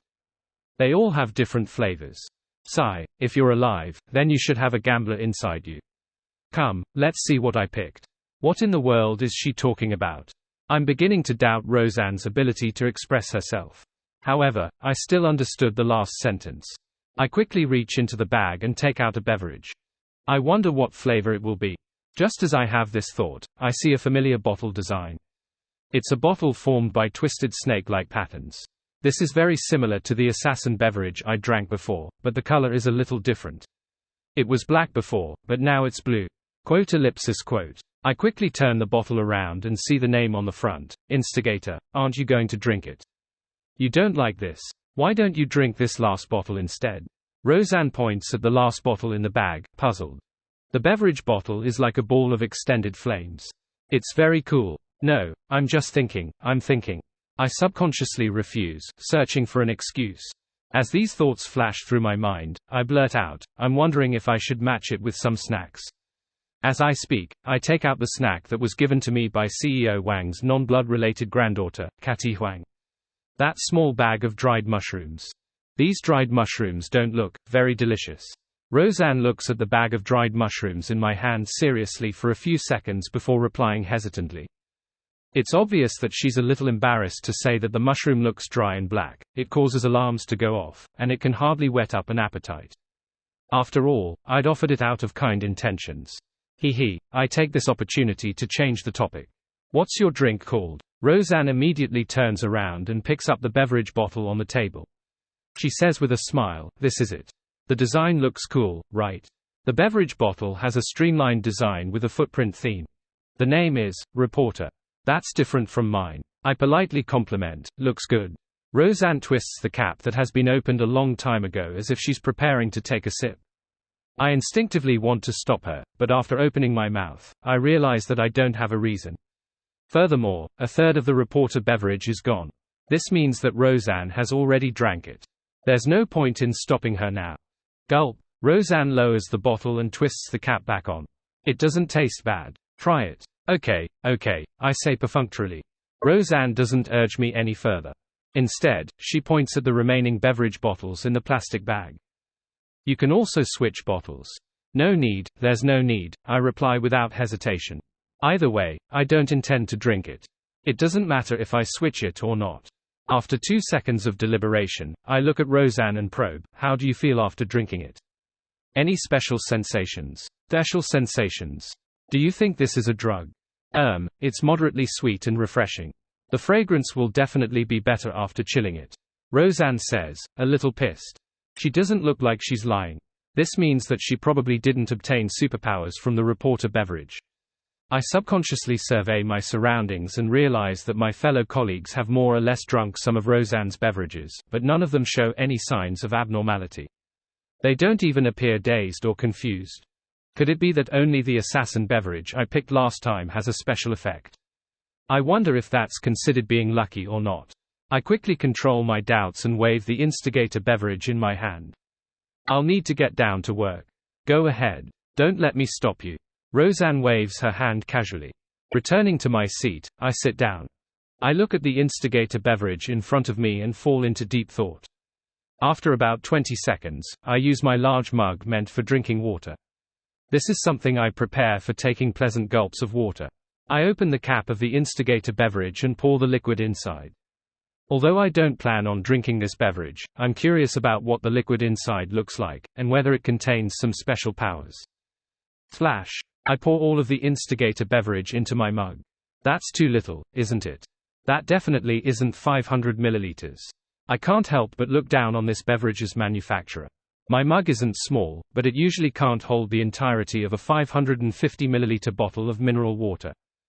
In other words, while there appeared to be quite a bit of Instigator in it, the manufacturer had actually cut corners. It's dark blue. It's clear, and it's quite enticing. I carefully observe the liquid in the mug and gather some preliminary information. Other than that, the drink is no different from anything else, at least not on the surface. After some thought, I decide to throw something into the mug to see if there will be any changes. What do I throw? I look around when I suddenly get a bout of inspiration. Those dried mushrooms. Anyway, this isn't something I plan on eating, so I can use it for experiments. I really am a genius. Without any hesitation, I tear open the packaging and throw the black dried mushrooms into the dark blue liquid, watching them stretch out and expand slightly. There aren't any changes. I'm starting to think that I'm overthinking matters. Suddenly, messages come from my work's chat group. I start to get busy. About 15 minutes later, I finish my work and raise my head, preparing to stretch my neck. Suddenly, I see a mushroom. A white and tender mushroom with red star dots all over it. Where did this mushroom come from? I glance over and discover that it's growing in my mug. It's about the size of a palm. Its skin, no, its surface is so tender and supple. On the cap, there are mushrooms of the same breed, just like its hands and feet. What the hell is this? I'm confused. At that moment, the mushroom sways and the cap moves upwards as though it has lifted its head. The two slightly larger red stars that look like eyes meet my gaze. Just like that, I look at it, and it seems to be looking at me. A few seconds later, the mushroom reaches out its many hands, and using the edge of the mug as leverage, it jumps out.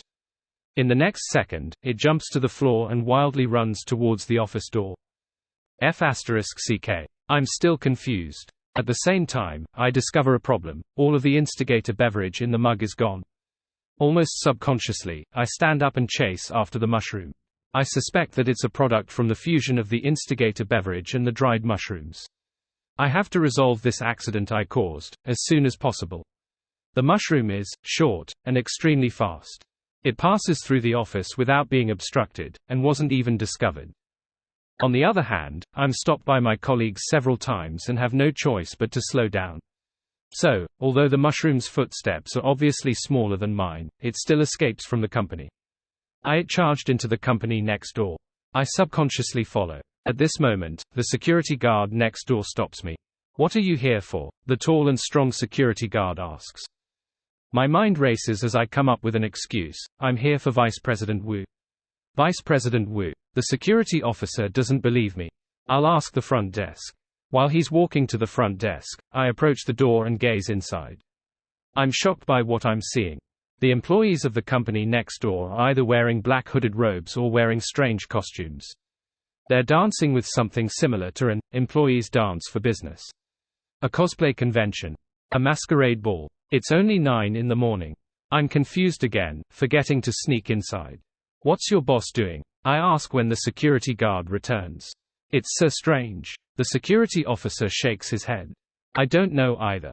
I'm just a worker." TSK. The moment I hear that, it's obvious that he's trying to draw a clear line between him and them. I press, "Is your boss inside too?"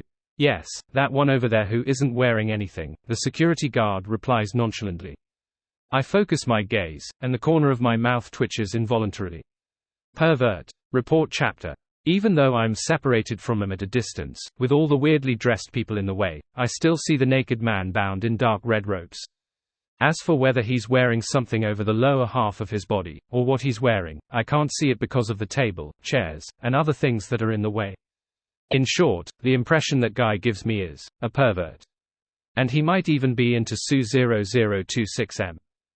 Of course, it's unclear whether he's a real pervert or just cosplaying. Alright, you can go in now, the security guard says casually. I doubt my ears. I had lied about being here for Vice President Wu in my rush to give an excuse. I didn't expect to get permission at all. My original plan was to sneak in while the security guard went to inquire at the front desk, and catch that Mushroom Man. However, the large-scale cosplay scene inside gave me a shock, causing me to temporarily fall into a dazed state of questioning myself. Who am I, where am I from, and what am I doing? I didn't have the chance to take advantage of this opening. Vice President Wu has given you permission to enter. Why? Do you not understand what I'm saying? The security guard senses my confusion. I'm even more surprised.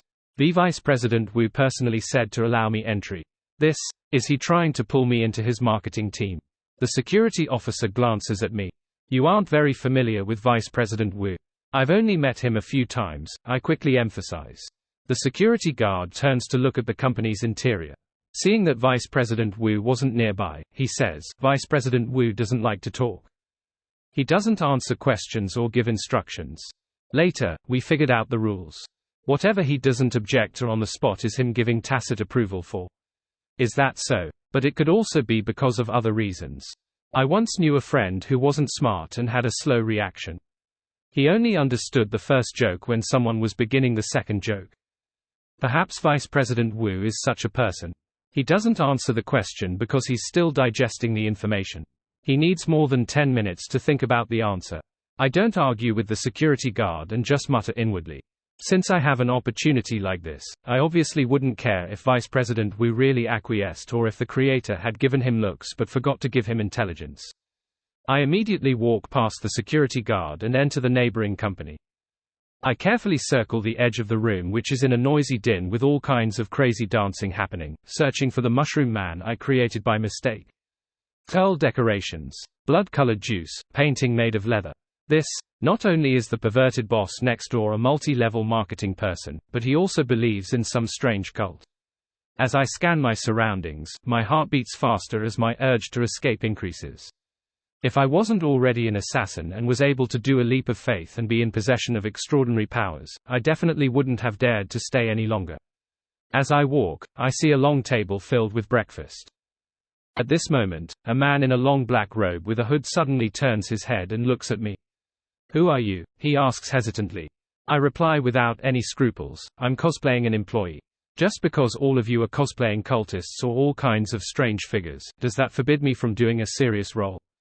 Employee. The man repeats my words in confusion. He doesn't seem to have a high IQ. That's true. If I'm doing a MLM business, I'll definitely like this kind of member more.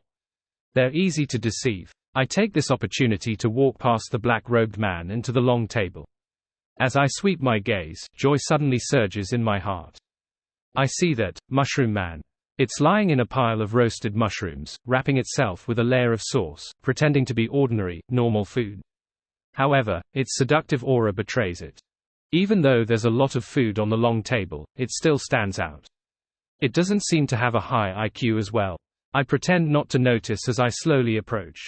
Then, I extend my hand toward the Mushroom Man. At this moment, a fork stabs the Mushroom Man and lifts it up before I can get to it. The Mushroom Man attempts to struggle, but to no avail. It's stuffed into the mouth of a beautiful-looking man with a fork and is chewed. Poor thing. As it had no mouth, it was eaten by the other party before it could even scream. Me. What? What's wrong? The man with the androgynous looks asks in a muffled voice while eating the mushroom. Are you all right? I ask hesitantly. Gulp. The beautiful man swallows the last mouthful of mushroom. I'm good. Really? You're fine? I ask subconsciously. I have a nagging feeling that a strange creature like the Mushroom Man wouldn't die so easily. I'm fine. The beautiful man shakes his head. You are. I'm with Vice President Wu. How may I address you? I carefully observe the other party's condition. The beautiful man's expression sinks. I'm Mr. A. I stare at him for a few seconds before smiling. I'm heading to Vice President Wu's side. Without any hesitation, I maintain my smile and quickly leave the long table and walk out the door. After leaving the neighboring company, I turn to the stairwell and hold in my expressions.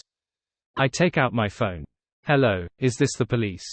I found the site of a large-scale pyramid scheme. I honestly inform Mr. Policeman about my suspicions of the company next door. After all, this company has existed since before I was employed at my present company. To be able to remain hidden for so many years meant that they knew how to hide the evidence and cover up the tracks. Also, I actually can't prove that the company next door is involved in a pyramid scheme. Strange costumes and eccentric behavior are never valid charges. The reason I called the police was because I was worried about Mr. A's safety. He had eaten that mutated mushroom man. Who knew what would happen if he waited a little while? It wasn't as though I could monitor him and resolve the problem in time. As for whether the police could solve anything that involved supernatural events, I'm quite confident. This is a result of simple deduction through logic. The medium who's good at exorcism, Madame Di, is Officer Deng's fiancé. The police department collaborator, Old Neil, is also sensitive to ghosts and obviously has a solution for dealing with them. The mysterious cult that Officer Deng reminded me to watch out for can create extraordinary beings. Based on these points, it's easy to conclude that the police have a deeper understanding of supernatural powers.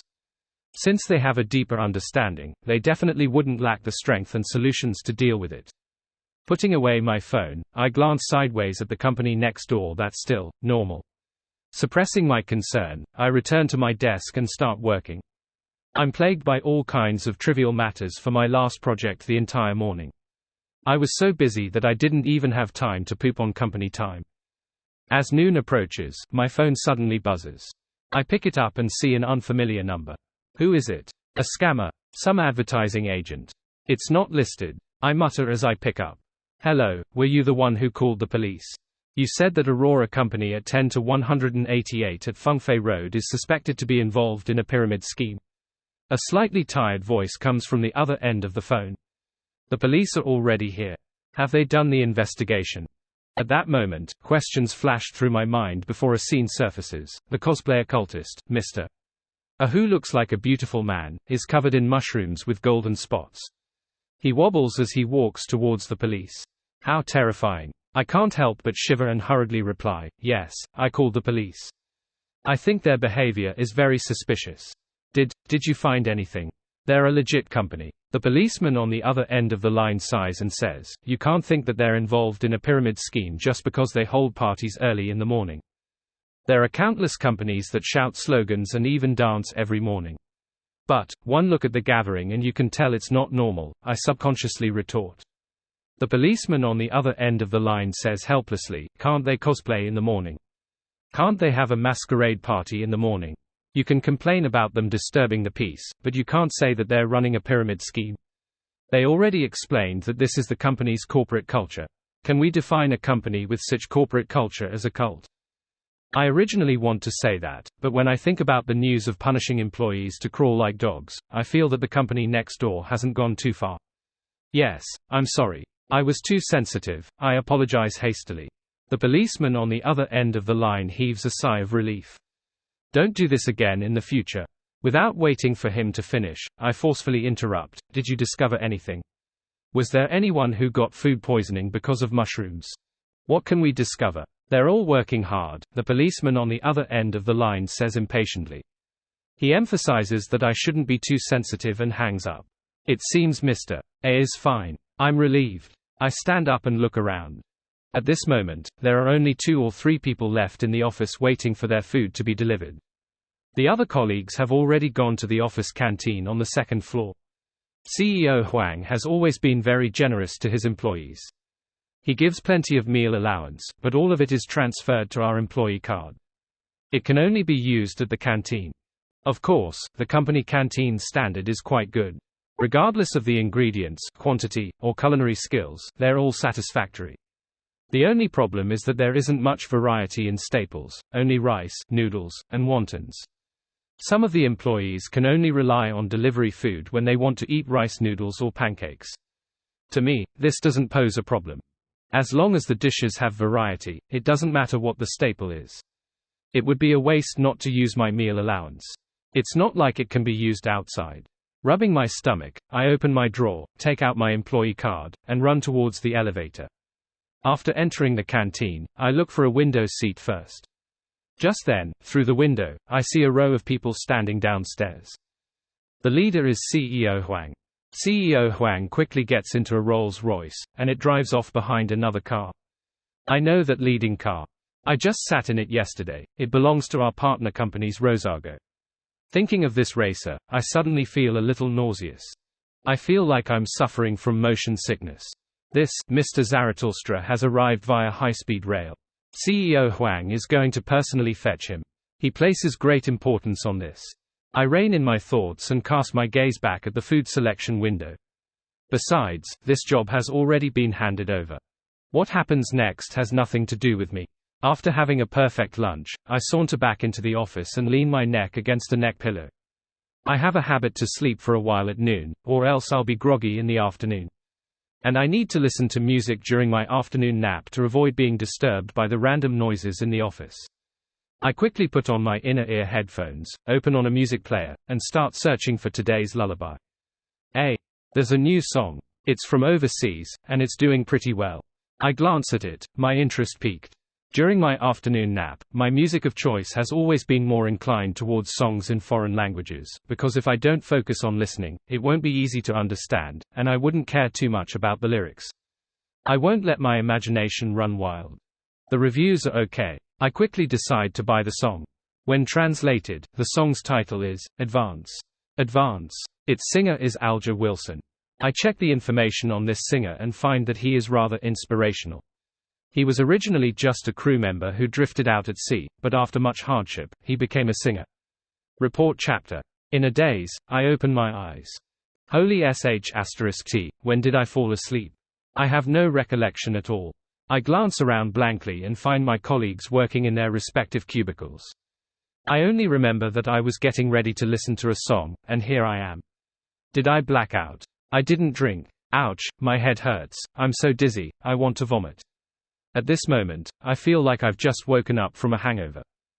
Of course, this is just a feeling, as I've never been drunk. Raising my hands to rub my temples, I glance at the music player and find that it has stopped playing. Advance. Advance. Yes, I was listening to this song. I can't remember its melody at all. Puzzled, I click on the song's reviews again. Nice.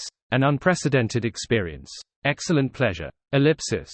Because I've read the reviews on the first few pages, I only take a few casual glances and scroll to the end. Thank you so much for this song. It cured my chronic insomnia. The purest and most punk death rock. This song made me faint. This isn't a description, but literally what happened. I can't imagine how humans can make such sounds. If you're a man, try lasting 30 seconds. This song is a little problematic. I won't listen to this so-called death rock again. I grip my teeth for a few seconds before deciding to add another review, an unprecedented form of music. It transcends human understanding. I have to let others experience it too. I can't be selfish. After getting a preliminary explanation for the mysterious blackout, I take off my headphones and prepare for work. However, my head is dizzy and my forehead is throbbing in pain. From time to time, I feel disgusted. This is a lot worse than the heat stroke I previously suffered from. Even the office's powerful air conditioning is unable to ease my discomfort. No, I have to go to the hospital for a checkup. I feel like I'm going to crash. I try to calm myself down, but I still can't hold on. Luckily, CEO Huang has always been generous. Every employee has 2 days of paid medical leave without a doctor's note. I quickly write a request for time off and head to Director I's office to ask for his signature. Perhaps it's because my complexion is really bad, Director I doesn't make things difficult for me. Out of concern, he even asks me if I need someone to send me to the hospital. There's no need. It's not that serious. I still care about my face. I would never ask for help if I can solve it myself. Okay, go back and have a good rest. If there's anything urgent in the afternoon, I will arrange someone else to do it. Director I doesn't insist. Out of the building, I get a rideshare without hesitation. I don't put on a strong front by taking the bus. I've always been willing to spend money when the time calls for it. Mushu Hospital. Very soon, the car arrives. I board it and first verify my destination. Mushu Hospital is one of the better public hospitals in the surrounding areas, but it's not one of the best. Hence, there are fewer patients and there wouldn't be a long line for the emergency department. The hospital that Bai Allen went to last night is at the district level. Although I haven't been there before, I have a nagging feeling that it's very reliable. Okay, the driver answers simply and starts the car. Time ticks by as I gradually feel alive. My head isn't that dizzy anymore, and I no longer have cold sweat. The throbbing pain completely disappears. Holy FCK. Did I choose a hospital that's too far away? I'm scared that I'll be alright by the time I make it to the hospital. I can't help but have a strange thought. As it turns out, this isn't wishful thinking. When the driver arrives at my destination, I'm completely awake and alive. I even feel a little hungry. There's no need to go to the emergency department. After a round of inspection, I'm certain I'm in a good condition. Thus, my only option is to enjoy this spare time for myself. After all, I've already taken time off, and there's no way to cancel it. Return home to play games. Find a movie to watch. Ah, right. I still have to register at the Dream tutoring classes. I can't not do anything after being paid. I happen to be free right now anyway. I pick up my phone, look for the picture of the address of the tutoring center that I took, call another rideshare, and head there. Hello, I'd like to know more about your tutoring class. I don't directly say that I'm going to sign up while facing the male receptionist. To be honest, I think this tutoring center is a little strange. It actually uses men as receptionists instead of women. I'm not discriminating against men, but I feel that women are more patient and gentle. The receptionist briefly introduces the courses they have before asking, "What would you like?" This fellow is so silly that he's comparable to that Danny. Is this the theme of this tutoring center? I cough lightly and say, "Weekend, Business English. This is the best course out of our Dream tutoring classes. Our principal is in charge of it, and she has even invited a few foreign teachers, real foreign teachers," the receptionist says without end. "We can still get you a discount if you sign up now. The original price is 8,888 yuan, but it's only 6,666 now. Is your principal very capable?" I take the opportunity to ask. The receptionist points to the corridor. She's been studying abroad for many years and has mastered a lot of languages. She even has a PhD in education. I trace the receptionist's finger and gaze at the ajar classroom door in the corridor. The one holding the class is a woman. Her side is facing the outside, and she's wearing a pair of loose jeans. Her upper body is wearing a white slim-fit shirt with flowers. Her hair is dyed brown, and she has tied her hair up in a bun. In addition, based on my assassin vision, I can clearly see the principal's side profile. She's not too old, only in her 20s. She has some baby fat on her face, and the contours of her face are very exquisite. She's probably pretty good looking. Our principal is very knowledgeable. Other than being a polyglot, she knows how to draw, do oil paintings, sketches, watercolor paintings, and all kinds of paintings. She also knows how to appraise antique and different musical instruments. She's practically an all-rounder. The receptionist's tone is filled with admiration. Just as I'm about to respond, a man walks into the tutoring center. "Look, this is our foreign teacher, Mr. Anderson Hood." The receptionist immediately introduces him. He's proficient in at least 10 languages. He can communicate with you alone and train your accent. From the corner of my eye, I see a foreign young man with blonde hair and blue eyes. He's wearing a white shirt and black vest. With the intention of testing him, I switch to English. "Hello, what languages do you know? How long have you been teaching at this tutoring center?" The tutor named Anderson Hood has his hands in his pockets as he smiles and says, #%##*. Me. What is he saying? Also, why does this guy look so familiar with the way he has his hands in his pockets? Anderson glances at me and chuckles. How is it? My Mauritian Creole isn't bad, right? This time, he uses English. He then translates it into Chinese. I don't understand, I answer honestly. I can't be sure what language he said the first time. Anderson tsks and says, "It looks like you don't have any talent in languages. Why don't you learn how to paint from me?" For a moment, I'm at a loss on how to respond to Anderson Hood. I'm afraid that I would end up quarreling with him the moment I open my mouth. After a few seconds, I finally find a relatively euphemistic solution. "Oh, you're even able to paint." The receptionist eagerly says, "Hey, he knows a lot of things. He originally came to our country to learn banter, claiming that he's proficient in all kinds of things." That sounds like sarcasm. The receptionist and this foreign teacher don't seem to be on good terms.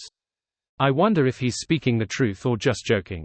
Although I'm not particularly good at observing people, his behavior is a little obvious. Haha, if you wish to learn banter, I can teach you as well, Anderson Hood says with a well-enunciated Chinese accent. We'll see. I'm a little confused about the current situation, and I have no choice but to say something perfunctory like, I'll check my schedule. After watching Anderson walk into the office, I turn my head and ask the male receptionist, can I not sign up for his class? That's one of your rights. The male receptionist looks excited. A wise choice. He then gives me a thumbs up. This foreign teacher, Anderson. Is he that bad? I glance in the direction of the office. The male receptionist chuckles. To be honest, he's very capable. His only flaw is, he pauses. What is it? I can't help but ask in response. The male receptionist turns solemn. That he's not a mute. Ha ha ha. I laugh, half sincere and half polite. Then, I ask curiously, do people sign up for his classes? Yes, quite a lot. The male receptionist curls his lips. Aren't they aware that you can't withdraw from classes and switch teachers after signing up? I take the opportunity to gather more details. No. The male receptionist quickly corrects me. We have one trial lesson. If you're not satisfied, you can switch to another teacher. He pauses and laughs. Well, you know, some people just like to get mocked and trampled on. It sounds like they have a special fetish. I stop asking further. Then I'll sign up for your principal's class. Are there weekend classes? Yes. The male receptionist quickly does the introductions. I don't waste any time.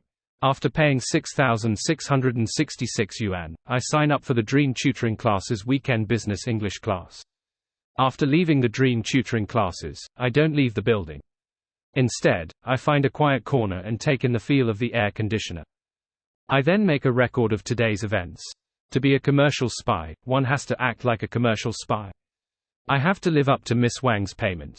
Done. I casually tap my phone and look at the department chat to prevent myself from missing any important notices. Roseanne, take note, CEO Huang is bringing a VIP over to visit. Everyone, please be more professional. VIP. Oh, that client named Zarathustra. Hey, I actually missed him again. Looks like we aren't fated to meet. I hold my phone and consider what to do next. It's rare for me to have free time in the afternoon on a non-weekend day. I can't waste it. I'll go catch a movie. There shouldn't be a lot of people at this time. With that thought in mind, I immediately head to the larger mall next door. Then, I take the elevator to the 4th floor and start searching for the cinema. There's a signing event. Looking around, I see many people lining up at the entrance of a large bookstore. It's obvious that a famous author is here to do a fan signing event. With some level of curiosity, I deliberately pass by and see a few poster stands. Romance Queen. Slacker Without a Dream. This pen name, hey, the authors nowadays really have weird pen names. I don't know the author of the fan sign event, nor do I have any intention of joining in the fun. Of course, I'm still a little curious as to what the author looks like. After all, the few poster stands that aren't blocked mainly introduced the Romance Queen's new book without any pictures. I'll come take a look after the movie. I mutter to myself and follow the road signs to the other side of the mall. At the end of the road, I find the cinema. Because I haven't thought of what to watch, I stay in the lobby and look for something that piques my interest from the promotional pictures. Suddenly, I feel the light in front of me dim. A tall man appears beside me. He's so tall. He's almost 2 meters. I look at him from the corner of my eye and realize that he looks like a basketball player. Wait, he seems to be wearing the junior high school uniform near my neighborhood. Holy sh*t, he's only in middle school and he's already 2 meters tall. What do children nowadays eat? And he dyed his hair brownish yellow. Does he need to attend classes? Well, it's summer vacation now. But why are you wearing your school uniform during the summer vacation? As I lampoon, I take a stealthy step in the opposite direction, in case the child makes me look like a dwarf.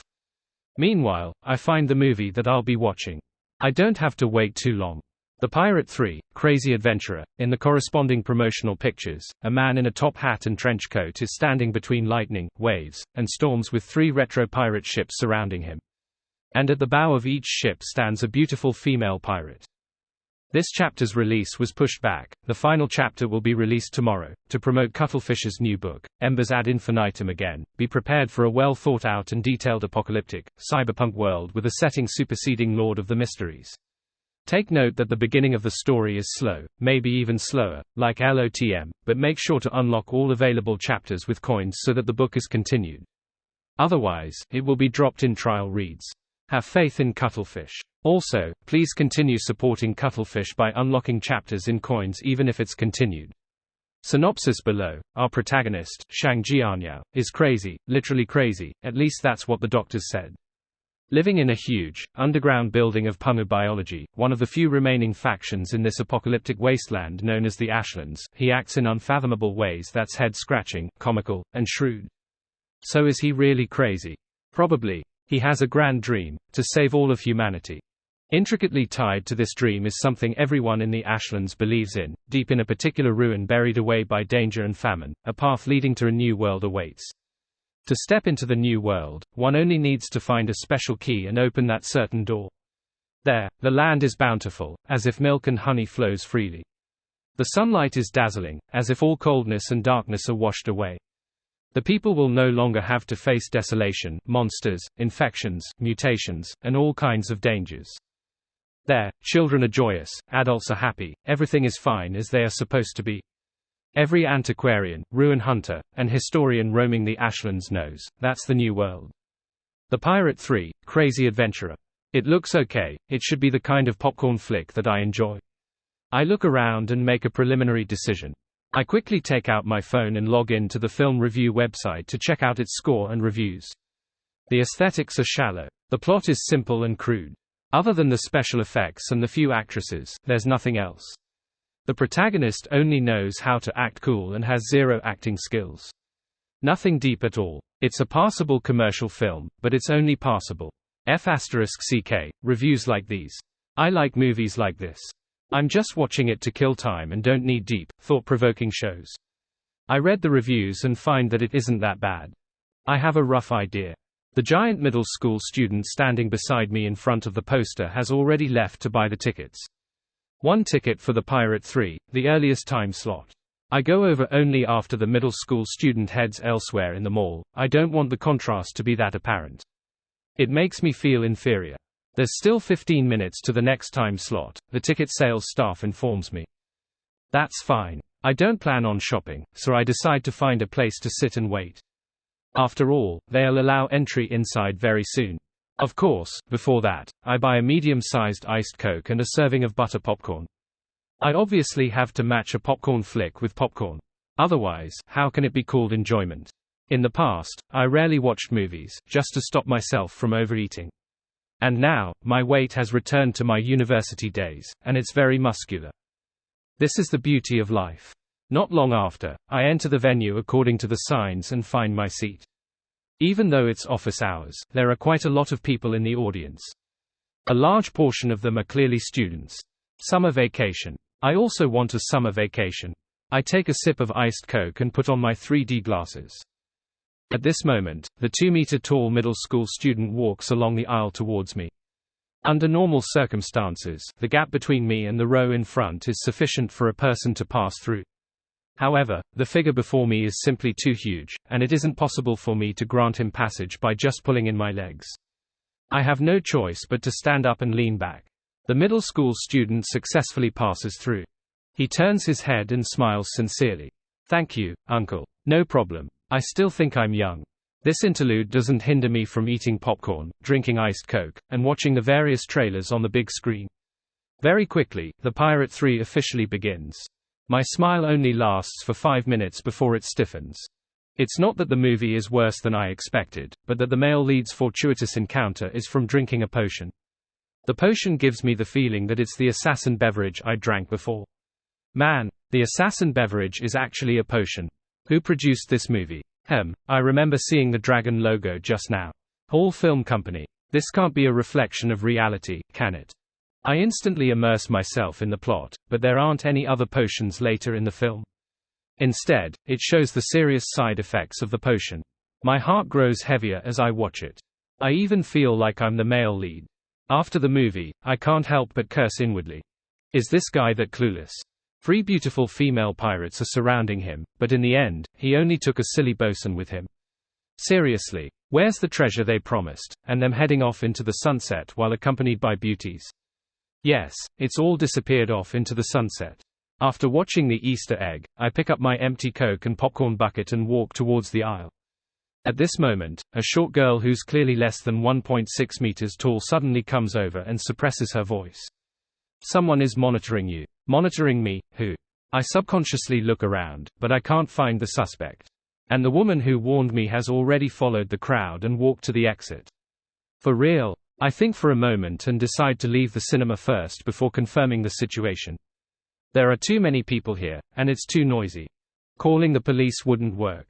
Ellipsis. At the same time, a train stops at a high-speed rail station in the city. One of the carriages slowly opens, but there are only 4 to 5 people inside. They form a stark contrast with the crowd in the other carriages. Those few people are dressed as if they're going to a comic convention. After exchanging a glance, they stand up and walk out with heavy footsteps. What they see is an extremely modern platform and crowds of people. End of the first installment of the Lord of the Mysteries trilogy. This chapter is in a way the prologue to the second installment of the LOTM trilogy, which will happen about 2 years from now when Cuttlefish's new book, Embers ad Infinitum, ends. Advertising his book. Be prepared for a well-thought-out and detailed apocalyptic, cyberpunk world with a setting superseding Lord of the Mysteries. Take note that the beginning of the story is slow, maybe even slower, like LOTM, but make sure to unlock all available chapters with coins so that the book is continued. Otherwise, it will be dropped in trial reads. Have faith in Cuttlefish. Also, please continue supporting Cuttlefish by unlocking chapters in coins even if it's continued. Synopsis below. Our protagonist, Shang Jianyao, is crazy, literally crazy, at least that's what the doctors said. Living in a huge, underground building of Pumu biology, one of the few remaining factions in this apocalyptic wasteland known as the Ashlands, he acts in unfathomable ways that's head-scratching, comical, and shrewd. So is he really crazy? Probably. He has a grand dream, to save all of humanity. Intricately tied to this dream is something everyone in the Ashlands believes in. Deep in a particular ruin buried away by danger and famine, a path leading to a new world awaits. To step into the new world, one only needs to find a special key and open that certain door. There, the land is bountiful, as if milk and honey flows freely. The sunlight is dazzling, as if all coldness and darkness are washed away. The people will no longer have to face desolation, monsters, infections, mutations, and all kinds of dangers. There, children are joyous, adults are happy, everything is fine as they are supposed to be. Every antiquarian, ruin hunter, and historian roaming the Ashlands knows, that's the new world. Report chapter. There. It's right there. A young man with long brown hair and a pirate-like bandana shouted as he pointed at a nearby island. He was standing on the starboard of a 3-masted sailboat. The rolling waves drowned out most of his voice. A muscular man with a black eye patch reached out to hold the shipboard. He frowned and muttered to himself in shock and suspicion, I don't remember there being such an island on this sea route. This was not the first time their ship had plied this sea route. The young man who had shouted replied excitedly, this means that it's usually hidden. It only appears at specific moments. There must be treasures on such an island, Captain. In the words of that strange monk, a fortuitous opportunity has presented itself. He spoke in the Loan language. Fortuitous opportunity was a term pieced together by 2 words. That monk spouts words indecipherable to us. Pay no heed to them. The muscular man wearing an eye patch raised his hand and ruffled his slightly messy short yellow hair. And I often tell you guys that treasures are often accompanied by danger. As he spoke, he pointed at his right eye, which was covered by the eye patch. That's the cost. The young man with the pirate-like bandana sincerely said, but, Captain, isn't this the purpose of our adventure? For treasure, they were a group of treasure hunters from different places. Of course, they occasionally worked as pirates and borrowed food, drinks, and necessities from passing merchant ships. After all, ideals alone couldn't feed them. The captain fell silent for a moment before saying, gather 4 to 5 people, and we'll step foot on the island to take a look. The rest of you, prepare to set sail at any time. The young man's eyes lit up. You agreed? Captain, you agreed. The captain chuckled. Weimar, if not for the fact that there's no other choice, no one at my age would continue to be a treasure hunter. He appeared to be in his 30s, but his blue eyes showed signs of age. Fine. Weimar held up his hands. Whatever you say. He immediately became excited. I'll get Ol Keaton. Ol Keaton was the ship's first mate. He believed in the god of knowledge and wisdom and had mastered many languages. If they didn't bring him along on such an expedition, it was very likely that they would throw away whatever treasures they found as trash. More importantly, Ol. Keaton was also very strong. When the ship docked at the dock that seemed to have long been abandoned, an exploration team of 4 had already gathered beside the gangway. They were Captain Gray, First Mate Ol. Keaton, Bosun Parvi, and veteran seaman Weimer. No one. Parvi looked into the distance and muttered regretfully, "The weather in the Berserk Sea today wasn't bad." Visibility was extremely high under the blue sky, and the small port hid no secrets from her. This place was incomparably quiet, as if it had been dead for many years. "It'll be more terrifying if there were people," Weimer added. It implied many things if such a hidden island remained inhabited. Parvi was wearing a white shirt and brown pantaloons. She had a pair of beautiful light blue eyes and a slightly androgynous appearance. She glared at Weimer. "You want to stay behind and clean the deck?" Weimer shrugged and shut his mouth. Having become a bosun as a woman, she needed to manage many unruly crew members. She would never go easy on her threats. Captain Gray, who was surveying the area, gave an order. "Let's get ashore." He then exhorted, "We'll do it the old way. During the first exploration, don't touch anything. Just look and listen, no problem." Weimer was the first to rush out of the ship and run down the gangway to the dock. He jumped up excitedly mid-run and glided to the ground like a big bird. The sound caused by his actions spread out in all directions, mixed with some echoes. Behind him, Gray, Ol. Keaton, and Parvi followed carefully. "If you continue that recklessness of yours and act on your own like an uncivilized wild dog, I'll tie you up and hang you at the stern to fish for sharks." Parvi quickly walked to Weimer's side and warned him in a hushed voice. Weimer nodded solemnly and muttered, "Girl boss, with your personality, you should join the Church of Storms instead of believing in the Evernite goddess." Parvi didn't say anything.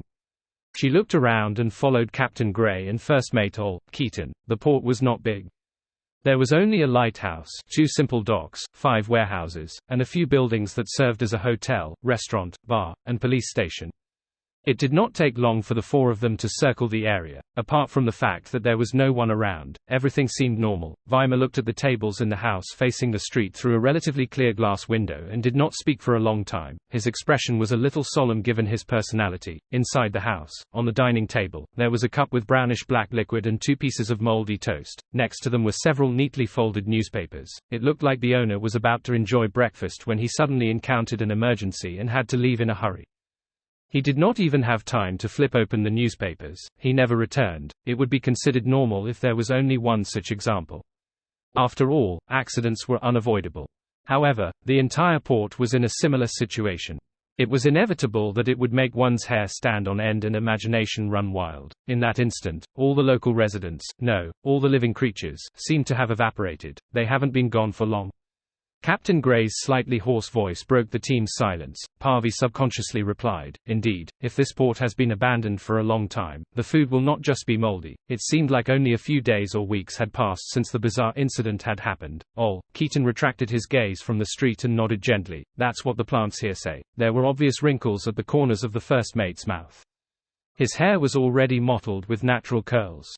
He was wearing a white robe and brass-framed glasses. "Ah." Weimer was momentarily slow to react. He then looked at the place where Ol. Keaton had sized up and quickly understood why he said that. There weren't many weeds in the harbor.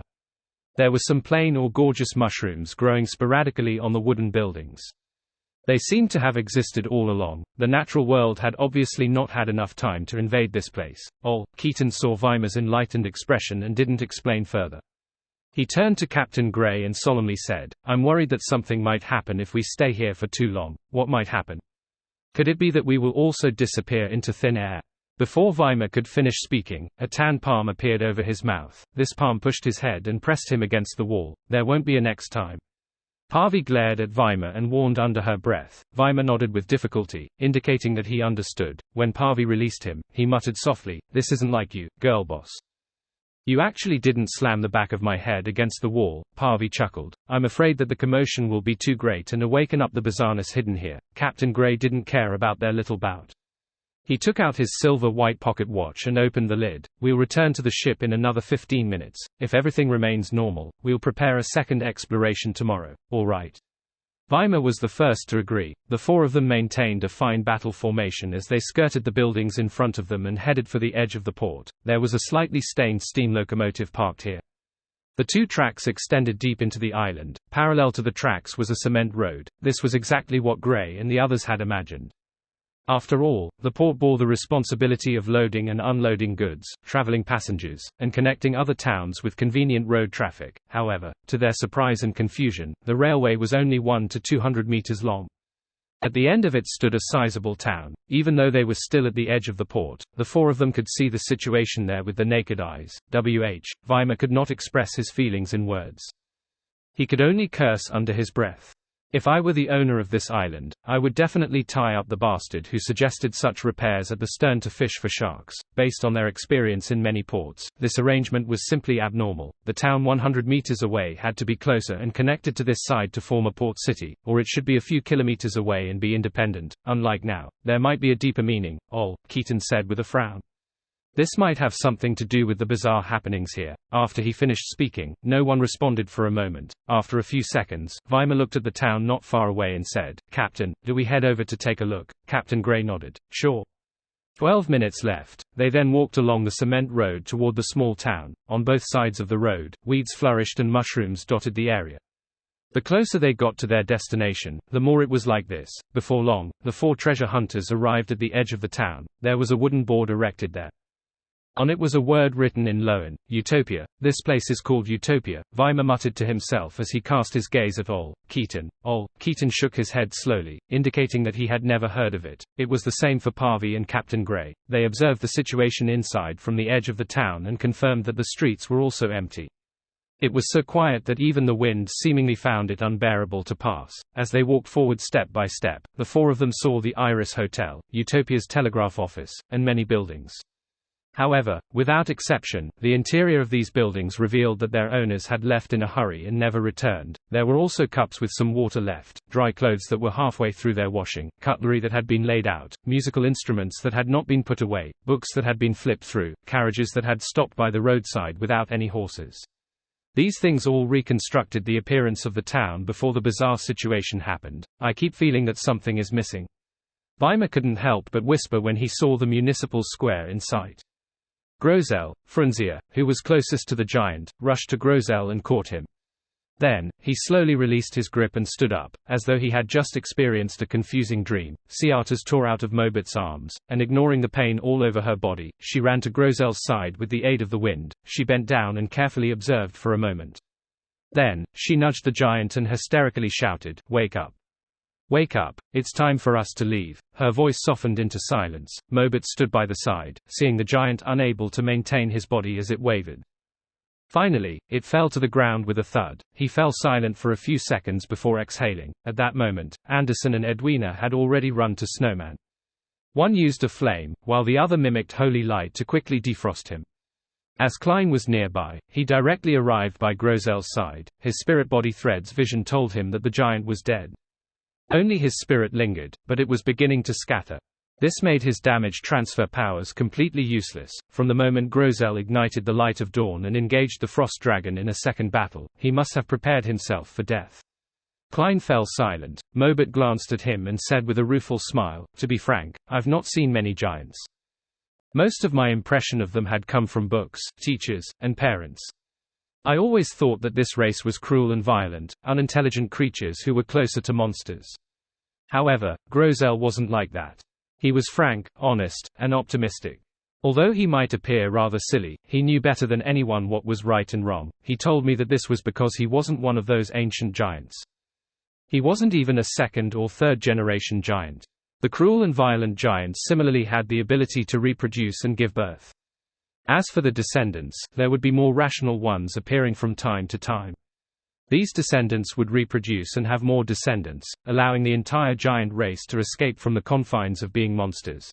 I don't know if I should believe him, but his existence has proven the possibility." As Mobit said that, he suddenly paused as though immersed in his memories. At that moment, Edwina and Anderson helped Snowman, whose body was still a little stiff, walk over. The ascetic struggled as he walked to Grosel's side. Looking at the tightly closed single eye, Snowman gestured the sign of the cross on his chest. He half closed his eyes as he whispered a prayer. "Father of all things, the great source of everything, here lies an honest and pure soul. May he enter your kingdom and receive eternal redemption." Ciatas opened her mouth as though she wanted to say that Grosel's faith was in giant King Ormir, but she ultimately chose to keep silent. She watched in silence as Snowman completed the prayer. We have to leave as quickly as possible. No one knows how long this door will remain open, the elvish songster said as she surveyed the surroundings. Her sorrow and pain left her rather quick-tempered. She looked down at the giant and added in a heavy voice, "We can't let Grozel's soul dissipate in this illusory world. We have to bring him back to reality." "All right," Mobert immediately agreed. Klein and company didn't object either. Edwina turned her head and shouted at the mountain cave of ice and snow, "Danitz, you can come out now." At that moment, Ciartus's eyes darted around as though she had recalled something. She turned her head and said to Klein, "Do you have a pen and paper?" "Yes." Klein took out the fountain pen and notes he brought around with him. This was a professional trait of being a seer. Ciartus received it and began scribbling on it. She didn't stop, even when Danitz ran out of the cave. Danitz kept silent. He was also in low spirits as well, lacking the joy and excitement he should have with the pending departure from this book world. Finally, Ciartus stopped writing and handed the paper and pen to Klein. "The formula you wanted. Aren't we completing the trade only after leaving?" Klein mumbled silently in puzzlement. He received the pen and the ocean songster potion formula. As though sensing his puzzlement, Ciartus turned her head and looked at Grozel. She said with a heavy voice, "We are now companions, so you can give me the potion formula directly." Klein put the items away and nodded indiscernibly. "I'll give you the wine cup after we leave." Ciartus didn't respond. Instead, she nudged Mobert. "Bring Grozel along." Mobert looked down at his body, which wasn't too muscular, and his sharp, curvy leather boots. He gave a bitter smile of helplessness and walked to Grozel's thigh. Frunzia silently followed as he bent down to embrace the giant's left shoulder. Anderson looked around and tsked, "All of you are injured or weak. Let me do it." He then lifted up Grozel's other shoulder. Klein was just about to help with the other thigh when Danitz rushed over to take the spot. Upon seeing this, he stopped in his tracks. He then watched Anderson and company lift Grozel as they walked towards the illusory snow-laden door. Klein, Edwina, Ciartus, who stumbled as she walked, and Snowman silently followed beside them before they arrived at the exit formed from Ulasand's corpse. At that moment, Klein surveyed the area and discovered that the light blue blood that flowed out from the King of the North had vanished. It was as though it had never existed. Indeed, it's a conjured monster that's almost real. Klein walked behind as he watched Edwina take a few steps forward as she bent her back, placing her palms on the door. Then, Vice Admiral Iceberg exerted her strength and pushed open the snow-laden door. Silently, everyone saw everything disappear after turning illusory then transparent. Rows of brownish-yellow bookshelves quickly appeared before their eyes, along with the orange-yellow sun which had just set below the horizon and a desk with a fountain pen, ink bottle, and paper. This was Vice Admiral Iceberg Edwina's cabin. Klein quickly placed the middle of the table in his sights. Sitting on it was a book filled with yellowish-brown goatskin. The book flipped to the end as a result of a formless wind. Klein and company then saw the epilogue. With the help of the crazy adventurer and the strongest adventurer, Grozel fulfilled his promise. He led his teammates and slayed the King of the North, but he also ended up sleeping forever in the Nation of Frost. It didn't even give our ending. Ciartus, where do you plan on heading to next? Mobert released Grozel's thigh as he turned his head to ask the elvish songster. Ciartus's eyes seemed to glaze over for a few seconds before she firmly said, "Seek out my race." Just as she said that, she suddenly saw Mobert's flaxen-colored hair rapidly turn white. His originally smooth face had obvious wrinkles. In just a second, Mobert was dying of old age. Ciartus's heart tightened. Just as she was about to lunge forward, she was surprised to realize that she had lost the strength in her legs at some point in time. With a thud, she fell to the ground and realized that the back of her hands were covered in the aged spots of an elder. She instantly understood what was happening as tears immediately flowed down her face. She struggled as she attempted to crawl towards Mobert. Mobert had similarly slumped to the ground as he crawled towards her while extending his right palm. Ciartus reached out her right palm and grabbed the wrinkled and thin hand. They raised their heads with great difficulty as their pupils reflected one another. The corners of their mouths curled up simultaneously before loosening weakly. Their eyelids drooped down and blocked out the light. Klein, Edwina, Anderson, and Danitz failed to react in time to such changes. They had no idea what they could do as they helplessly watched Grozel's corpse rapidly rot as his flesh and blood evaporated, leaving his skeleton and beyond a characteristic. As for Mobert, Ciartus, Snowman, and Frunzia, they aged in seconds before breathing their last breath and repeating whatever had happened to Grozel's corpse. Their clothes had either disappeared or turned to dust. Their souls dispersed at extraordinary speeds before they were gone. Even the one who lived inside the book for the shortest time had been there for 165 years. Edwina muttered softly as she turned her head to look at that bones which faced the sea and sun. It was none other than disciplinary paladin Frunzier. He was sitting on a chair looking west, where Backland was. Snowman was seated cross-legged to the side. His corpse maintained the posture of praying. That's right. They've lived in the book world for centuries or millennia. With the rules of the outside world, as non-demigods, they should have died long ago. I should have realized this. Why wasn't I wary of this point at all? Could it be? Klein suddenly recalled the psychological influence on Mobit, Grosel, and company as he began having an idea. He once again looked down at the book bound by Goatskin. He believed that it had many, many more secrets. This fellow is rather interesting. He died just like that. Anderson looked at Mobit's corpse as he smirked. At that moment, all the Beyonder characteristics had slowly condensed. However, Frunzier didn't produce anything similar to that. Edwina observed for a moment before softly saying, the potion he consumed was illusory, likewise for the strength he obtained. It's just like that frost dragon. It was likely conjured in the book world. It was almost real. Klein sighed silently. He was momentarily at a loss for words, so all he could do was maintain Gairman Sparrow's silence. In the next 10 minutes, no one spoke in the captain's cabin of the Golden Dream until the 4 Beyonder characteristics took form. One of them was the size of a fist resembling a heart. It was covered with holes as it shimmered with the light of dawn. Another resembled a jellyfish. Its translucent exterior seemed to contain azure blue seawater, and inside it were vortices that were occasionally stirred by hurricanes or flashing silver lightning while emitting a faint, ethereal song. Another was a pure, bright crystal that exuded holiness. The last was a baby's palm with 5 thin stretched-out fingers as it kept changing colors due to the environment. Sigh, we can't just keep watching like this. Finally, Anderson broke the silence. Let's split the Beyonder characteristics. Just as Edwina's light blue eyes were dyed with pangs of fire, the hunter shrugged and said with a wry smile, I believe that they'll have wishes such as this, as we were companions who fought together. Harvey shot him a glance. People are missing. No, no, no, that's not it. I know that. Weimar shook his head seriously. His eyes lit up. I know what's missing. What? Captain Gray and First Mate Ol, Keaton asked in unison. Weimar laughed. Money, notes, and gold coins. He straightened his back and continued explaining. Although we haven't entered the houses to conduct a detailed search, according to my experience, even if we just look from the outside, we should be able to find some. However, there's nothing at all. Perhaps it's just that the people here aren't very rich and don't have the habit of leaving their money around. Harvey didn't agree. This was not an important problem. The 4 of them quickly diverted their attention. After entering the municipal square, they looked at the tallest building. It was a black-spurred cathedral. Mushrooms tenaciously grew out of the cracks in the bricks of the cathedral. They were either simple and plain, or gorgeous and colorful. They strung together, showing a presence that couldn't be ignored in front of the green vines. This place feels like it's been abandoned for even longer. Harvey paused before saying, from the architectural style, this looks like the Cathedral of the Goddess.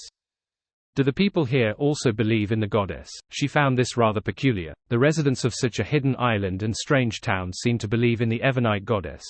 Keaton stared at it for a few seconds before saying, seems so. Then, he immediately added, it feels like the closer we get to the square and the cathedral, the longer it appears to be abandoned, be it the weeds on the road, the green plants on the surface of the buildings, or the mushrooms of all kinds. The closer they got to the center of the town, the more numerous they became. And the cathedral seemed to be covered in a green coat with many speckled holes. After a moment of silence, Harvey suggested, let's go to the cathedral. As long as the goddess is still watching this land, there won't be any particularly serious problems there. Captain Gray and Ol, Keaton didn't object, but the former reiterated the rules of this exploration. After entering the cathedral, you can only use your eyes to see and ears to hear. Don't do anything else. No problem. Weimar walked towards the cathedral at the side of the square. This left Harvey with no choice but to gesture a circle on her chest and simply ask for the goddess's protection. As there wasn't much time left, the 4 of them sped up and quickly arrived at the cathedral's entrance. They were in no hurry to push the door open and enter. They sized up their surroundings individually. Very quiet, Captain Gray concluded. The other 3 also expressed that they did not find any problems. The black cathedral's door was ajar. After Weimar exerted force with his hands, it slowly opened. The bottom of Captain Gray's black eye patch immediately lit up, helping him see the scene inside clearly. There were no tables or chairs in the hall. There were windows on both sides that shone with light, and it was dark red above. Drip, drip, drip. Drops of viscous, pale yellow liquid fell from the sky and hit the ground like rain, giving people the feeling that the dome was severely damaged and was facing a storm. Before Gray could speak, he saw the viscous, disgusting liquid dissolve into puddles. The puddles rolled and bubbled endlessly. The bubbles popped, and deformed babies with moist skin and pale yellow dirt crawled out. As these babies grew rapidly, they dripped more viscous yellow liquid, creating more puddles and stirring more bubbles. Wah! Wah! Wah! They began to cry. Just seeing this scene caused blood to flow from Gray's eyes. The eye patch turned dark red as if he was moved to tears by the birth of life. His mind was blank. He felt that every part of his body was nurturing a new life. The sharp pain snapped him to his senses, and he instinctively took a step back. The scene in front of Gray returned to normal. It was still the empty cathedral hall with wide windows that lacked maintenance, and a tall and magnificent dome. There was no viscous liquid that fell like rain, nor were there countless deformed babies and puddles everywhere. Huff, puff, Gray panted heavily. The next second, he turned around and shouted as he ran, "Run!" Thud, thud, thud. Gray rushed out of the municipal square. He did not care about Parvy, Ol, Keaton, and Weimar at all. He was already considered a responsible captain for still remembering to warn his teammates under the current circumstances. Thud. Thud, thud. Gray didn't dare stop at all. Relying on his amazing physique despite his blurred vision, he ran all the way out of the strange town, back to the crude port, and onto his ship. Ol, Keaton, Parvy, and Weimar rushed back in less than 10 seconds. Set sail. Gray ordered. Gray waited until the ship set sail before he bothered to check his injuries.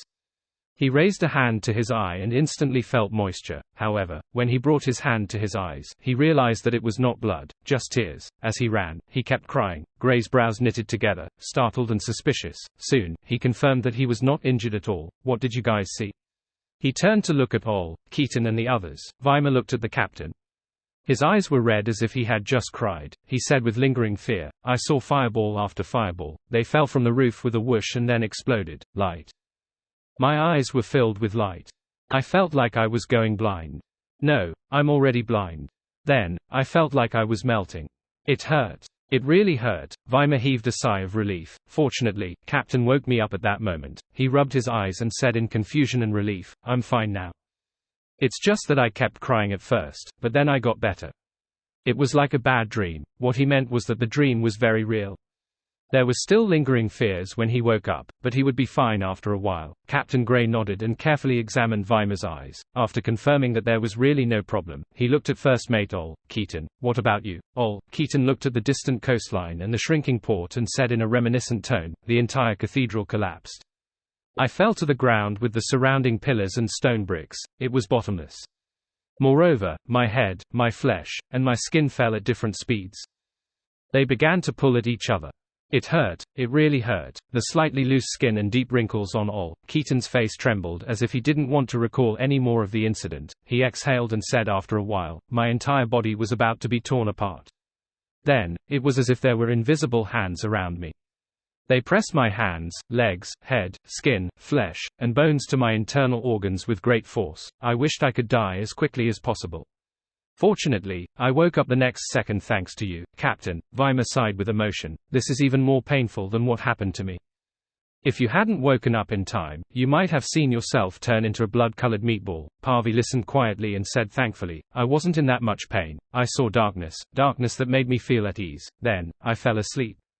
It was like I was back in my bed until I was woken up by you, Captain." Captain Gray nodded slowly. "From the looks of it, what we encountered or experienced is different. Moreover, we are left without any injuries. It's just some stress." Ol, Keaton affirmed the captain's statement. He then voiced his guess. "Perhaps we were under an illusion or hallucinated for some other reason. And because everyone has different personalities and experiences, what we saw and experienced were different." Before Ol, Keaton finished speaking, Parvy blurted out, "Mushrooms. Could it be those mushrooms?" "Those mushrooms were the strangest. Yes, definitely." Weimar agreed after being momentarily taken aback. It was common knowledge that one could be poisoned and end up hallucinating after eating certain mushrooms. In such a strange place, it was reasonable for one to be affected just by approaching the mushrooms. Captain Gray seriously recalled for a moment and said, "That's possible. There was a very faint, sweet smell in the air. The fragrance of some mushrooms, in the middle of a small town called Utopia, on the surface of the cathedral that was suspected to belong to the Church of Evernite. Mushrooms suddenly became active. They squirmed and crazily spewed out large amounts of spores. Before the spores landed, they had already grown into different mushrooms in the air. Then, they continued to create more spores, and in the gap between the black bricks occupied by the mushrooms and green plants, pale white, tiny, baby-like deformed palms squeezed out. Silently, the entire cathedral collapsed, and a bottomless pit appeared in the ground. The huge pit spread out, pulling the buildings over and shattering them into pieces. Elsewhere in the town, the large number of houses that had originally stood tall had long disappeared, leaving behind large pieces of colorful glass-like traces. In the depths of the ground, muffled sounds came one after another. In just a few seconds, the place had completely fallen silent. Buildings rose from the ground one after another, and the town quickly recovered as if it had a vitality of its own. The furnishings in the houses were almost the same as before, but there were certain differences in the details. What was left had switched to the right, and what was far became close. Late at night, on the ship, Weimar, who could not sleep because of what happened during the day, came to the deck and breathed in the moist sea breeze. "You're still awake?" He saw the bosun, Parvi. Parvi was still wearing the clothes she wore during the day. She looked at the dark sea in the distance and said, "I was going to sleep, but I suddenly recalled some details after I closed my eyes." "What details?" Weimar asked curiously. Parvi's face reflected the red moonlight as she said, "There's something else under the darkness I saw in the cathedral." Without waiting for Weimar to ask, she muttered to herself dreamily, "There were many skeletons, some children's and some babies. Some of them were normal, while others looked like monsters. It was packed with them, everywhere. Also, there seemed to be a raven hidden in the depths of the darkness." Grosel, Frunzier, who was closest to the giant, rushed to Grosel and caught him. Then, he slowly released his grip and stood up, as though he had just experienced a confusing dream. Ciatas tore out of Mobit's arms, and ignoring the pain all over her body, she ran to Grosel's side with the aid of the wind. She bent down and carefully observed for a moment. Then, she nudged the giant and hysterically shouted, "Wake up! Wake up, it's time for us to leave." Her voice softened into silence. Mobit stood by the side, seeing the giant unable to maintain his body as it wavered. Finally, it fell to the ground with a thud. He fell silent for a few seconds before exhaling. At that moment, Anderson and Edwina had already run to Snowman. One used a flame, while the other mimicked holy light to quickly defrost him. As Klein was nearby, he directly arrived by Grosel's side. His spirit-body thread's vision told him that the giant was dead. Only his spirit lingered, but it was beginning to scatter. This made his damage transfer powers completely useless. From the moment Grosel ignited the light of dawn and engaged the frost dragon in a second battle, he must have prepared himself for death. Klein fell silent. Mobit glanced at him and said with a rueful smile, "To be frank, I've not seen many giants. Most of my impression of them had come from books, teachers, and parents. I always thought that this race was cruel and violent, unintelligent creatures who were closer to monsters." However, Grosel wasn't like that. He was frank, honest, and optimistic. Although he might appear rather silly, he knew better than anyone what was right and wrong. He told me that this was because he wasn't one of those ancient giants. He wasn't even a second or third generation giant. The cruel and violent giants similarly had the ability to reproduce and give birth. As for the descendants, there would be more rational ones appearing from time to time. These descendants would reproduce and have more descendants, allowing the entire giant race to escape from the confines of being monsters. I don't know if I should believe him, but his existence has proven the possibility." As Mobit said that, he suddenly paused as though immersed in his memories. At that moment, Edwina and Anderson helped Snowman, whose body was still a little stiff, walk over. The ascetic struggled as he walked to Grosel's side. Looking at the tightly closed single eye, Snowman gestured the sign of the cross on his chest. He half closed his eyes as he whispered a prayer. "Father of all things, the great source of everything, here lies an honest and pure soul. May he enter your kingdom and receive eternal redemption." Ciatas opened her mouth as though she wanted to say that Grosel's faith was in giant King Ormir, but she ultimately chose to keep silent. She watched in silence as Snowman completed the prayer. "We have to leave as quickly as possible. No one knows how long this door will remain open," the elvish songster said as she surveyed the surroundings. Her sorrow and pain left her rather quick-tempered. She looked down at the giant and added in a heavy voice, "We can't let Grosel's soul dissipate in this illusory world. We have to bring him back to reality." "All right," Mobit immediately agreed. Klein and company didn't object either. Edwina turned her head and shouted at the mountain cave of ice and snow, "Danitz, you can come out now." At that moment, Ciatas's eyes darted around as though she had recalled something. She turned her head and said to Klein, "Do you have a pen and paper?" "Yes." Klein took out the fountain pen and notes he brought around with him. This was a professional trait of being a seer. Seatas received it and began scribbling on it.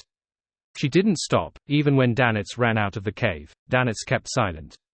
He was also in low spirits as well, lacking the joy and excitement he should have with the pending departure from this book world. Finally, Seatas stopped writing and handed the paper and pen to Klein. The formula you wanted. Aren't we completing the trade only after leaving? Klein mumbled silently in puzzlement.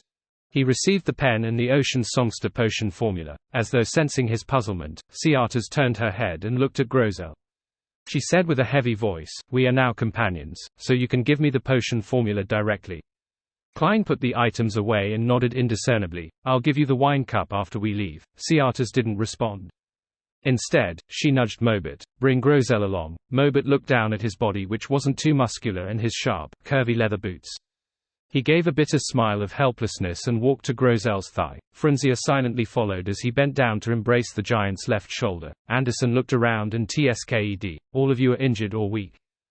Let me do it." He then lifted up Grosel's other shoulder. Klein was just about to help with the other thigh when Danitz rushed over to take the spot. Upon seeing this, he stopped in his tracks. He then watched Anderson and company lift Grosel as they walked towards the illusory snow-laden door. Klein, Edwina, Seatas, who stumbled as she walked, and Snowman silently followed beside them before they arrived at the exit formed from Ulasand's corpse. At that moment, Klein surveyed the area and discovered that the light blue blood that flowed out from the King of the North had vanished. It was as though it had never existed. Indeed, it's a conjured monster that's almost real. Klein walked behind as he watched Edwina take a few steps forward as she bent her back, placing her palms on the door. Then, Vice Admiral Iceberg exerted her strength and pushed open the snow-laden door. Silently, everyone saw everything disappear after turning illusory then transparent. Rows of brownish-yellow bookshelves quickly appeared before their eyes, along with the orange-yellow sun which had just set below the horizon, and a desk with a fountain pen, ink bottle, and paper. This was Vice Admiral Iceberg Edwina's cabin. Klein quickly placed the middle of the table in his sights. Sitting on it was a book filled with yellowish-brown goatskin. The book flipped to the end as a result of a formless wind. Klein and company then saw the epilogue. With the help of the crazy adventurer and the strongest adventurer, Grosel fulfilled his promise. He led his teammates and slayed the King of the North, but he also ended up sleeping forever in the Nation of Frost. It didn't even give our ending. Seatas, where do you plan on heading to next? Mobit released Grosel's thigh as he turned his head to ask the elvish songster. Seatas's eyes seemed to glaze over for a few seconds before she firmly said, "Seek out my race." Just as she said that, she suddenly saw Mobit's flaxen-colored hair rapidly turn white. His originally smooth face had obvious wrinkles. In just a second, Mobit was dying of old age. Seatas's heart tightened. Just as she was about to lunge forward, she was surprised to realize that she had lost the strength in her legs at some point in time. With a thud, she fell to the ground and realized that the back of her hands were covered in the aged spots of an elder. She instantly understood what was happening as tears immediately flowed down her face. She struggled as she attempted to crawl towards Mobit. Mobit had similarly slumped to the ground as he crawled towards her while extending his right palm. Seatas reached out her right palm and grabbed the wrinkled and thin hand. They raised their heads with great difficulty as their pupils reflected one another. The corners of their mouths curled up simultaneously before loosening weakly. Their eyelids drooped down and blocked out the light. Klein, Edwina, Anderson, and Danitz failed to react in time to such changes. They had no idea what they could do as they helplessly watched Grosel's corpse rapidly rot as his flesh and blood evaporated, leaving his skeleton and beyond a characteristic. As for Mobit, Seatas, Snowman, and Frunzia, they aged in seconds before breathing their last breath and repeating whatever had happened to Grosel's corpse. Their clothes had either disappeared or turned to dust. Their souls dispersed at extraordinary speeds before they were gone. Even the one who lived inside the book for the shortest time had been there for 165 years. Edwina muttered softly as she turned her head to look at that bones which faced the sea and sun. It was none other than disciplinary paladin Frunzia. He was sitting on a chair looking west, where Backland was. Snowman was seated cross-legged to the side. His corpse maintained the posture of praying. That's right. They've lived in the book world for centuries or millennia. With the rules of the outside world, as non-demigods, they should have died long ago. I should have realized this. Why wasn't I wary of this point at all? Could it be? Klein suddenly recalled the psychological influence on Mobit, Grosel, and company as he began having an idea. He once again looked down at the book bound by goatskin. He believed that it had many more secrets. This fellow is rather interesting. He died just like that. Anderson looked at Mobit's corpse as he smirked. At that moment, all the Beyonder characteristics had slowly condensed. However, Frunzier didn't produce anything similar to that. Edwina observed for a moment before softly saying, the potion he consumed was illusory, likewise for the strength he obtained. It's just like that frost dragon, it was likely conjured in the book world. It was almost real. Klein sighed silently. He was momentarily at a loss for words, so all he could do was maintain Gehrman Sparrow's silence. In the next 10 minutes, no one spoke in the captain's cabin of the Golden Dream until the 4 Beyonder characteristics took form. One of them was the size of a fist resembling a heart. It was covered with holes as it shimmered with the light of dawn. Another resembled a jellyfish. Its translucent exterior seemed to contain azure blue seawater, and inside it were vortices that were occasionally stirred by hurricanes or flashing silver lightning while emitting a faint, ethereal song. Another was a pure, bright crystal that exuded holiness. The last was a baby's palm with 5 thin stretched-out fingers as it kept changing colors due to the environment. Sigh, we can't just keep watching like this. Finally, Anderson broke the silence. Let's split the Beyonder characteristics. Just as Edwina's light blue eyes were dyed with pangs of fire, the hunter shrugged and said with a wry smile, I believe that they'll have wishes such as this, as we were companions who fought together.